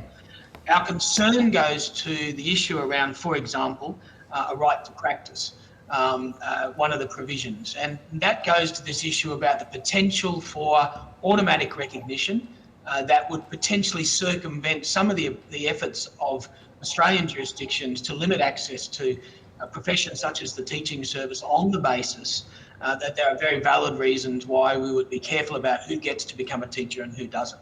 So it's about the potential of the agreement to circumvent those processes by providing a fast track into recognition. And that's something that we're consistently concerned about, both in terms of this fair trade agreement, for example, but also in terms of the automatic mutual recognition process. That's a matter that's been before the Parliament previously, and we've made submissions in relation to those issues previously as well. Thank you. I'm going to go to the Deputy Chair. Thank you, and thank you for attending today. Couple of questions. So when you're blue card, for example, and you go to the UK and you ask them to do a criminal history check and they don't do it, is it your view then that the potential employer would have the ability to tear up whatever employment contract they may get? And if that is the case, would it be similar to qualification? So even though you may have a right to, get them to teach from the UK, I would assume you'd still cite qualification, and therefore if the qualification didn't meet your standard or the schooling standard, then they wouldn't have a right to teach?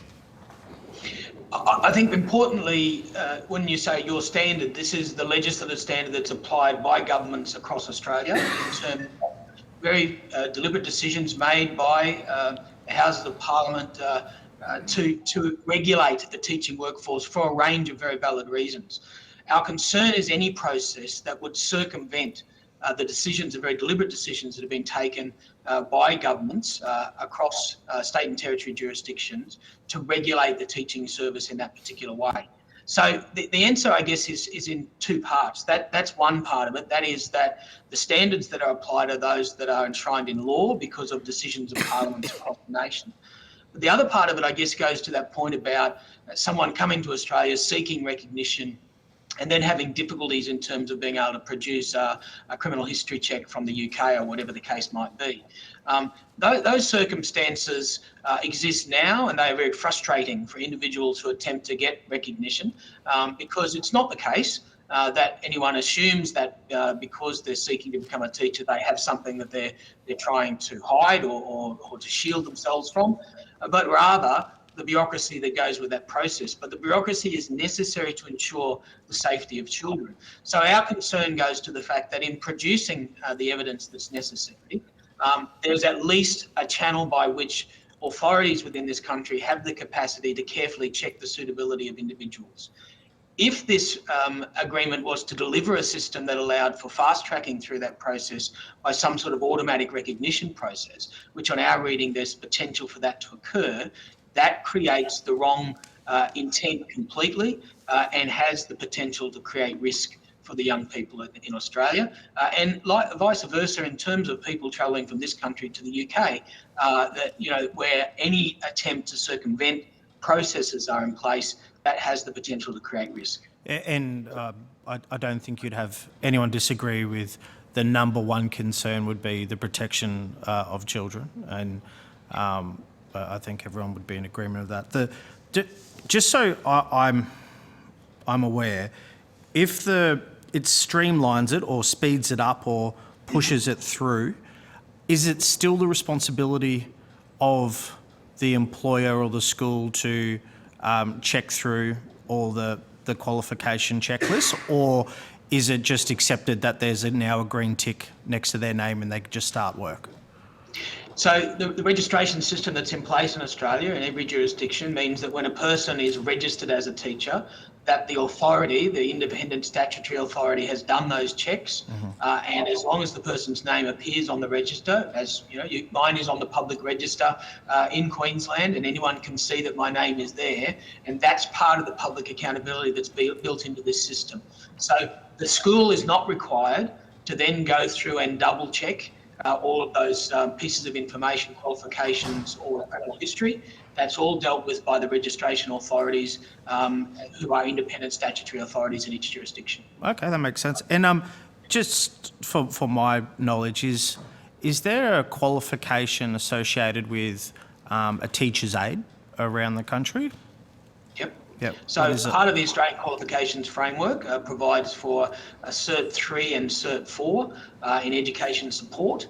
And so that's a qualification that's specifically designed for a teacher aide to be able to provide their work in a school context. And those qualifications are not required for registration, but they are for upskilling teacher aides who work in that environment. And in a number of industrial instruments around the nation, that Cert 4 qualification is the basis on which additional remuneration is paid to recognise additional skills that have been gained through that qualification.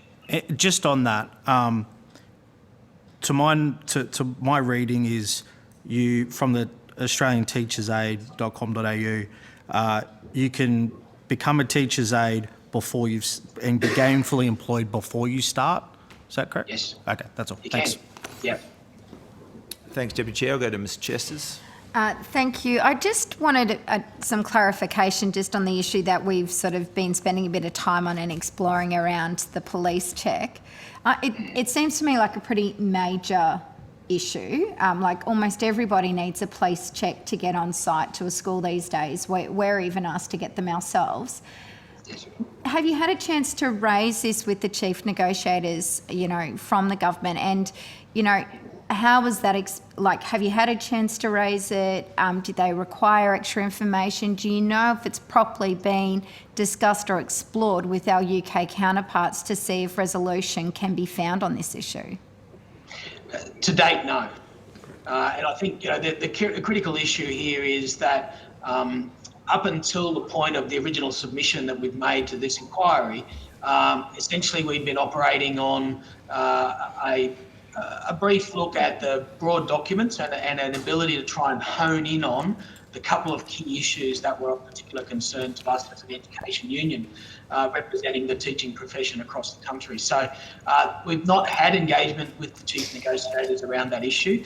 We've certainly raised, as I said in my opening statement, we've raised some issues with the Department of Foreign Affairs and Trade, particularly around the issues of the carve-out of public services and protecting us from incursions of for-profit education providers into the country, which is anathema to the system that Australia's public education system represents, a great system.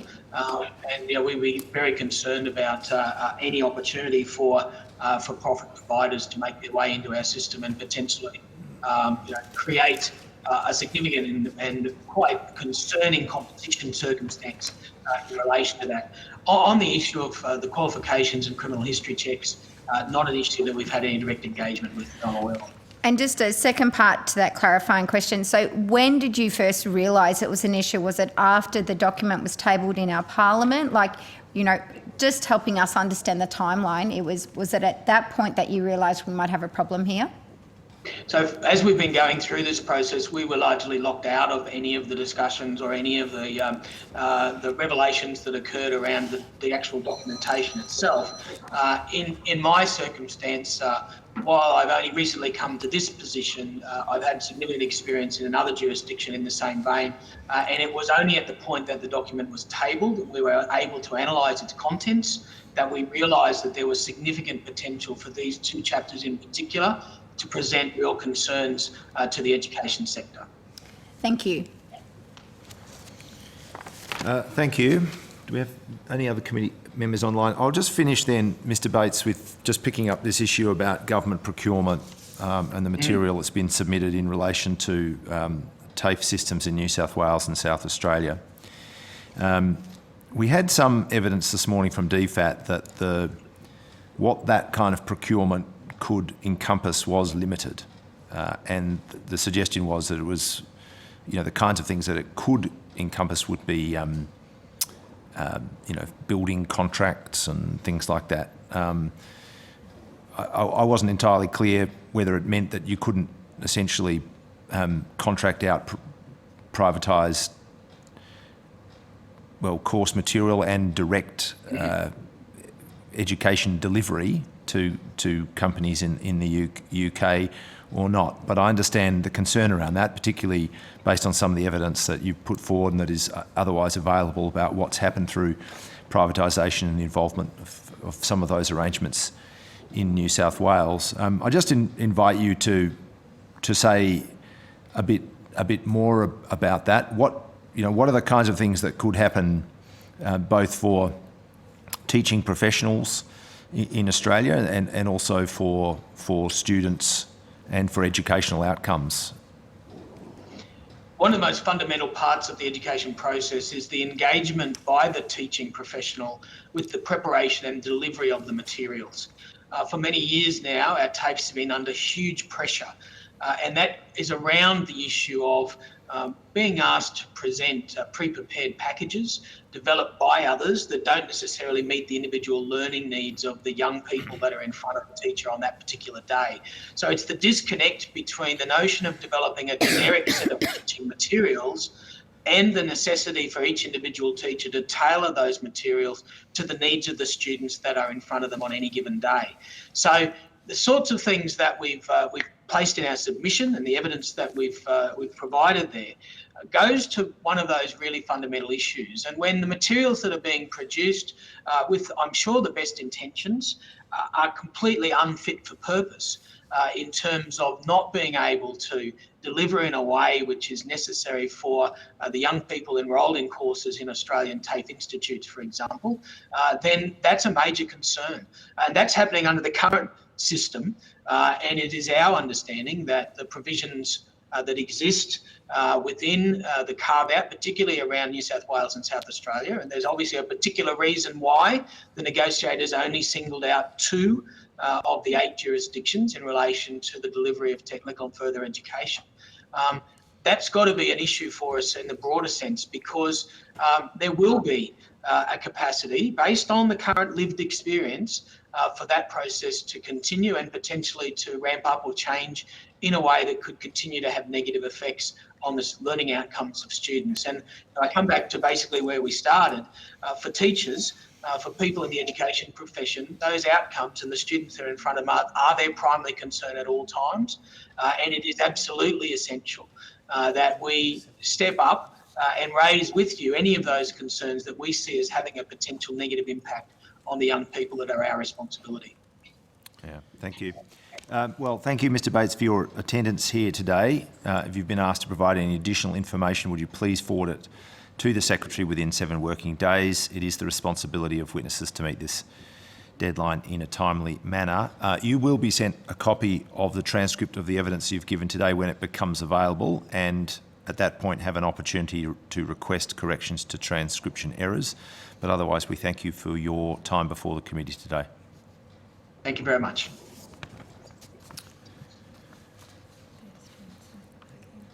All right. I welcome representatives of the ANU Law Reform and Social Justice Research Hub to give evidence today. If you'd like to come forward and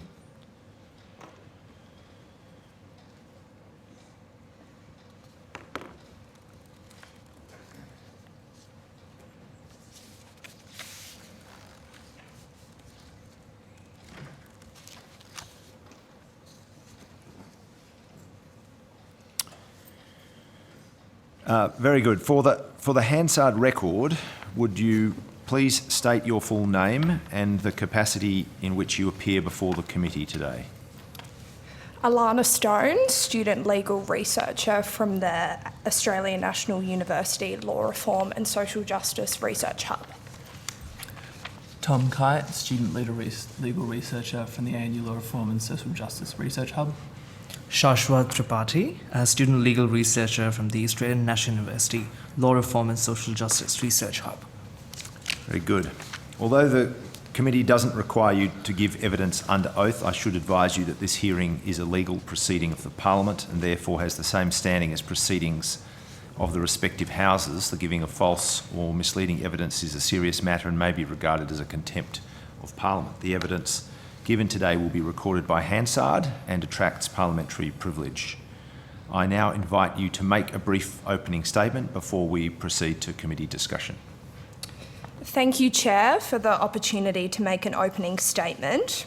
We appear today as student legal researchers from the ANU Law Reform and Social Justice Research Hub. The ANU LRSJ Research Hub facilitates student-led research projects into issues of law reform, where students collaborate to produce submissions under the guidance of academics at the ANU. In appearing today, we do not represent the views of the wider research hub or the ANU, nor do we represent the views of each of the other witnesses within our group appearing. Shashwat Tripathi has independently researched and will exclusively speak to recommendation 1 in relation to smart contracts. Tom Kite has independently researched and will exclusively speak to recommendation 2 relating to SME representation. I have independently researched and will exclusively speak to recommendations 3 to 7 relating to gender equality. I should also note at this time that I am employed as a part-time electorate officer in the office of Senator Andrew Bragg. The recommendations and commentary I provide here today relating to issues of trade and gender equality are made in my personal capacity as a student legal researcher at the ANU Research Hub. These recommendations have been formed by my independent research and consultation with ANU academics and do not seek to promote the views or interests of any other individual or organisation. I look forward to answering your questions in relation to Chapter 24 of the FTA, particularly the recommendations we've provided the committee around ensuring the ambitious objectives of the chapter are complemented by evidence-based cooperation mechanisms and improving the effectiveness of the dialogue on gender equality. And I look forward to speaking to the committee about inclusion of an article about smart legal contracts in Chapter 14 Digital Trade of the Free Trade Agreement. I look forward to answering any of the committee's questions about Recommendation 2 regarding the establishment of a strategic dialogue between the parties and their respective peak SME bodies to ensure the matters discussed under Chapter 19 accurately reflect the concerns of SMEs. Very good. Well, I'll start off and then we'll go around. But I would just begin by observing that it's a very smart, thoughtful, well-presented submission that you've made, and it's really welcome that there are people in your roles, essentially still students, that are taking an interest in these kinds of things and taking the time with all the other things going on in your lives to put something like this forward. And you've covered some topics here that haven't been covered by other submitters, and you've done so very professionally. So I'll start with you, Mr. Tripathi. Perhaps you can just introduce to the committee, in not too many words, the significance as you see it of smart contracts, and why, in your view, it would have been good if smart contracts had been explicitly mentioned in Chapter 14 on digital trade, and perhaps also covered in the innovation chapter. Thank you. I would like to acknowledge that Chapter 14 covers an expansive scope of elements, and that there are other aspects of technology covered in Chapter 15 and 20, and we welcome those chapters in the Free Trade Agreement. Smart contracts is a type of contract that is executed through an electronic code, and you input certain conditions in that code. If then and with those code, when certain things happen, the computer code automatically executes the terms of that contract. And smart contracts are increasingly becoming important in a manner that we may not realize. For example, when we use an e-scooter in Canberra here, when we scan our phones, and when the scooter automatically gets unlocked, and then you ride the scooter, you pay, the whole transaction is a smart contract transaction. When you go to a vending machine, you touch your card, something drops from the machine, you take the product. That is also a smart contract transaction. Similarly, Opal, MyKey, when you touch it and you ride a train, that is also a smart contract transaction. So in sectors, particularly in the legal sector, but also in manufacturing and logistics, in sectors of transportation, and in a range of financial services sector, in a variety of sectors, this particular mode of executing contracts is becoming very, very important. In Chapter 14, there's an article 14.5, that talks about the conclusion of contracts by electronic means, and it talks about electronic contracts signed through on PDFs or stuff like that. And that article is very wisely worded, and it talks about how both the parties will honor electronic contracts and will maintain its validity. In a similar manner, I submit that we draft an article about smart legal contracts, modeled on Article 14.5, that talks about safeguarding and providing businesses the certainty that smart legal contracts will be upheld by both the parties, and the parties can have ease of conducting business through that model. Yeah, it's a very interesting point, and you can imagine that we are going to see more of them. And I suspect that as far as trade agreements go, it's about making sure that while the regulatory framework for smart contracts, which is obviously required because it's a it's a light contact, tap and go kind of arrangement where just by presenting your phone or tapping your card, you're consenting to various terms in a contract that you're not spending a lot of time thinking about. But I guess the reason why it's important that it's included in agreements like this, so that there's a harmonisation of those regulatory frameworks. Would that be the kind of the thrust of it? Absolutely, indeed it is. And smart contracts are validly recognised by both Australian law and the law in the UK.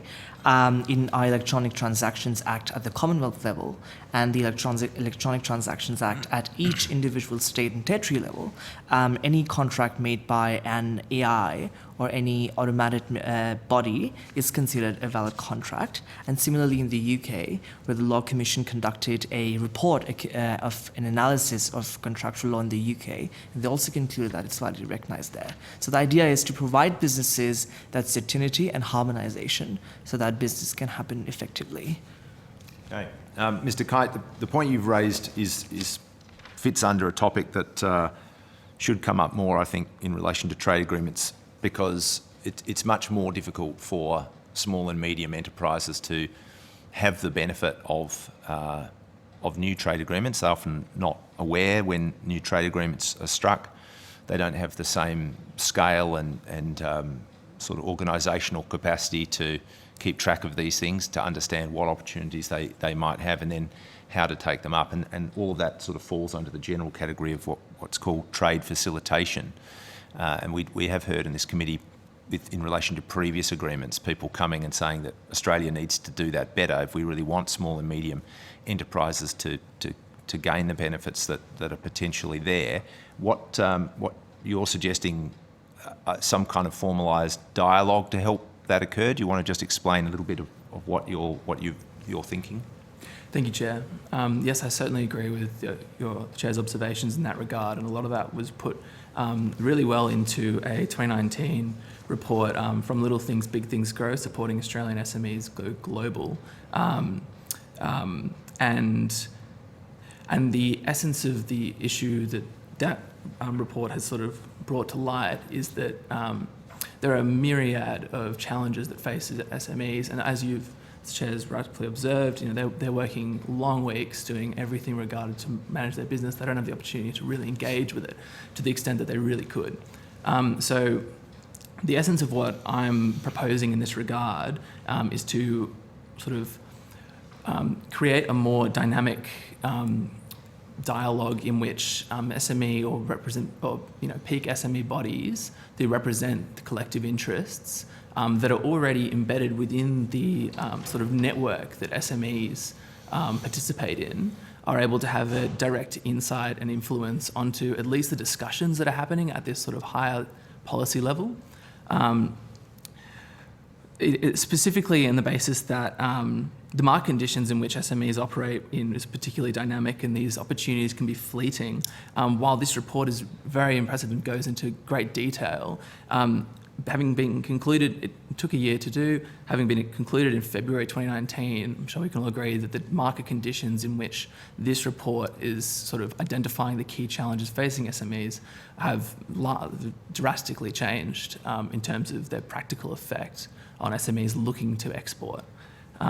So the strategic dialogue that I was proposing was something similar to what is included in Article 20.5 in relation to the strategic innovation dialogue. However, on review of that article, I would like to quickly confirm with the committee that is it the committee's understanding that there will be a private sector representation on that strategic dialogue, or is that just a public? Well, I'm not in a position to say exactly, but Okay. we can try and figure that out as part of our understanding of the agreement. Obviously, we're like you. We're trying to come to grips with the agreement and understand it ourselves and help the broader public understand it before we provide our inquiry report. But that's something we can look into. Okay, no, thank you for that. The key aspect that I'm looking to touch on is that I think it's particularly important that there is some sort of private sector representation in that dialogue, and that if I'm promoting the idea of the dialogue that is just government bodies, that's kind of contrary to what I'm trying to submit here. If in the instance that that's not the case, a couple of other suggestions that I would like to propose to the committee is that in relation to Article 19.3, subsection 1, in relation to the contact points on SMEs, you've got that each party shall designate and notify the contact point on SMEs.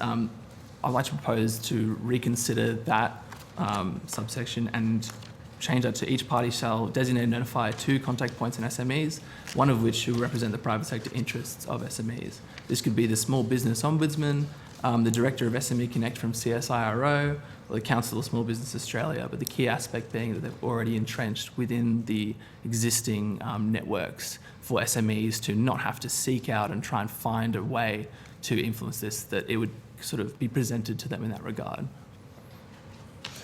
Yeah, no, that's a point well made. I mean, as I read it, the contact point on SMEs will be appointed by the respective parties, the UK and Australia, and they whether they would be someone within, it could be someone within Austrade, or it could be someone who's designated from within the stakeholder community, someone in the BCA or something like that. So I'm not sure, but we can look at that, and that's a fair suggestion. I would separately, you've probably already considered this, but in addition to providing your submission to the committee, you should consider who else in the world might benefit from having it.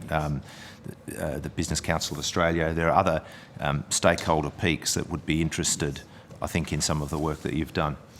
I'm going to come to you, Ms. Stone, and then I'll go to the Deputy Chair. You've obviously done the work on Chapter 24, and this is the first time that an agreement like this has included this chapter, and I think that everybody would agree that that's very welcome.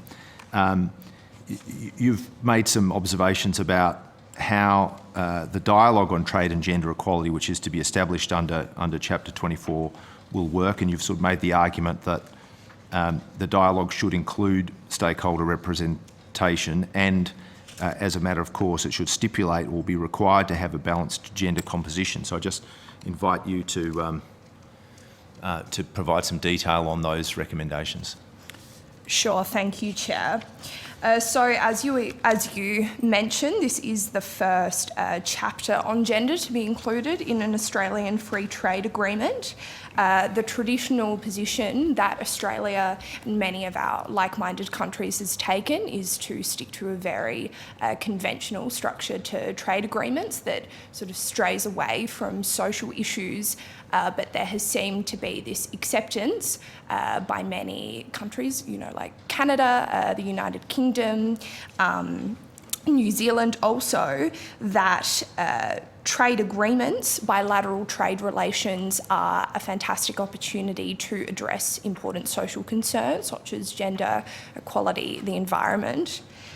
So as you mentioned, Chair, in recommendation, I think it's number 5 and 6, number 3 or 4, my mistake. We've recommended to the committee that the membership of the dialogue on trade and gender equality should be expanded. And our key intention here is to ensure that both parties do not get lost in aspirational terms and objectives of the treaty.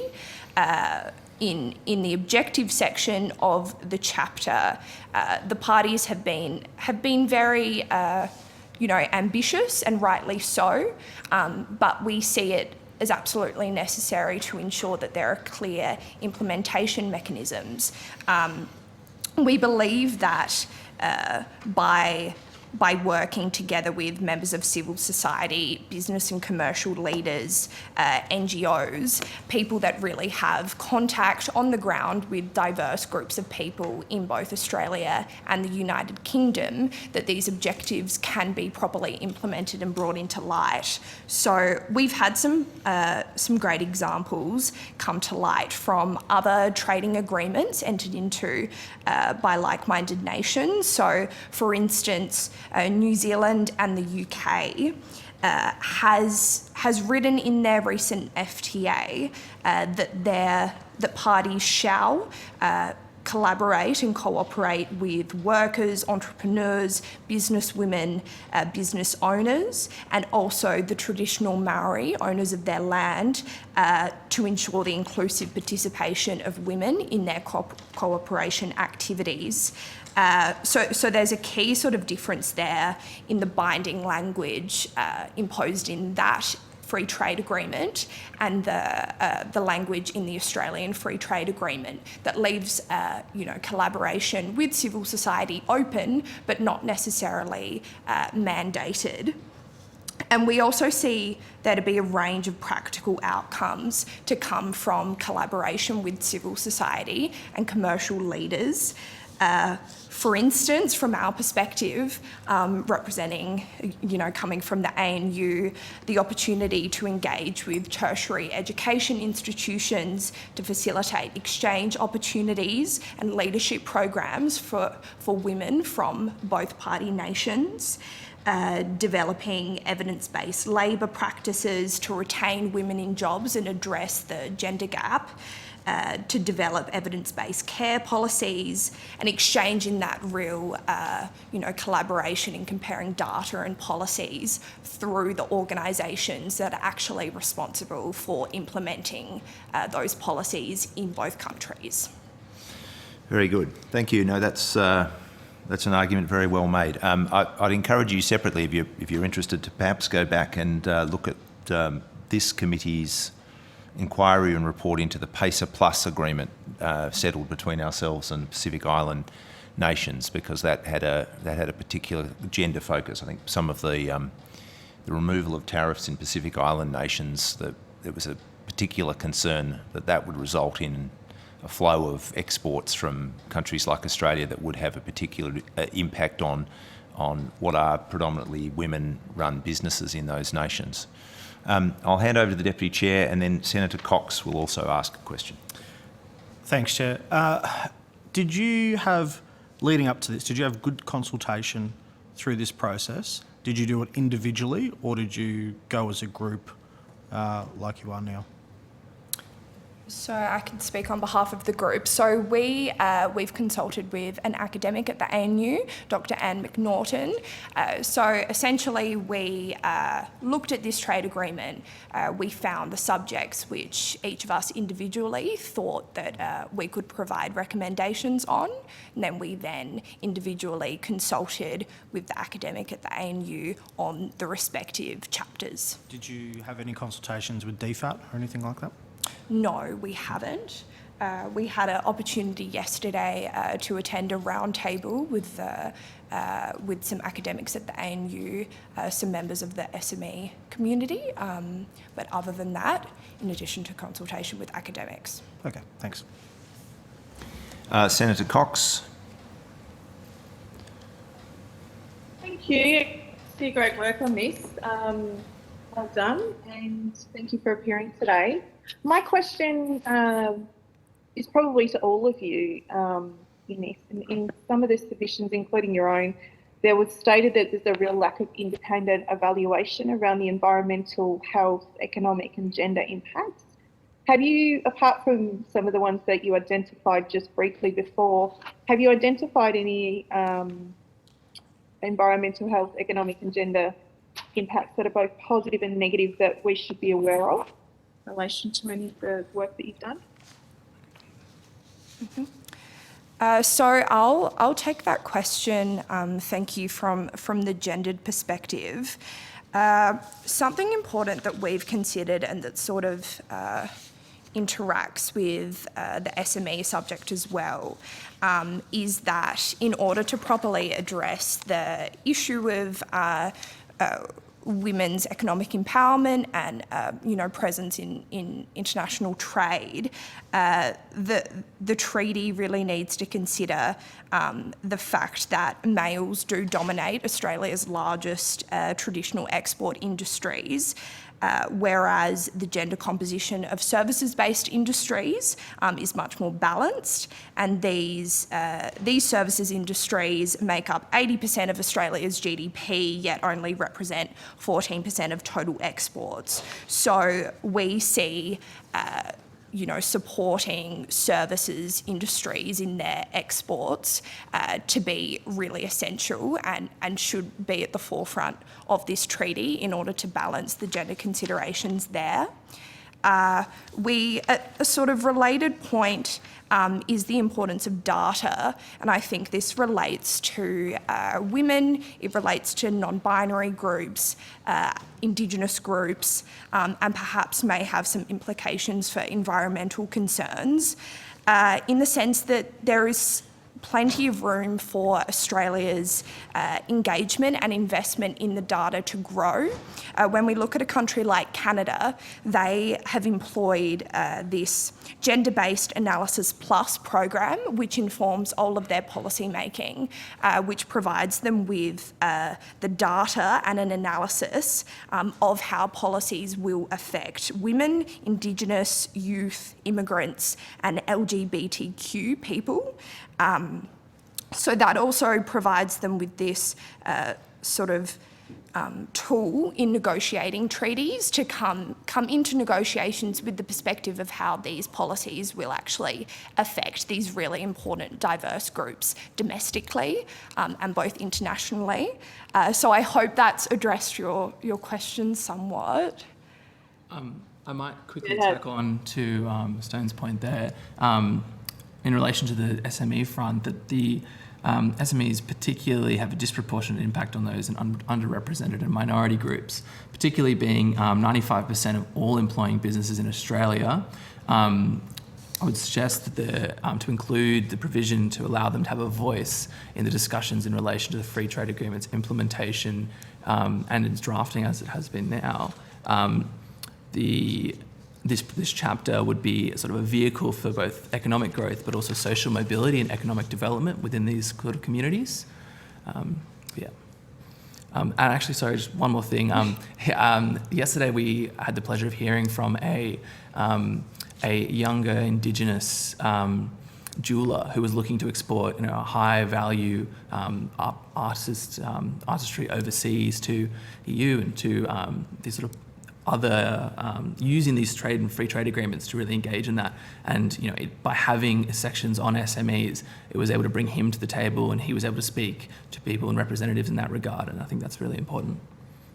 And Senator, I'll just make another quick point, which just may be of interest to the committee, that in the New Zealand and UK FTA, in Article 30.8, they've created an inclusive trade subcommittee, which essentially is aimed at implementing their chapters on SMEs, on gender equality, on Maori trade, and on trade and development. So it allows that subcommittee to sort of specifically address the issue of trade and diversity, and ensures that those chapters won't be forgotten in the wider approach to the treaty.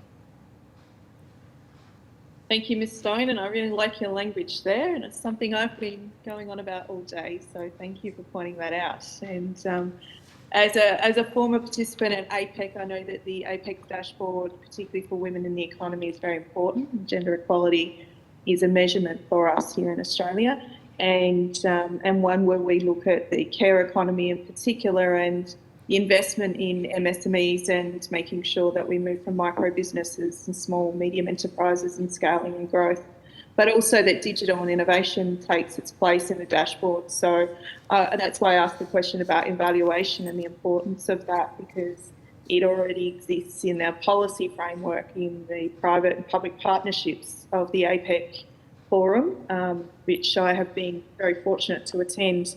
But I'm really grateful for your work, and particularly one of the things is that it's not legally binding currently in the chapter, and that's been pointed out through one of our other submissions. So I take all your points on notice, and thank you for your work on this. It's been great. Thank you, Chair. Thank you, Senator Cox. That's well said. And thank you, Ms Stone, Mr Kite and Mr Tripathi, for your attendance here today and for taking the time to have an interest in Australia's trade relations and come and give us the benefit of the hard work that you've done and put together so well. If you have been asked to provide any additional information, would you please forward it to the Secretary within 7 working days? As stated in my opening remarks, it's the responsibility of witnesses to meet this deadline in a timely manner. I don't think you have been asked, so don't regard that as being some sort of onerous burden on you. You'll be sent a copy of the transcript of your evidence when it becomes available and have an opportunity to request corrections to transcription errors. But otherwise, thanks again for coming and presenting to us today. Thank you very much. Thank you.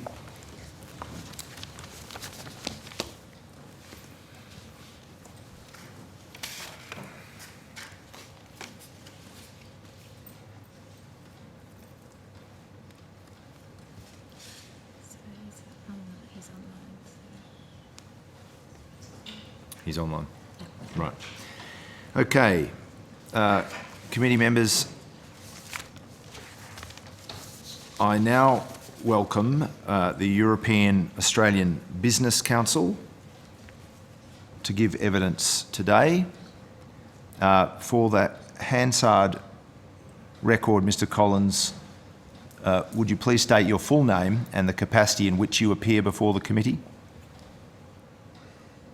Thank you, Chair and members of the committee. Jason Collins, I'm the Chief Executive of the European Australian Business Council. Thank you. Although the committee doesn't require you to give evidence under oath, I should advise you this hearing is a legal proceeding of the Parliament and therefore has the same standing as proceedings of the respective houses. The giving of false or misleading evidence is a serious matter and may be regarded as a contempt of Parliament. The evidence given today will be recorded by Hansard and attracts parliamentary privilege. I invite you to make a brief opening statement before we proceed to committee questions and discussion. Well, thank you once again, Chair, and to members of the committee for the opportunity to give evidence this afternoon. The Europe-Australia Business Council covers the economic relationship with Australia and Europe as a whole. Of course, the UK geographically remains a key part of that and a particular area of focus for the Australia-Europe economic relationship. Of course, in recent years, that has been challenged by the ongoing and unfolding evolution of Brexit and what this will mean in terms of the relationship between the UK and the EU. And of course, members would be aware that there is currently a negotiation advancing rapidly on an Australia-EU free trade agreement, which we also support. There is certainly no zero sum when it comes to the UK and Europe overall. The economic relationship between Australia and the UK is profound. It continues to evolve and relevant, and even more so, arguably, given the threats that we see geopolitically. So, as an organisation, we've strongly supported the conclusion of this FTA and strongly support the negotiated outcome. The areas which are often raised by our members in terms of the ability for companies to move across borders to seize and work with partners in an efficient, transparent and accountable way has been safeguarded or been advanced by this FTA. So overall, it's a very, very strong result, particularly for Australia in terms of the market access that has been able to be achieved. The rules and regulations are to ease investment flows between the two economies. It's important to note that whilst it was the case for a very long time that the investment landscape was dominated by the UK into Australia. That remains to a certain extent true, but Australia investment into the UK has been booming over the last 10 to 15 years, where now Australian investment in a foreign direct investment sense is greater Australian capital invested in the UK than UK invested in Australia, which gives you a real sense of the dynamism that exists within the relationship. So the package of outcomes through the FTA, particularly around the movement of people and the opportunities that this will bring both economically but in many, many other respects, is a very, very welcome development. So we have made a submission outlining a number of the reasons. I briefly described a few, but Mr. Chair, if you think it would be more advantageous to actually go into Q&A, very happy to either make more further comment or to leave it to the members. Yeah, no, thank you, Mr. Collins. We're happy to just go into a conversation with you. I'll perhaps just start by, how the EABC is described as a peak member-based association. So how are you actually comprised? Who are your members? Certainly. So our members are a number of different categories. We have very large Australian and European companies as members directly involved in the organisation. We also have within our membership all of the national chambers of commerce representing the bilateral relationship between Australia and the individual countries in Europe. That includes the UK, of course, but it's also the EU member states, 27 countries, also some non-EU, Switzerland being a great example of that. We also work very closely with all of the government agencies, trade promotion agencies, of both European and Australian companies. So we're in very close contact with DFAT Austrade on the Australian side and looking at ways in which we can optimise the conditions by which business can operate across both economies. Okay. Just picking up the point you made before, foreign direct investment from Australia into the UK, it's interesting that we're sort of almost at parity, and I'd be interested, what are what are the kind of categories of investment from the Australian side into the UK that have been the basis of that sort of surge from our sides? And while it's good on the face of it that we're investing in the UK as much as they're investing here, would it be fair to say that, considering the respective size of the economies, that might tell us that UK investment into Australia is a bit underdone? Look, given the size of the numbers, we're talking about the second largest block. We couldn't really call either from the Australian or the UK size underdone in any way. But what we do see is that, and this is where I think it's both important and valuable, that the investment in both directions is going into quite strategically important parts of the economy. It's going into infrastructure. Gatwick Airport is just one example of many of where Australian funds, particularly dominated by the Australian pension funds, are going to build, investing in long-term assets. Long-term investing requires great confidence in the investment partner, the investment destination, and so the basic parameters in terms of good institutions, rule of law, dependability, ability to remedy if there are problems emerge. These are all reasons why the UK and Europe overall has been an increasing destination for Australian capital, which needs to go out of the country because the Australian economy can't absorb the sheer volume of that's in our pension system. Mm. So it's a lot of it's the sort of the success and the size of the Australian sort of superannuation saving pool that is leading to those to what are predominantly infrastructure investments in the UK. Absolutely, and given that by necessity, of course, investments of pension funds need to be made in areas that are going to both attract a return but also are going to be reasonably secure. This is why well-regulated institutional markets like in the UK and Europe and other parts of the world are increasingly destinations for that Australian capital.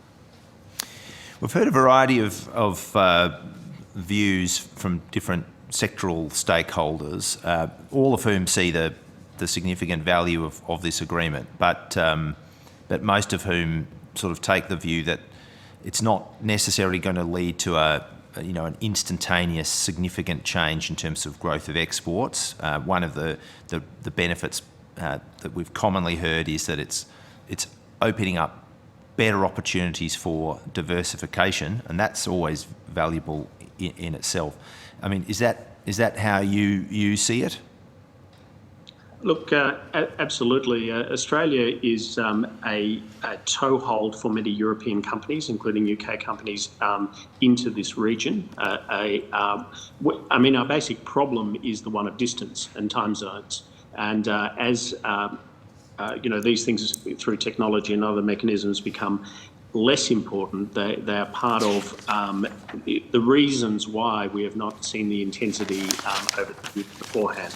So what we're seeing is that whether it be in infrastructure I mentioned, but it's also we've been seeing a surge in investment from the UK in areas such as fintech, and where UK companies are the best in the world in this area. So the more that vehicles like the free trade agreement can optimise conditions, reduce barriers, by no means reducing standards. The last thing any of us want to see is a sort of reduction in standards. What we just see is a greater harmonisation or transparency around how standards are applied. These are vectors for increasing the opportunities on both sides. I note that in your submission you have a sort of a subheading, further clarity during the implementation of the innovation chapter. I mean, the innovation chapter itself is a step forward. It's a novel feature of this trade agreement, but it's true of the innovation chapter as of the stuff on the environment and even gender equality. These are new kind of trade plus types of topics, and it's great to see them in agreements that Australia is making, but they in many cases they leave the sort of the fleshing out of what's to follow to subsequent processes. And I think you make that point in the comments here about the mechanism between UK and Australia, the strategic innovation dialogue. What kind of clarity would you like to see? I mean, what do you think, at its best, what does that strategic innovation dialogue offer, and how should it be sort of structured so that you're getting real, meaningful progress and outcomes rather than perhaps something that just gets together and has a chat once a year? No, absolutely. And as you say, Chair, that it is a welcome development that these trade agreements are going beyond the sort of transactional and going more to how we sort of contribute to the building of the capacity in both sides, both economically, socially, environmentally, and across a whole range of other things. They also help really to bolster a lot of the work that's done internationally through ILO or UN, WTO, whatever the different institutions are. But in terms of innovation chapter, I think what we want to see is the sort of bringing together on both sides of all the relevant actors. We, for example, work very closely with the group of 8 universities because there is a huge amount of potential in a greater intensity of science, research and innovation collaboration between Australia and UK, Australia and Europe as a whole. This is not just around sort of silos, as often happens in Australia and in other places as well, because if we're talking about the sort of productivity enhancing reforms that need to take place, the sort of ecological transition, so much of this requires the adaptation of technology and working across borders to achieve those sorts of outcomes. So what it would look like is scientific organisations, business and industry organisations, government agencies, all working together to define an agenda, working out some pillars of priorities. I know national security is one of those through the AUKUS agreement, and then building an ambitious agenda for that. So I think it's not so much to point out that there is something that's fundamentally wrong, missing, but just simply like to see ambition put behind that to develop a framework for how we drive an agenda cooperation. Sorry, an innovation agenda for cooperation. Okay. Look, there's no doubt we talked to the Minerals Council earlier, and they welcome the reduction of performance requirements that attend investment review decisions. You know, they're happy to see greater freedom from things that once upon a time might have required a company to be headquartered here or to have a certain stipulated proportion of Australian industry participation or IP retention in Australia. Those kinds of things which you can see that they potentially have a domestic national benefit, but they act as barriers to investment in some cases.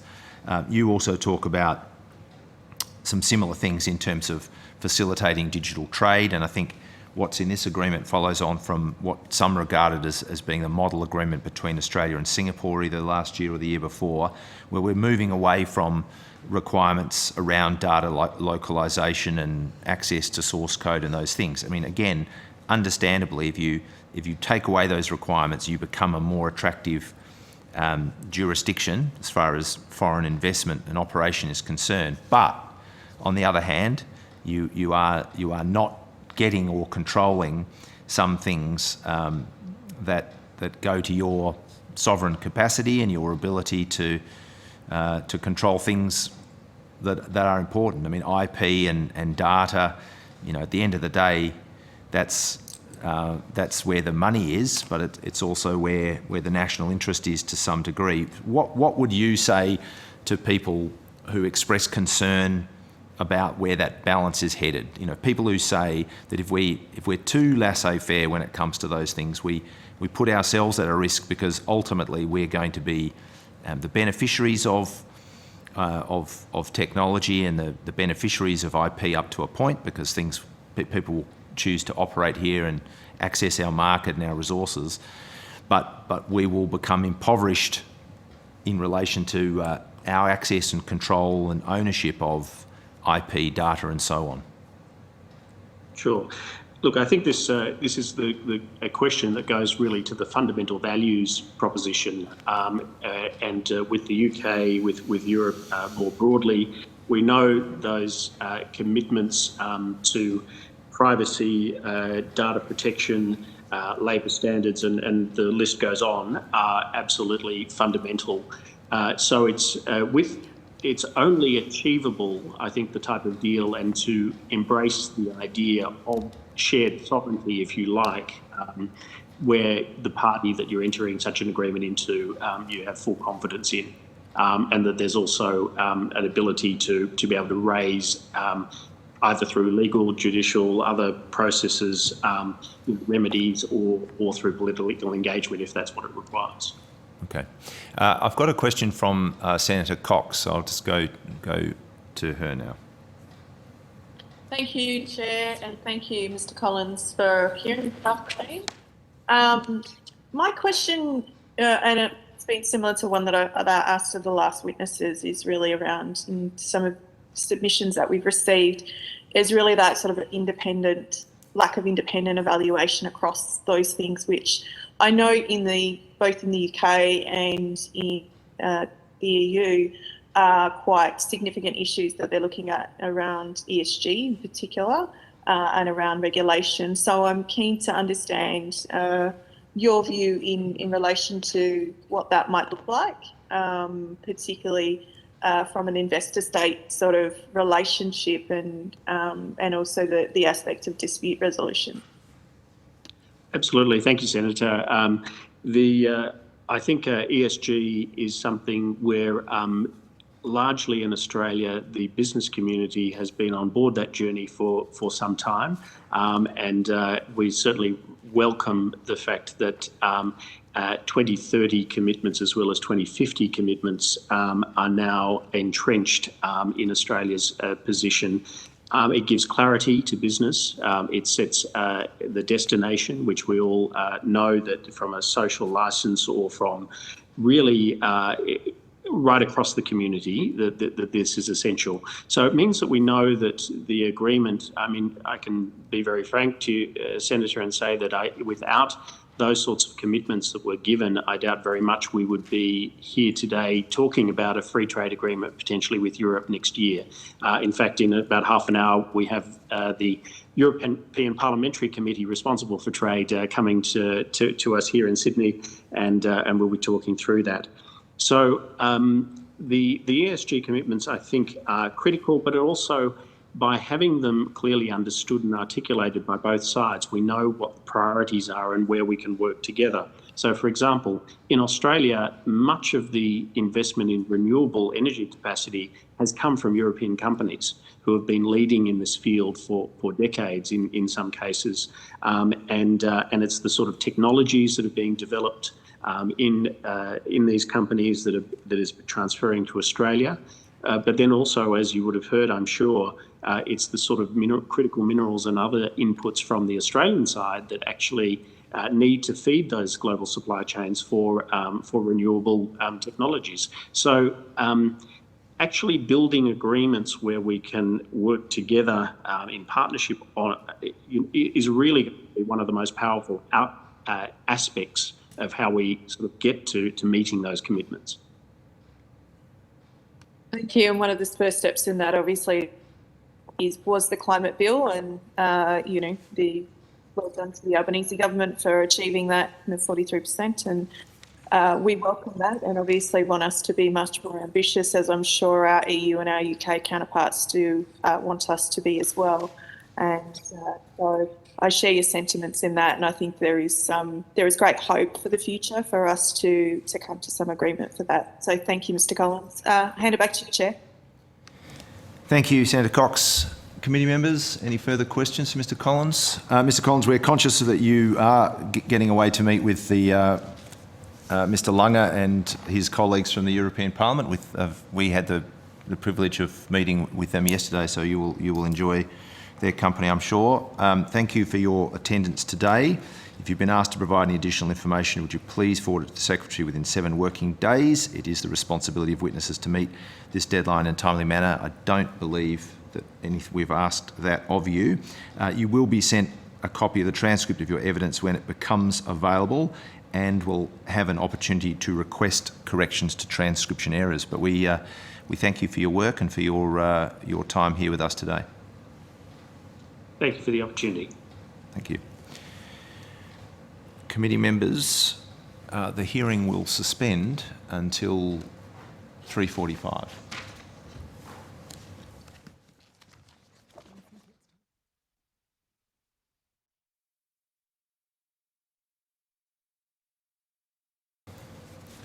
And I welcome Warren Smith from the Maritime Union of Australia to give evidence today.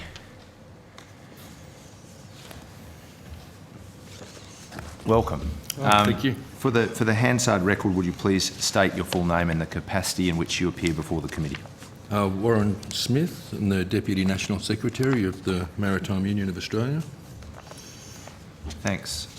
Warren, although the committee does not require you to give evidence under oath, I should advise you that this hearing is a legal proceeding of the Parliament and therefore has the same standing as proceedings of the respective houses. The giving of false or misleading evidence is a serious matter and may be regarded as a contempt of Parliament. The evidence you give today will be recorded by Hansard and attracts parliamentary privilege. I now invite you to make a brief opening statement before we proceed to discussion. Well, thank you, Chair.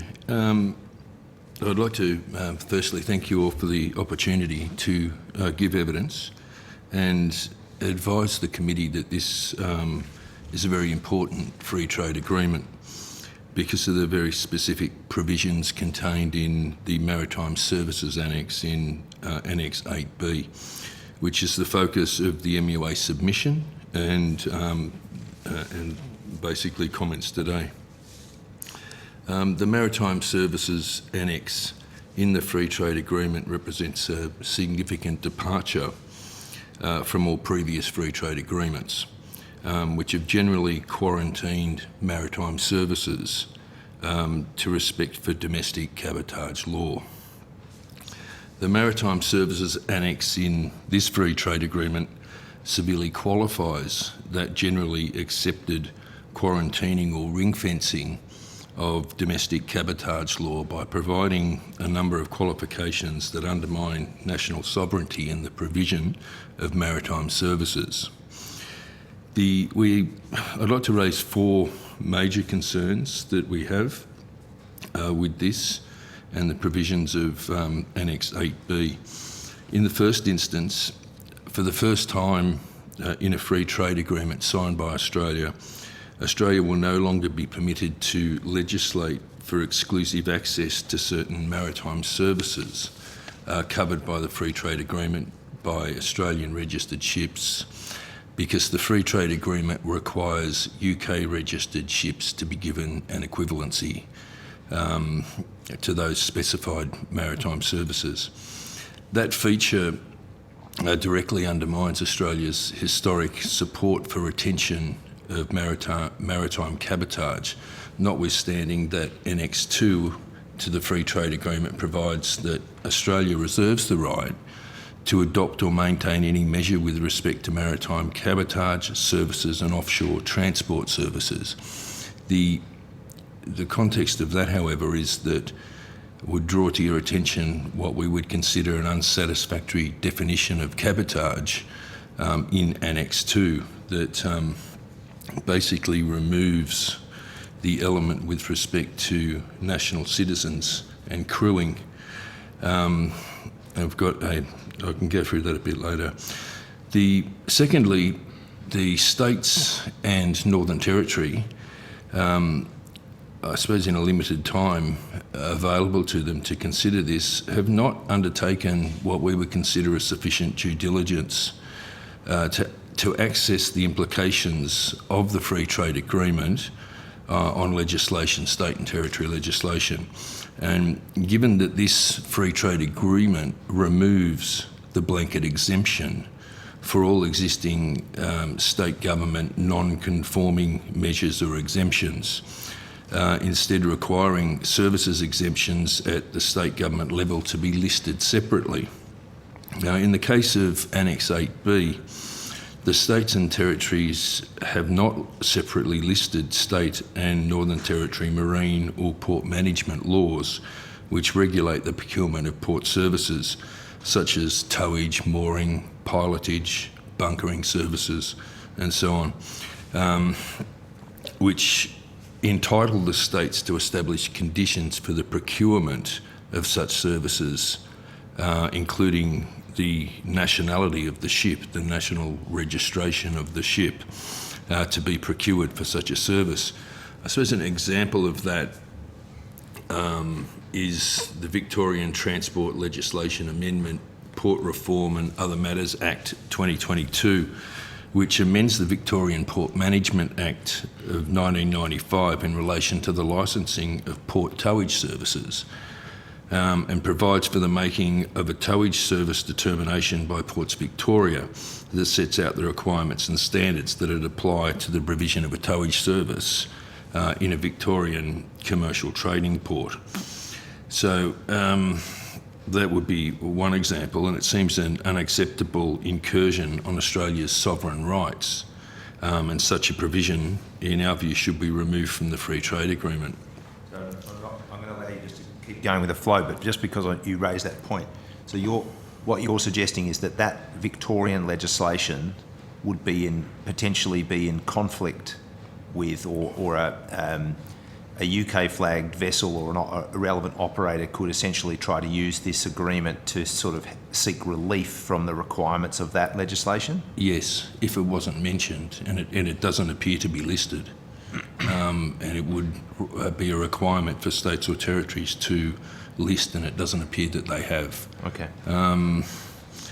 Thirdly, the Maritime Services Annex explicitly prohibits either Australian or the UK from adopting or maintaining a measure that requires all or part of any international cargo to be transported exclusively by vessels registered in that party or owned or controlled by nationals of that party.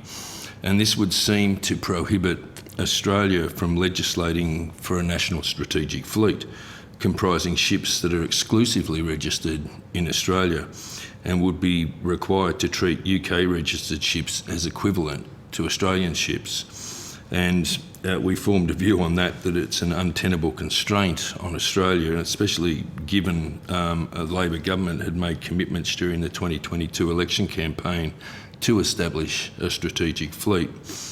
And fourth, by explicitly prohibiting either Australia or the UK from adopting or maintaining cargo sharing arrangements with a non-party concerning maritime transport services, including liner trade, it appears to prohibit required reform of Part 10 of the Competition and Consumer Act, reform that is being currently proposed by both the ACCC and the Productivity Commission. To that extent, where cargo sharing arrangements remain exempted, the Competition and Consumer Act's anti-cartel provisions would only apply to UK ships, and ships from other nations could not be exempted from anti-cartel provisions of the Consumer and Competition Act in relation to cargo sharing. So given these provisions, we'd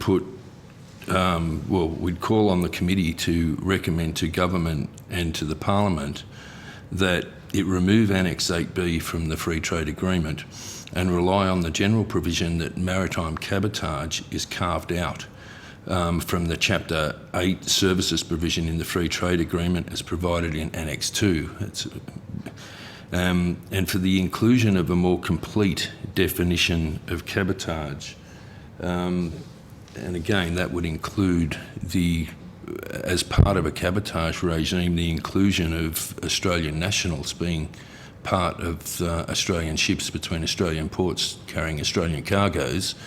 We would have always considered and were of the view that cabotage has always included those things carried by Australian citizens between those ports, and that DFAT be required to confer again with the states and Northern Territory to ensure, I suppose, the listing of those potential services which have maybe excluded, which I gave the example in Victoria, There's probably others as there's moves in Western Australia to develop state-based shipping. There's moves in Queensland to do the same by those both state governments. Thank you, Chair. Thank you, Mr. Smith. I mean, one of the things that I think we should all have recognised with concern in recent years, which frankly I don't know why it should have been the circumstance of the pandemic that allowed us to see this, because it's blindingly obvious, but certainly we've had reason again to see that the vulnerability of Australia with respect to our understandable reliance on shipping as an island continent, and therefore our interest in sovereign shipping capability, which is not just Australian flagged ships, but probably more importantly Australian seafarers. At the same time, where we've got to, a complete absence of Australian owned and controlled shipping fleet. Just to confirm, your view is that under Annex 2 there's a sort of a general carve out for cabotage. The problem in this case is that you then have a definition of cabotage included. Yes, that's correct. That is unhelpful, because it doesn't refer to Australian seafarers. Yeah, basically the aspect of the proposition that is in our submission was that for the purposes of the entry, cabotage is defined as the reservation for Australian registered ships crewed by Australian nationals in the transportation of passengers or goods between a port located in Australia and another port located in Australia, and traffic originating and terminating in the same port located in Australia. The significant difference is crewed by Australian nationals.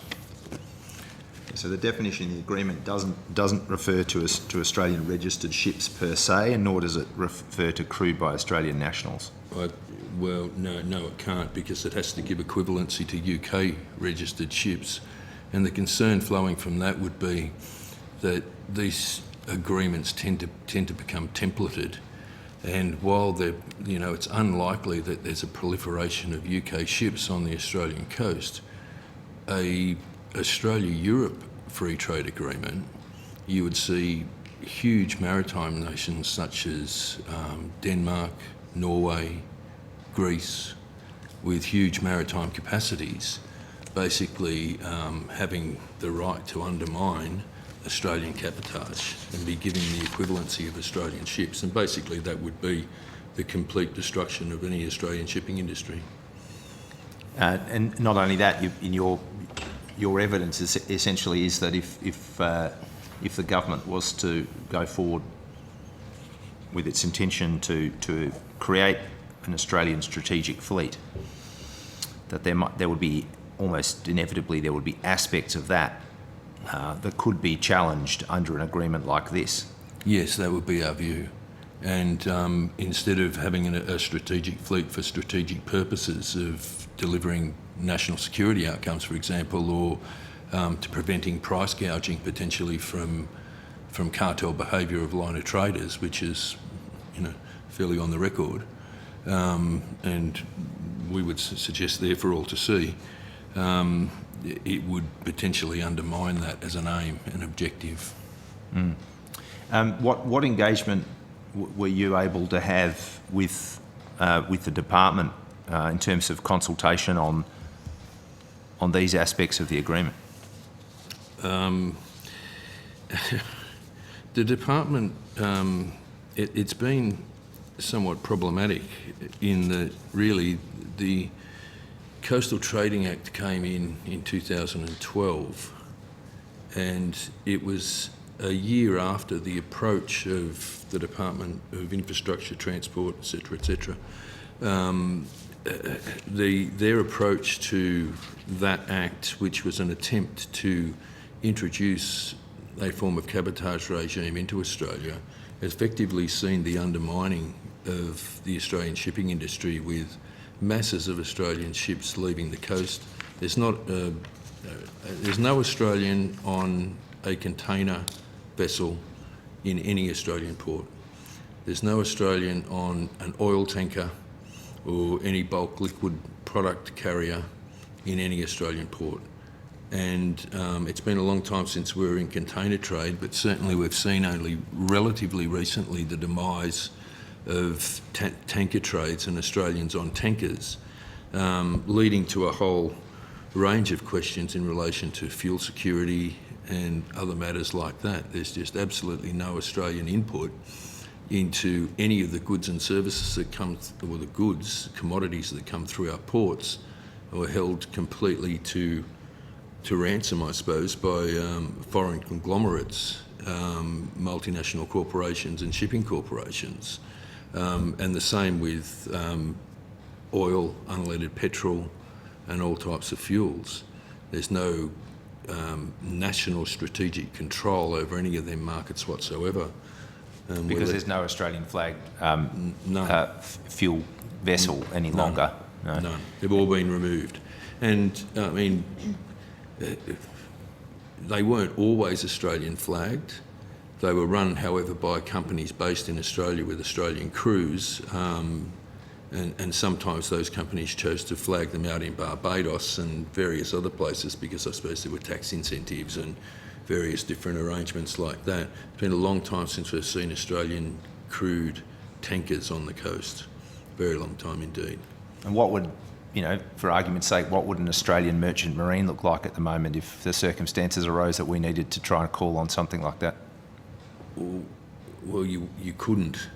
If there was a requirement for Australia for a tanker, you would have to go and buy one or hire one from a corporate entity that would obviously enter into that arrangement on a profit motive, not on a national interest motive. And certainly the Australian government couldn't requisition ships, which I imagine would be possible under an Australian flag, similar to the concept of the Jones Act in the US, where ships have got to be built in the US, crewed in the US, and carry any goods between US ports, but also with the capacity of the US state to be able to requisition and position those ships for strategic purposes at any time. That's absolutely devoid of any capacity in this country, because there are none. And they've been eradicated by really the misuse, we would say, the misuse of the Coastal Trading Act. Okay, Mr. Thompson. Thanks, Chair. Thanks for coming in. I do appreciate it, getting to see people face to face. Generally speaking, does the MUA support FTAs, free trade agreements? In a general sense, no, I would suggest. Okay. Would be general policy, I would say no. You said that the states and the Northern Territory haven't done their due diligence. How long did they have? I think you said or alluded to that they didn't have long to do their due diligence. So how long did they have? It would appear that they didn't have, they had only had a short amount of time from our understanding, but there's certainly none of the listing of, in the Victorian example, whether or not that was looked over or missed out, or, you know, there was a lack of understanding about how that was to be applied, I don't know. Okay, so to your knowledge, that you don't know the time frame? No. Okay. You had, I think, I may have missed it from the Chair's question. Did you have a reasonable time for consultation? I know you said in there you were grateful for your time with officials. Do you felt like they listened? Did you feel like you had substantial time to be able to talk about issues that you've raised here? In a general sense, I would say yes. Yeah. And following what you said before, and correct me, I might not have it, might be wrong. With this FTA, talking about the United Kingdom, your concern is the flow-on effect of potentially what could happen at another FTA around the flags on the ships, who can crew not being Australians, and stopping Denmark, I think you mentioned. Is that right? Yeah, well, yes, that's true, but I would say that it wasn't a question of having no concern over the potential for UK flag vessels to be given equivalency. I mean, corporate entities can move, especially in a multinational sense, from one country to another to take advantage of potential laws. And if something can be registered in the UK for opportunistic purposes and there's a market here, maybe that could occur.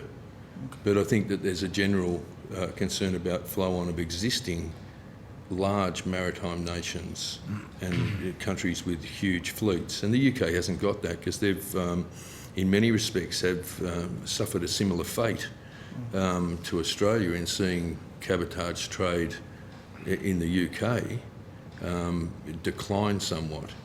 I think there's largely, out of the UK, it's a question of ferries. Most British seafarers are on these days. With the previous government, the previous minister, did you ever, or the MUA ever, raise directly concerns with that minister? I'd have to check. I'm not sure. I would suggest we did. Subsequently, have you then raised it with the new minister, or MUA as an organisation with the new minister or the Prime Minister's office or the Prime Minister? Certainly not with the Prime Minister, as far as I'm aware. Maybe the new minister, but... Probably, yes. Okay, that's all for me. Thanks. Mr Thompson, Mr Burnell. Thanks, Mr Smith. Just in relation to our national strategic fleet capabilities, you mentioned before that we wouldn't have the capacity for petroleum products, but what would our current capacity be? And on reflection, the last time that we had a national stand-up of the merchant fleet, what is that deficit, or what does that deficit look like? From the decline of, I suppose, the sale of A&L, huge.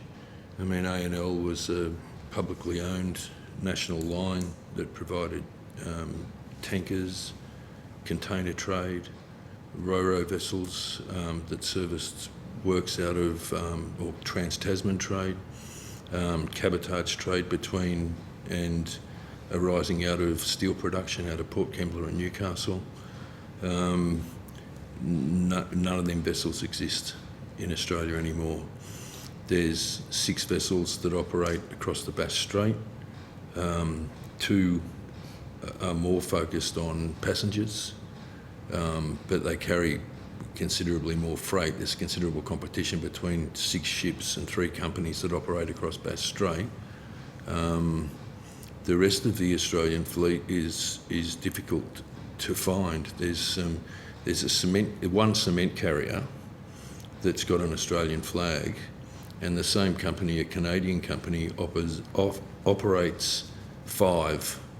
4 of them don't have an Australian flag, and they have foreign crews operating in permanent cabotage trade. And we've seen that occur significantly across most of the trades in Australia.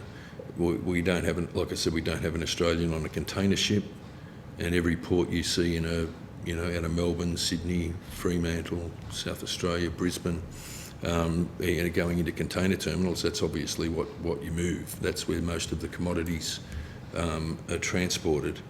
There's not one Australian on any of those vessels. And there's significant power of those liner traders, and we see that through their power on stevedores and their ability to force stevedores into, I suppose, highly competitive arrangements that tend to flow back to labour and also flow to the increase in terminal access charges to the trucking industry, and I suppose higher prices and commodities generally because of that. But overall, there's not much left compared to those days when there was like 100 ships. I think If you look at the Australian General Registry, it might be 13 or 14. There's a few that come and go. There's a number of, I suppose, the biggest growth in shipping has not been in trade. The biggest growth in Australian shipping has been in actually government services. And we've got merchant marine now crewing a number of naval vessels, a number of vessels for Border Force, and a number of one vessel in particular for the Australian Maritime Safety Authority. So that's been the biggest growth in shipping in those areas, and I think that's largely to do with labour supply issues of the Defence Forces and so on, and the fact that merchant crews are significantly smaller and more efficient, quite frankly. Whereas instead of putting, 100 people on a ship, we can crew them with 18. And so that's been favourable from a defence perspective, and very successful from that perspective. But certainly in terms of trading vessels, there's just not much left. There's very minimal around the coast at all. And in terms of supporting a strategic fleet, so our capacity, let's go back to the Second World War. Our capacity where we supported the Navy was quite extensive, where we had flotillas in the way of floating hospitals. We did a lot of munitions supply, etc. So that capacity now, you would say, is next to non-existent on the basis that we might have, if we're lucky, 13 a baker's dozen Australian flagged vessels on our coast. Non-existent. And we've got a long history in Second World War. One in eight Australian seafarers was killed in the Second World War. But I wouldn't just point out the Second World War. I would say the significant maritime assistance given around East Timor at the period of General Cosgrove, where they were recognised for that contribution, maritime contribution in that space. That would largely be impossible now. Thank you. No further questions, Chair. No questions. Thank you, Smith. I mean, that's it's sobering. I mean, but it's not new, unfortunately. That situation with shipping, and I think at the time when we consider the impacts of climate change, disaster and humanitarian relief in our region, and as well as just managing our own interests to be not just an island nation, but a island continent nation, and to only have 10, 11, 12 ships, which are effectively Australian ships, Australian crew. When we've had a big conversation about vulnerability and resilience, sovereign self-sufficiency, it should be a matter of concern. Could I just add that this stuff does arise, and during the bushfires, for example, it was tugboat workers out of Eden where many of the community were sheltered upon those tugs. It was the Sycamore, one of those, Sycamore's a naval training ship. It's a helicopter training ship that's crewed by Merchant Marine.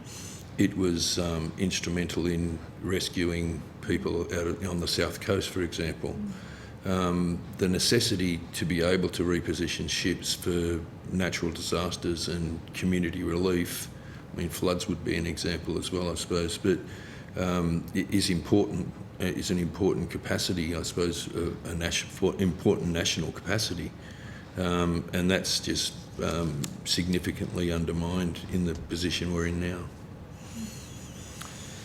Thank you. Well, considering the time, I'll thank you for your evidence and your attendance here today. If you've been asked to provide any additional information, could you please forward to the Secretary within 7 working days? I don't believe you have, but it is the responsibility of witnesses to meet the deadline in a timely manner. If that's the case, you will be sent a copy of the transcript of your evidence when it becomes available, and have the opportunity to request corrections to that transcript. But again, thank you. Thanks to the committee. Thank you very much.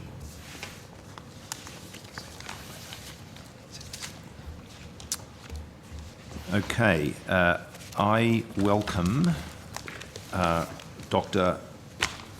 Patricia Ranald from the Australian Fair Trade Investment Network to give evidence today. For the Hansard record, could you please confirm your full name, state your full name and the capacity in which you appear before the committee.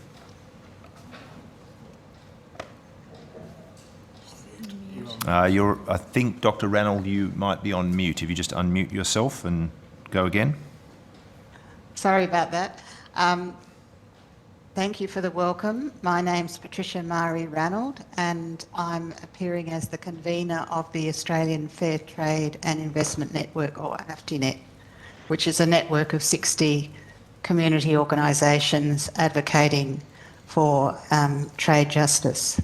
Okay, thank you. The committee doesn't require you to give evidence today under oath, but I should advise you this hearing is a legal proceeding of the Parliament, therefore has the same standing as proceedings of the respective houses, and the giving of false or misleading evidence is a serious matter and may be regarded as a contempt of Parliament. The evidence given today will be recorded by Hansard and attracts parliamentary privilege. I now invite you to make a brief opening statement before we proceed to committee questions and discussion. Thank you. This agreement was negotiated in haste, driven by the UK's desire to secure bilateral trade agreements after Brexit, and also their bid to accede to the Comprehensive and Progressive Agreement for Trans-Pacific Partnership, or the CPTPP. And some areas of it remain uncompleted to be negotiated in future. And we'll mention some of those areas we did in our submission. We made a very long submission and I'm going to concentrate on a few of the main areas in our submission. But I just want to make the point that stakeholder briefings during negotiations were limited because there was no public access to draft texts or to the final agreed text, and there's been no independent assessment of the agreement, as was noted in some of the evidence this morning. We noted all of those points in our submission, which was written before the change of government. And we also are aware that the new government has a policy for a more transparent process, which we hope will be implemented for future agreements. And we think it would be very helpful if the committee made a recommendation to that effect. We want to support policies as the new government has outlined at the Jobs and Skills Summit for strong carbon emissions reduction targets, development of local renewable energy industries, and a national training strategy to increase local skills. And we want to ensure that trade agreements do actually support active government action to reduce carbon emissions with development of local renewable energy industries, including things like processing of critical minerals rather than just exporting them as raw materials, and other low carbon industries, and the use of government special funds which have been foreshadowed to assist those industries. So my summary is going to focus on 7 of our recommendations which are most relevant to these goals. Firstly, we do welcome the fact that investor-state dispute settlement has been excluded from the agreement, but we want to make the point that it also needs to be excluded when the UK joins the CPTPP, because the UK is the second largest investor in Australia and UK companies are the 3rd highest users of ISDS cases, including at least one case against government action recently awarding $365 million to a company, Rockhopper, because Italy had to pay them that amount because they regulated offshore oil drilling. It would therefore be inconsistent and risky for ISDS to apply for the government if the UK joins the CPTPP, and we have proposed a solution which is a simple solution of a side letter modelled on the side letter between Australia and New Zealand, which should exclude both governments from applying ISDS in the CPTPP.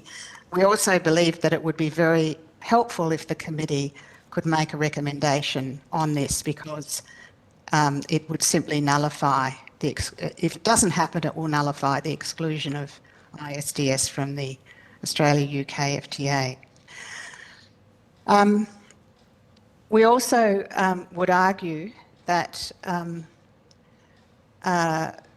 we have some issues with the structure of the investment and trade in services chapter because they do include all investment and services and freeze existing existing regulation at current levels unless there are specific exemptions, and they only allow increased regulations for those specific exemptions. Now, in the CPTPP and the RCEP, these chapters have a blanket exemption for all state government existing regulation at state government level. But the UK FTA has a different structure where instead of having a blanket exemption for state government regulation, it actually requires state governments to list all regulation which they wish to be exempted. Now, we are concerned that given the haste of the agreement, that this needs to be reviewed because there could be some regulation which is important, particularly for local industry development, which has not been properly exempted. We're also concerned because it has been foreshadowed in the agreement that there will be further negotiations to remove state government level exemptions which include things like requirements for senior managers or board members to reside in Australia, require foreign investors to use local technology, etc., and to conduct research and development locally. And we believe that those negotiations which have been foreshadowed should not proceed because they could be detrimental to the kind of local industry development that the government wishes to proceed with. We believe that the government should also retain the exception for Australian crews on coastal shipping, cabotage, which has been discussed by the previous witness. So I won't go into a lot of detail about that, except that we don't see any reason for having Annex 8A, Annex 8B, which seems to qualify that exemption for use of local crews on coastal shipping, or is at least ambiguous and very difficult to understand. But if the intention is to maintain cabotage, then we don't see the reason for including that annex. So we would argue that there should be further consultation with state governments about the government should carefully review with state governments whether everything that has been exempted needs to be exempted. They shouldn't proceed with removing the exemptions about local investment requirements that I just mentioned, and Annex 8B should be removed. On government procurement, the procurement chapter opens up more federal and state government entities to international competition for government procurement and also foreshadows future commitments on local government procurement.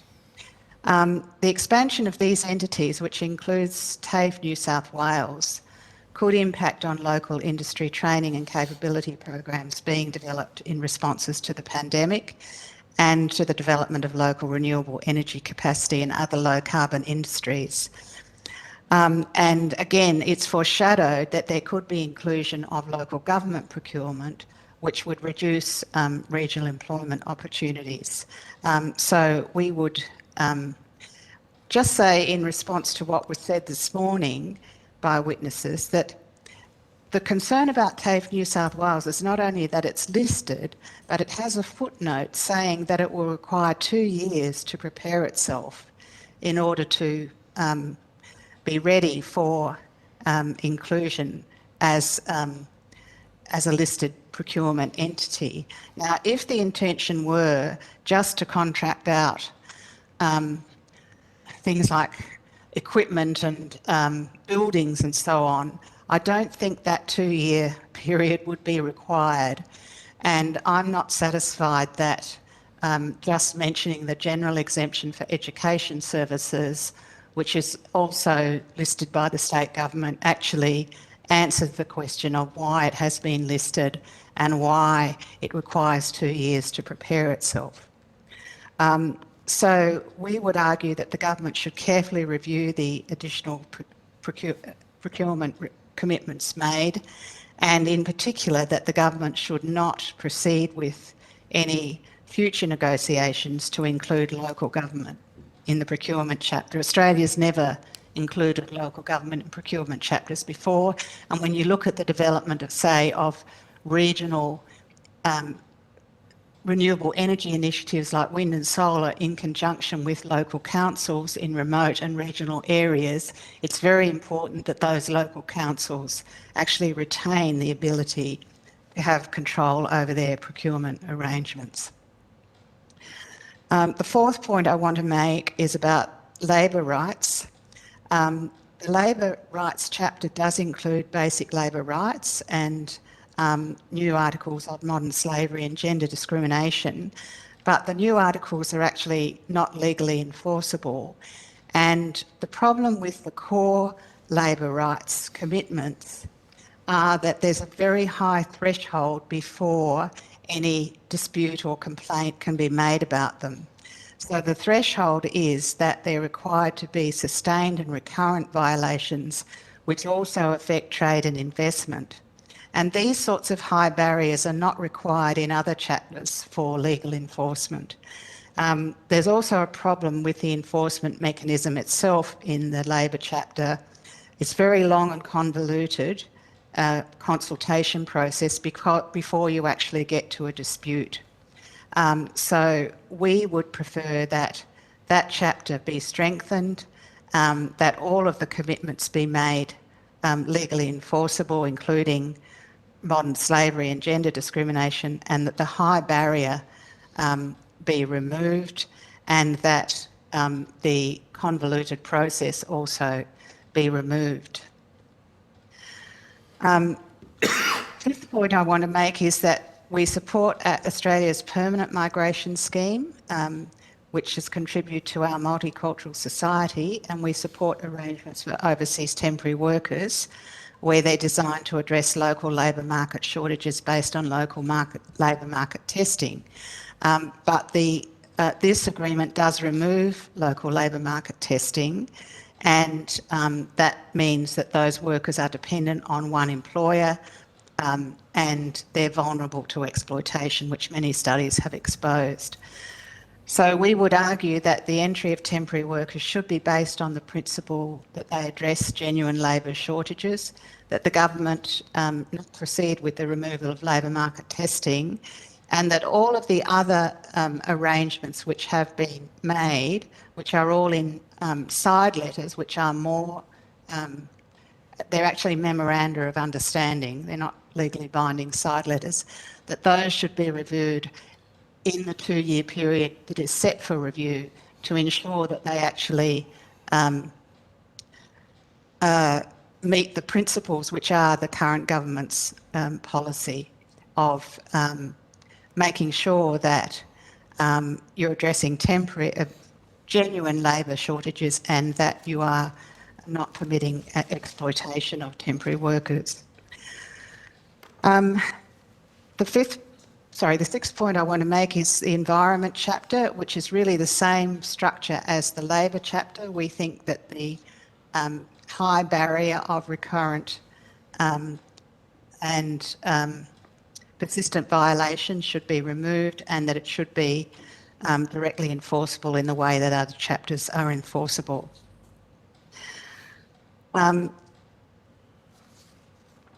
And that the same dispute resolution process that are applied to other chapters should apply to the environment chapter.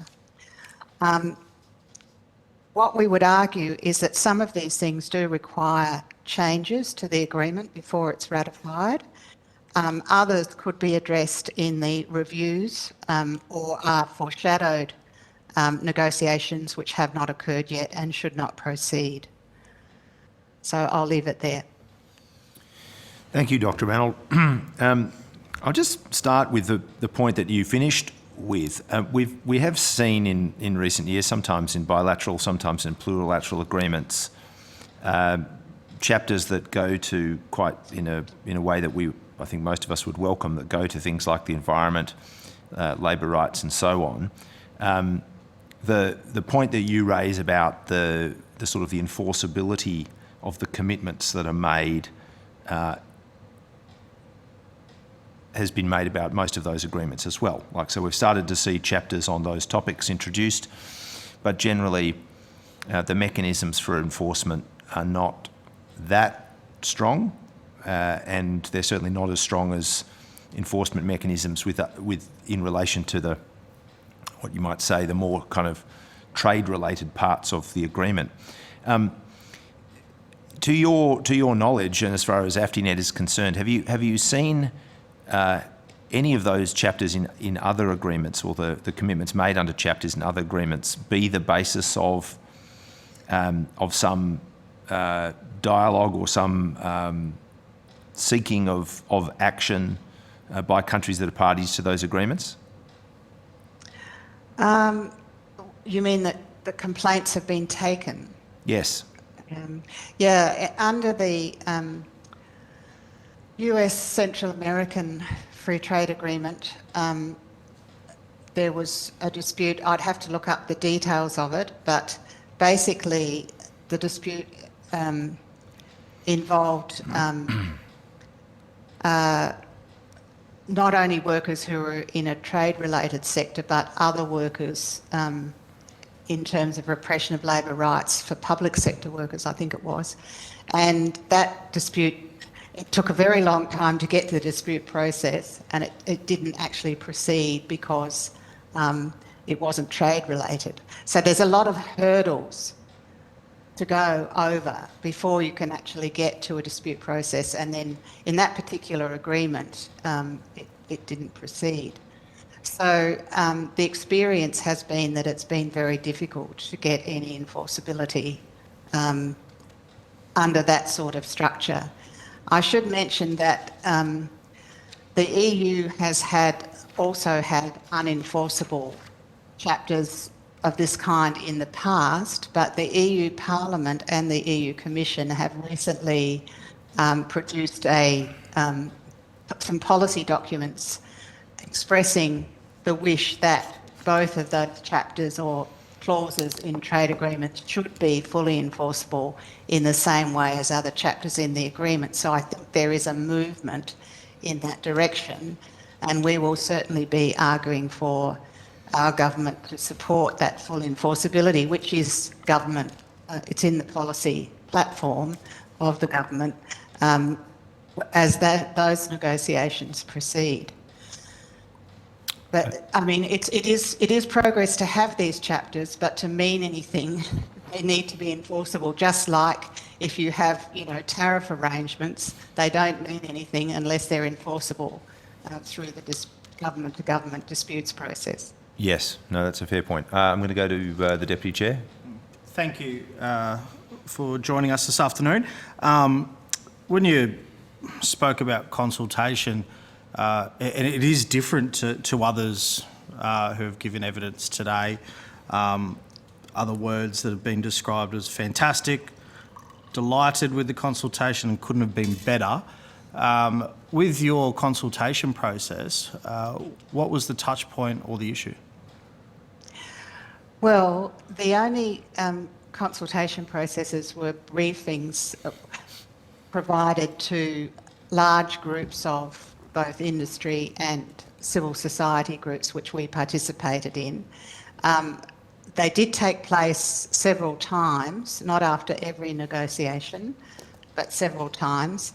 And they were briefings from the negotiators, but they didn't go into the detail of what was actually being discussed in the text. So we weren't aware of all the details of what was in the text until after the agreement was signed and the text was published. Now, it may be that a number of industry groups had more detailed consultation with particular negotiators. We were not offered that, and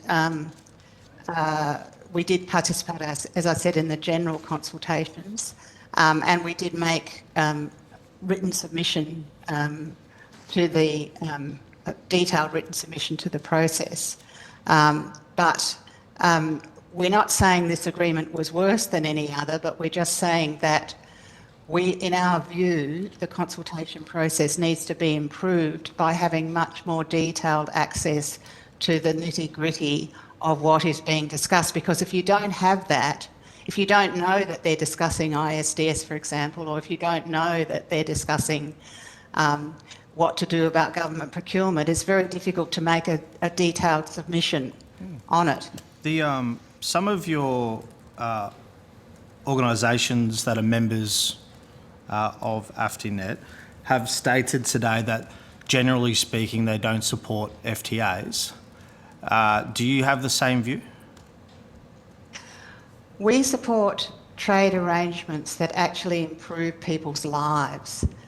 We haven't opposed every trade agreement that Australia's signed or every FTA, but our job is to monitor FTAs for their social impacts.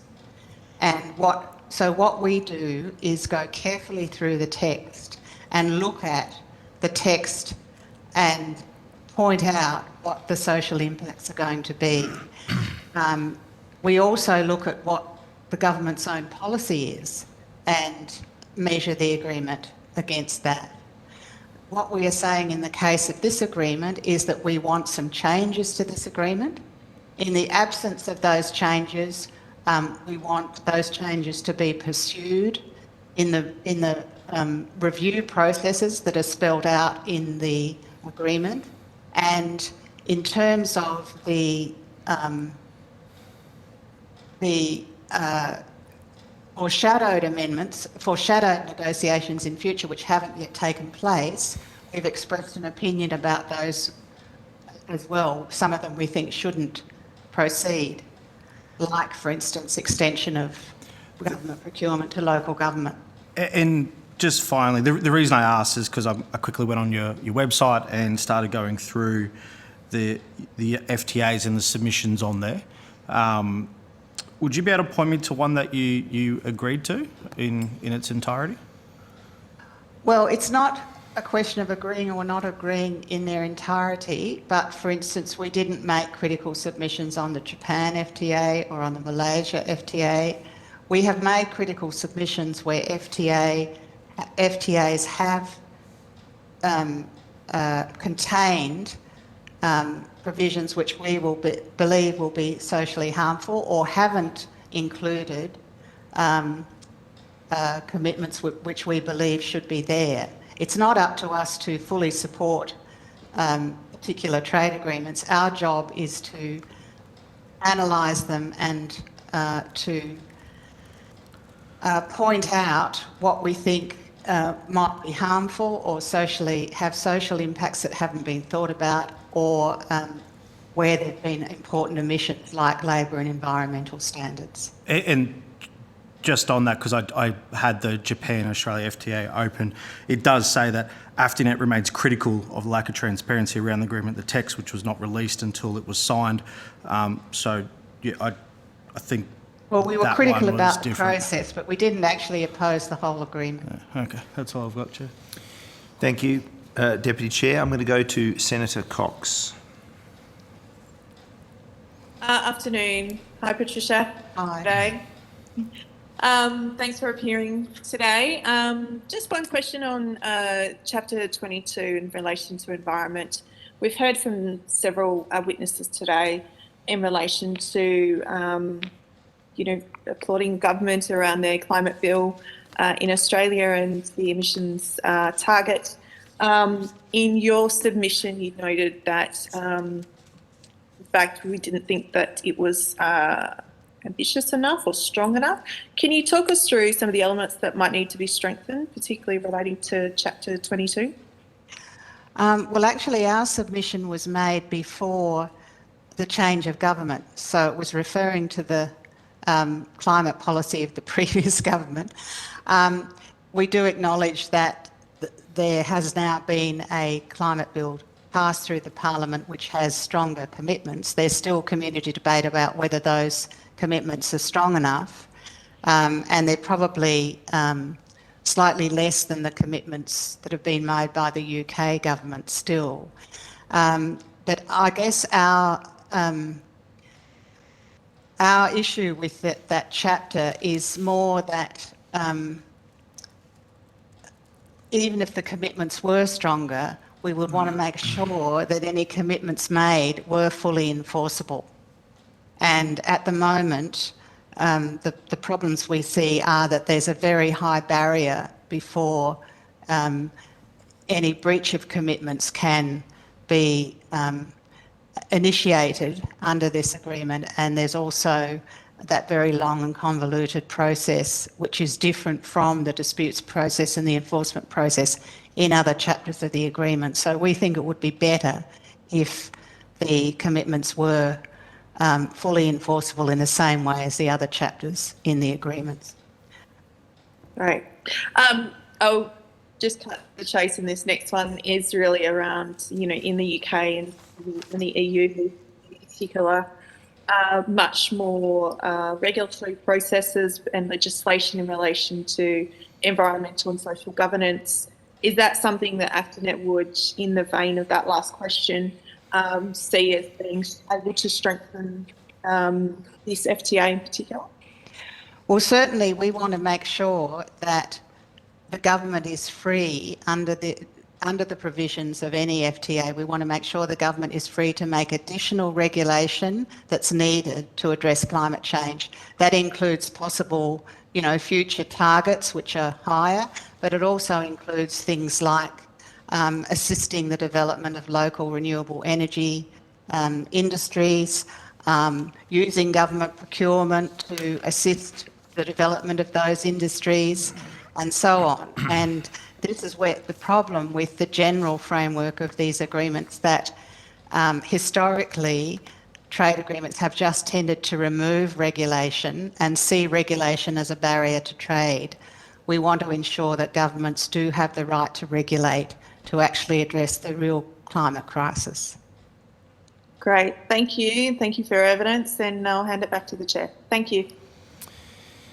Thank you, Senator Cox and Dr. Ranald, for both the submission and the evidence that you've provided today. There's no doubt that AFTNet and yourself personally are right at the top of the list as far as civil society and other participants in the J. Scott process, and we acknowledge that. So I thank you for your attendance today. If you've been asked to provide any additional information, which I don't believe is the case, would you please forward to the Secretary within 7 working days? It is the responsibility of witnesses to meet this deadline in a timely manner. As you will know, you'll be sent a copy of the transcript of your evidence when it becomes available, and will then have an opportunity to request corrections to transcription errors. But otherwise, we again thank you for your submission, and particularly for your appearance today. Thank you very much.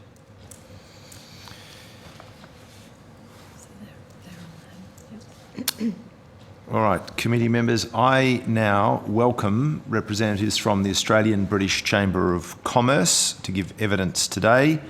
For the Hansard record, can I ask you to please state your full name and the capacity in which you appear before the committee? I'm Andrew Lowe, and I'm the chairman of the Australian British Chamber of Commerce. Thank you, Mr. Lowe. And I think we have Mr. McCready. David McCready. I'm the Chief Executive of the Australian British Chamber of Commerce. Thank you. Although the committee does not require you to give evidence under oath, I should advise you this hearing is a legal proceeding of the Parliament, therefore has the same standing as proceedings of the respective houses. The giving of false or misleading evidence is a serious matter and may be regarded as a contempt of Parliament. The evidence given today will be recorded by Hansard and attracts parliamentary privilege. I invite you to make a brief opening statement before we proceed to questions and committee discussion. So, perhaps I'll start. The Australian British Chamber of Commerce is the leading organisation for companies and other organisations which are involved in trade and investment between Australia and the UK. We have currently 345 members, and they represent in fairly equal tranches small and medium enterprises, larger Australian companies across all of the states of Australia, and also some British organisations who have significant investments in Australia. The ABCC has been a strong proponent of this free trade agreement, and our members are very enthusiastic about it and keen to see it brought into force. Specifically, I'd note we had did a survey to which a majority of our members responded, and 95% of those members believed that the agreement either met or exceeded their expectations. They were particularly focused on the mobility changes, which they believe will fuel business growth, particularly between two countries who have services as such a large component of their economies. And 80% of the businesses believed that there would be some tangible improvement in their ability to trade and to invest between Australia and the UK as a consequence of this FTA coming into force. Very good. Mr. McCready, would you like to make some remarks? No, thank you, Chair. Okay. Well, I'll begin. So you described your 345 members, not just big organisations, SMEs. Are the majority of members Australian companies and organisations? They are. Okay. And the survey that you referred to, is that publicly available? Is that something that you would consider providing to the committee? Yeah, I believe, subject to David McCready's views, I don't see any reason why we shouldn't be able to table that. Yeah, well, obviously that's absolutely not a problem. Yeah, that's at your discretion, but that might be interesting for us to have. It's interesting that you talk about the mobility changes. I mean, that's been a strong theme of the evidence before us, and obviously that does represent some significant movement. When it comes to tariff changes, even though we'll from an Australian point of view, we'll move from 89% of goods that are effectively tariff-free to 99% plus that are tariff-free, and the areas that the UK expects that to work well for in Australia, things like processed foods, agriculture and forestry. But we heard from the National Farmers Federation that they thought that most of the benefits would be in terms of the diversification options available, rather than it necessarily leading to a significant expansion in overall trade. But there were possibly some exceptions to that. I know that the folk from the wine production part of the world are very much looking forward to the opportunities that exist here. But in terms of your membership, I mean, you said that 80% expect some kinds of tangible benefits. Presumably the mobility changes, the labour mobility and movement of people changes is a part of it. But what other kinds of tangible benefits do your members see being derived from this agreement? Yeah, look, as you've noted, within the trade of goods as well, the tariffs, the reduction in tariffs will have a positive impact on all Australian businesses that are exporting, and particularly in certain niches. I think the other thing that the members particularly commented on is some of the provisions around e-invoicing and digital trade.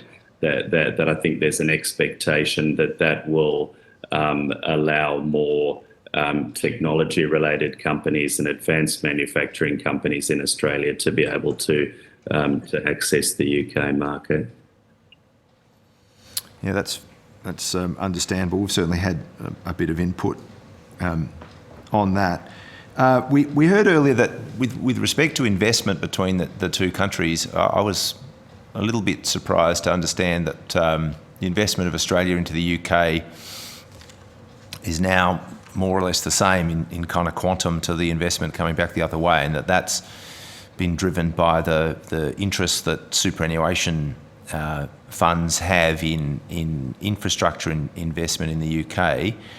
But at the same time, the Minerals Council of Australia talked about how we had lagged behind with the exploration and development of new energy metals, and I would have thought that all things being equal, we would expect a disparity, a larger amount of UK investment here than we would see in investment from Australia into the UK. Do you have a view about that? Yeah, I think as you've noted, the two-way investment flows are very large already, and in fact, the UK continues to be the second largest investor in Australia, notwithstanding some of the growth in other countries investing over time as well. But I think we would have an expectation that because the UK is very focused on clean technologies, building up their battery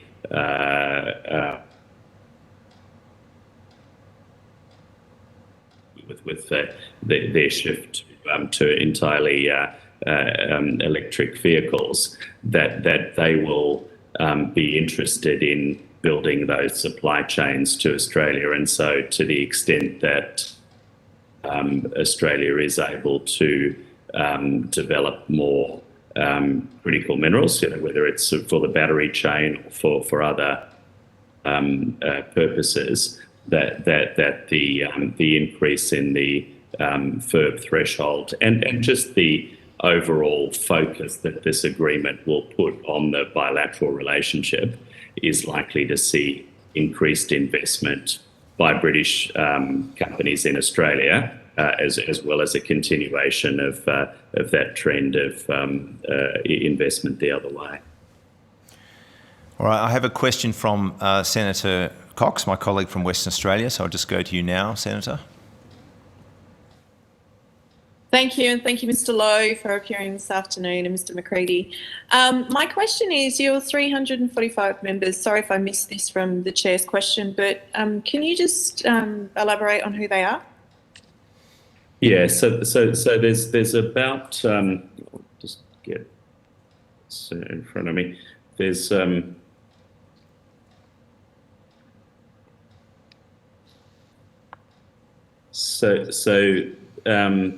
about 100 of them identify as SMEs. There's 125 corporates. We have 26 what we call principal sponsors, who tend to be larger companies. That's the the larger listed companies, and they are overwhelmingly, to the chairman's point, overwhelmingly Australian companies. Although there are some subsidiaries of British organisations that are quite active in Australia. The likes of the HSBCs and BAEs and so on. Okay. And survey that the British Chamber of Commerce have done, the Australian British Chamber of Commerce. Do you know if there's been any engagement directly with, one of the biggest criticisms of this development of this FTA has been consultation. Are you aware of any specific consultation with any of your members? Yeah, no, look, our experience, I would have to say, was much more positive than that. There was over a period of many years discussion. This is obviously something that we've been keen to see happen for a long period of time. And then I think once the UK became in a position that they could enter into negotiations, we've actually had quite frequent interaction from DFAT and the trade negotiators and facilitated. David can probably give the exact number, but we facilitated a number of open discussions for our members and others to be able to provide their input. Okay, so just to clarify that point, did you say that your members in particular had direct conversations with the negotiators through DFAT? Yeah, I think there was public there were public meetings at which people were invited to provide their views. Okay, and just noting that you actually do say that's the role that the Chamber would play on your website, saying that you would have access for your members to chief negotiators from both sides, but also access to ministers from both countries. Is that correct? And that's happened? Yeah, I thought, and ministers have spoken to a broad range of members on occasions and taken questions. Right. Considering there has been lots of criticism from previous witnesses that they in fact haven't been consulted or had direct access to negotiators, particularly on key issues like Indigenous chapters of this free trade agreement. So thank you for clarifying that, Matt. I'll hand it back to you, Chair. Thank you, Senator. I'm going to go to Mr. Pike. Thank you, Chair. My question was on a very similar theme to the Senators in relation to consultation. You've obviously got a very broad membership, and you would have a lot of members, I imagine, who would be consulted not just through your organisation, but through both the UK and the Australian governments directly in relation to these provisions within the FTA. I'd be interested just to get some more commentary from you there in relation to how you felt. The theme of today has been in relation to consultation, and I'd just be keen to get some more commentary from you around what were you happy with the level of consultation? Do you think it was appropriate? And what's been the response from your membership? Was the broad sentiment from your members that in agreement with your position? Yeah. Yes. Yeah. No. Look, I think the broad view of the membership would be that there was an appropriate amount of consultation, and that the views of a broad range of people in the community were taken into account. Obviously every individual member will have their own things that are more or less important, and there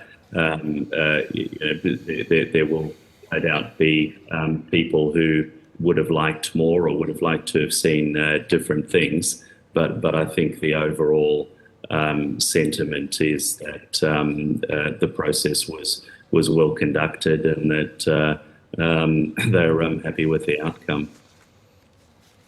Yes, thanks, Mr. Lowen. I appreciate that. These sort of negotiations are often very difficult to consult on, given the nature of these sort of negotiations across two governments. Just a follow-up question in relation to Australia's, obviously being now on the precipice of having an FTA and being one of the first cabs off the rank. I know it was a priority of the UK government to get an agreement with the UK. From the UK with New Zealand, ourselves, and the Americans. I know that they've also got negotiations at the moment with India and Canada and Mexico. Just from your perspective, how much of an advantage is it for Australia that we've got ourselves into this position where we've got an FTA, pretty much ready to go? Yeah. Yeah, look, I think there's no question that being the first cab off the rank and hopefully subject to your process and the processes being undertaken in the UK, coming into force ahead of other agreements is an advantage for Australian business. I mean, obviously we will need to work hard to make sure that the opportunities that result from the agreement are actually taken advantage of. Yeah, and so there's an important stage now of making sure that people understand what's in the FTA and how they can practically take advantage of that to create more opportunities and more jobs for Australian exporters. But there is likely to be a time period where we have an access to the UK market that others don't have, and that's something which is very much to Australia's advantage. Thank you, Chair. Thank you, Mr. Pike. I am interested. We know there was some analysis a few years ago that was looking at the nature of Australia-UK trade, and it made the point that to some degree it was hard to see exactly what the Australia-UK trade picture was, because at that stage the UK was a bit of a gateway into the EU. Now, obviously we're pursuing an agreement with the EU itself. What's your view of how the value of this agreement might be affected if and when an agreement with the EU is reached? Do you think it's likely that some of the things, say from the agricultural sector point of view, that we're looking forward to in relation to the UK could be sort of overtaken by other kinds of access to the EU down the track?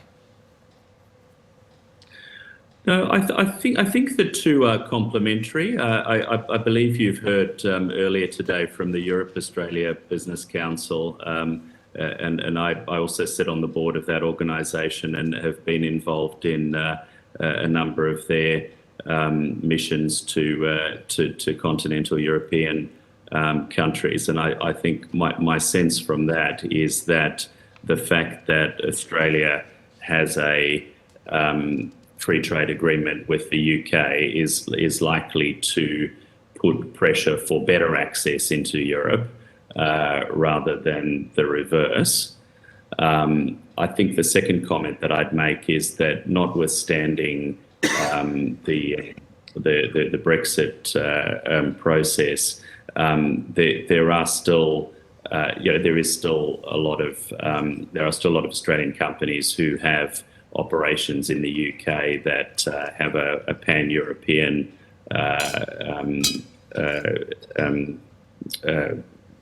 mission or involved in pan-European activities, and so the notion of Britain as an access point to Europe is probably less than it was, and doesn't apply in all sectors because of changes in regulation.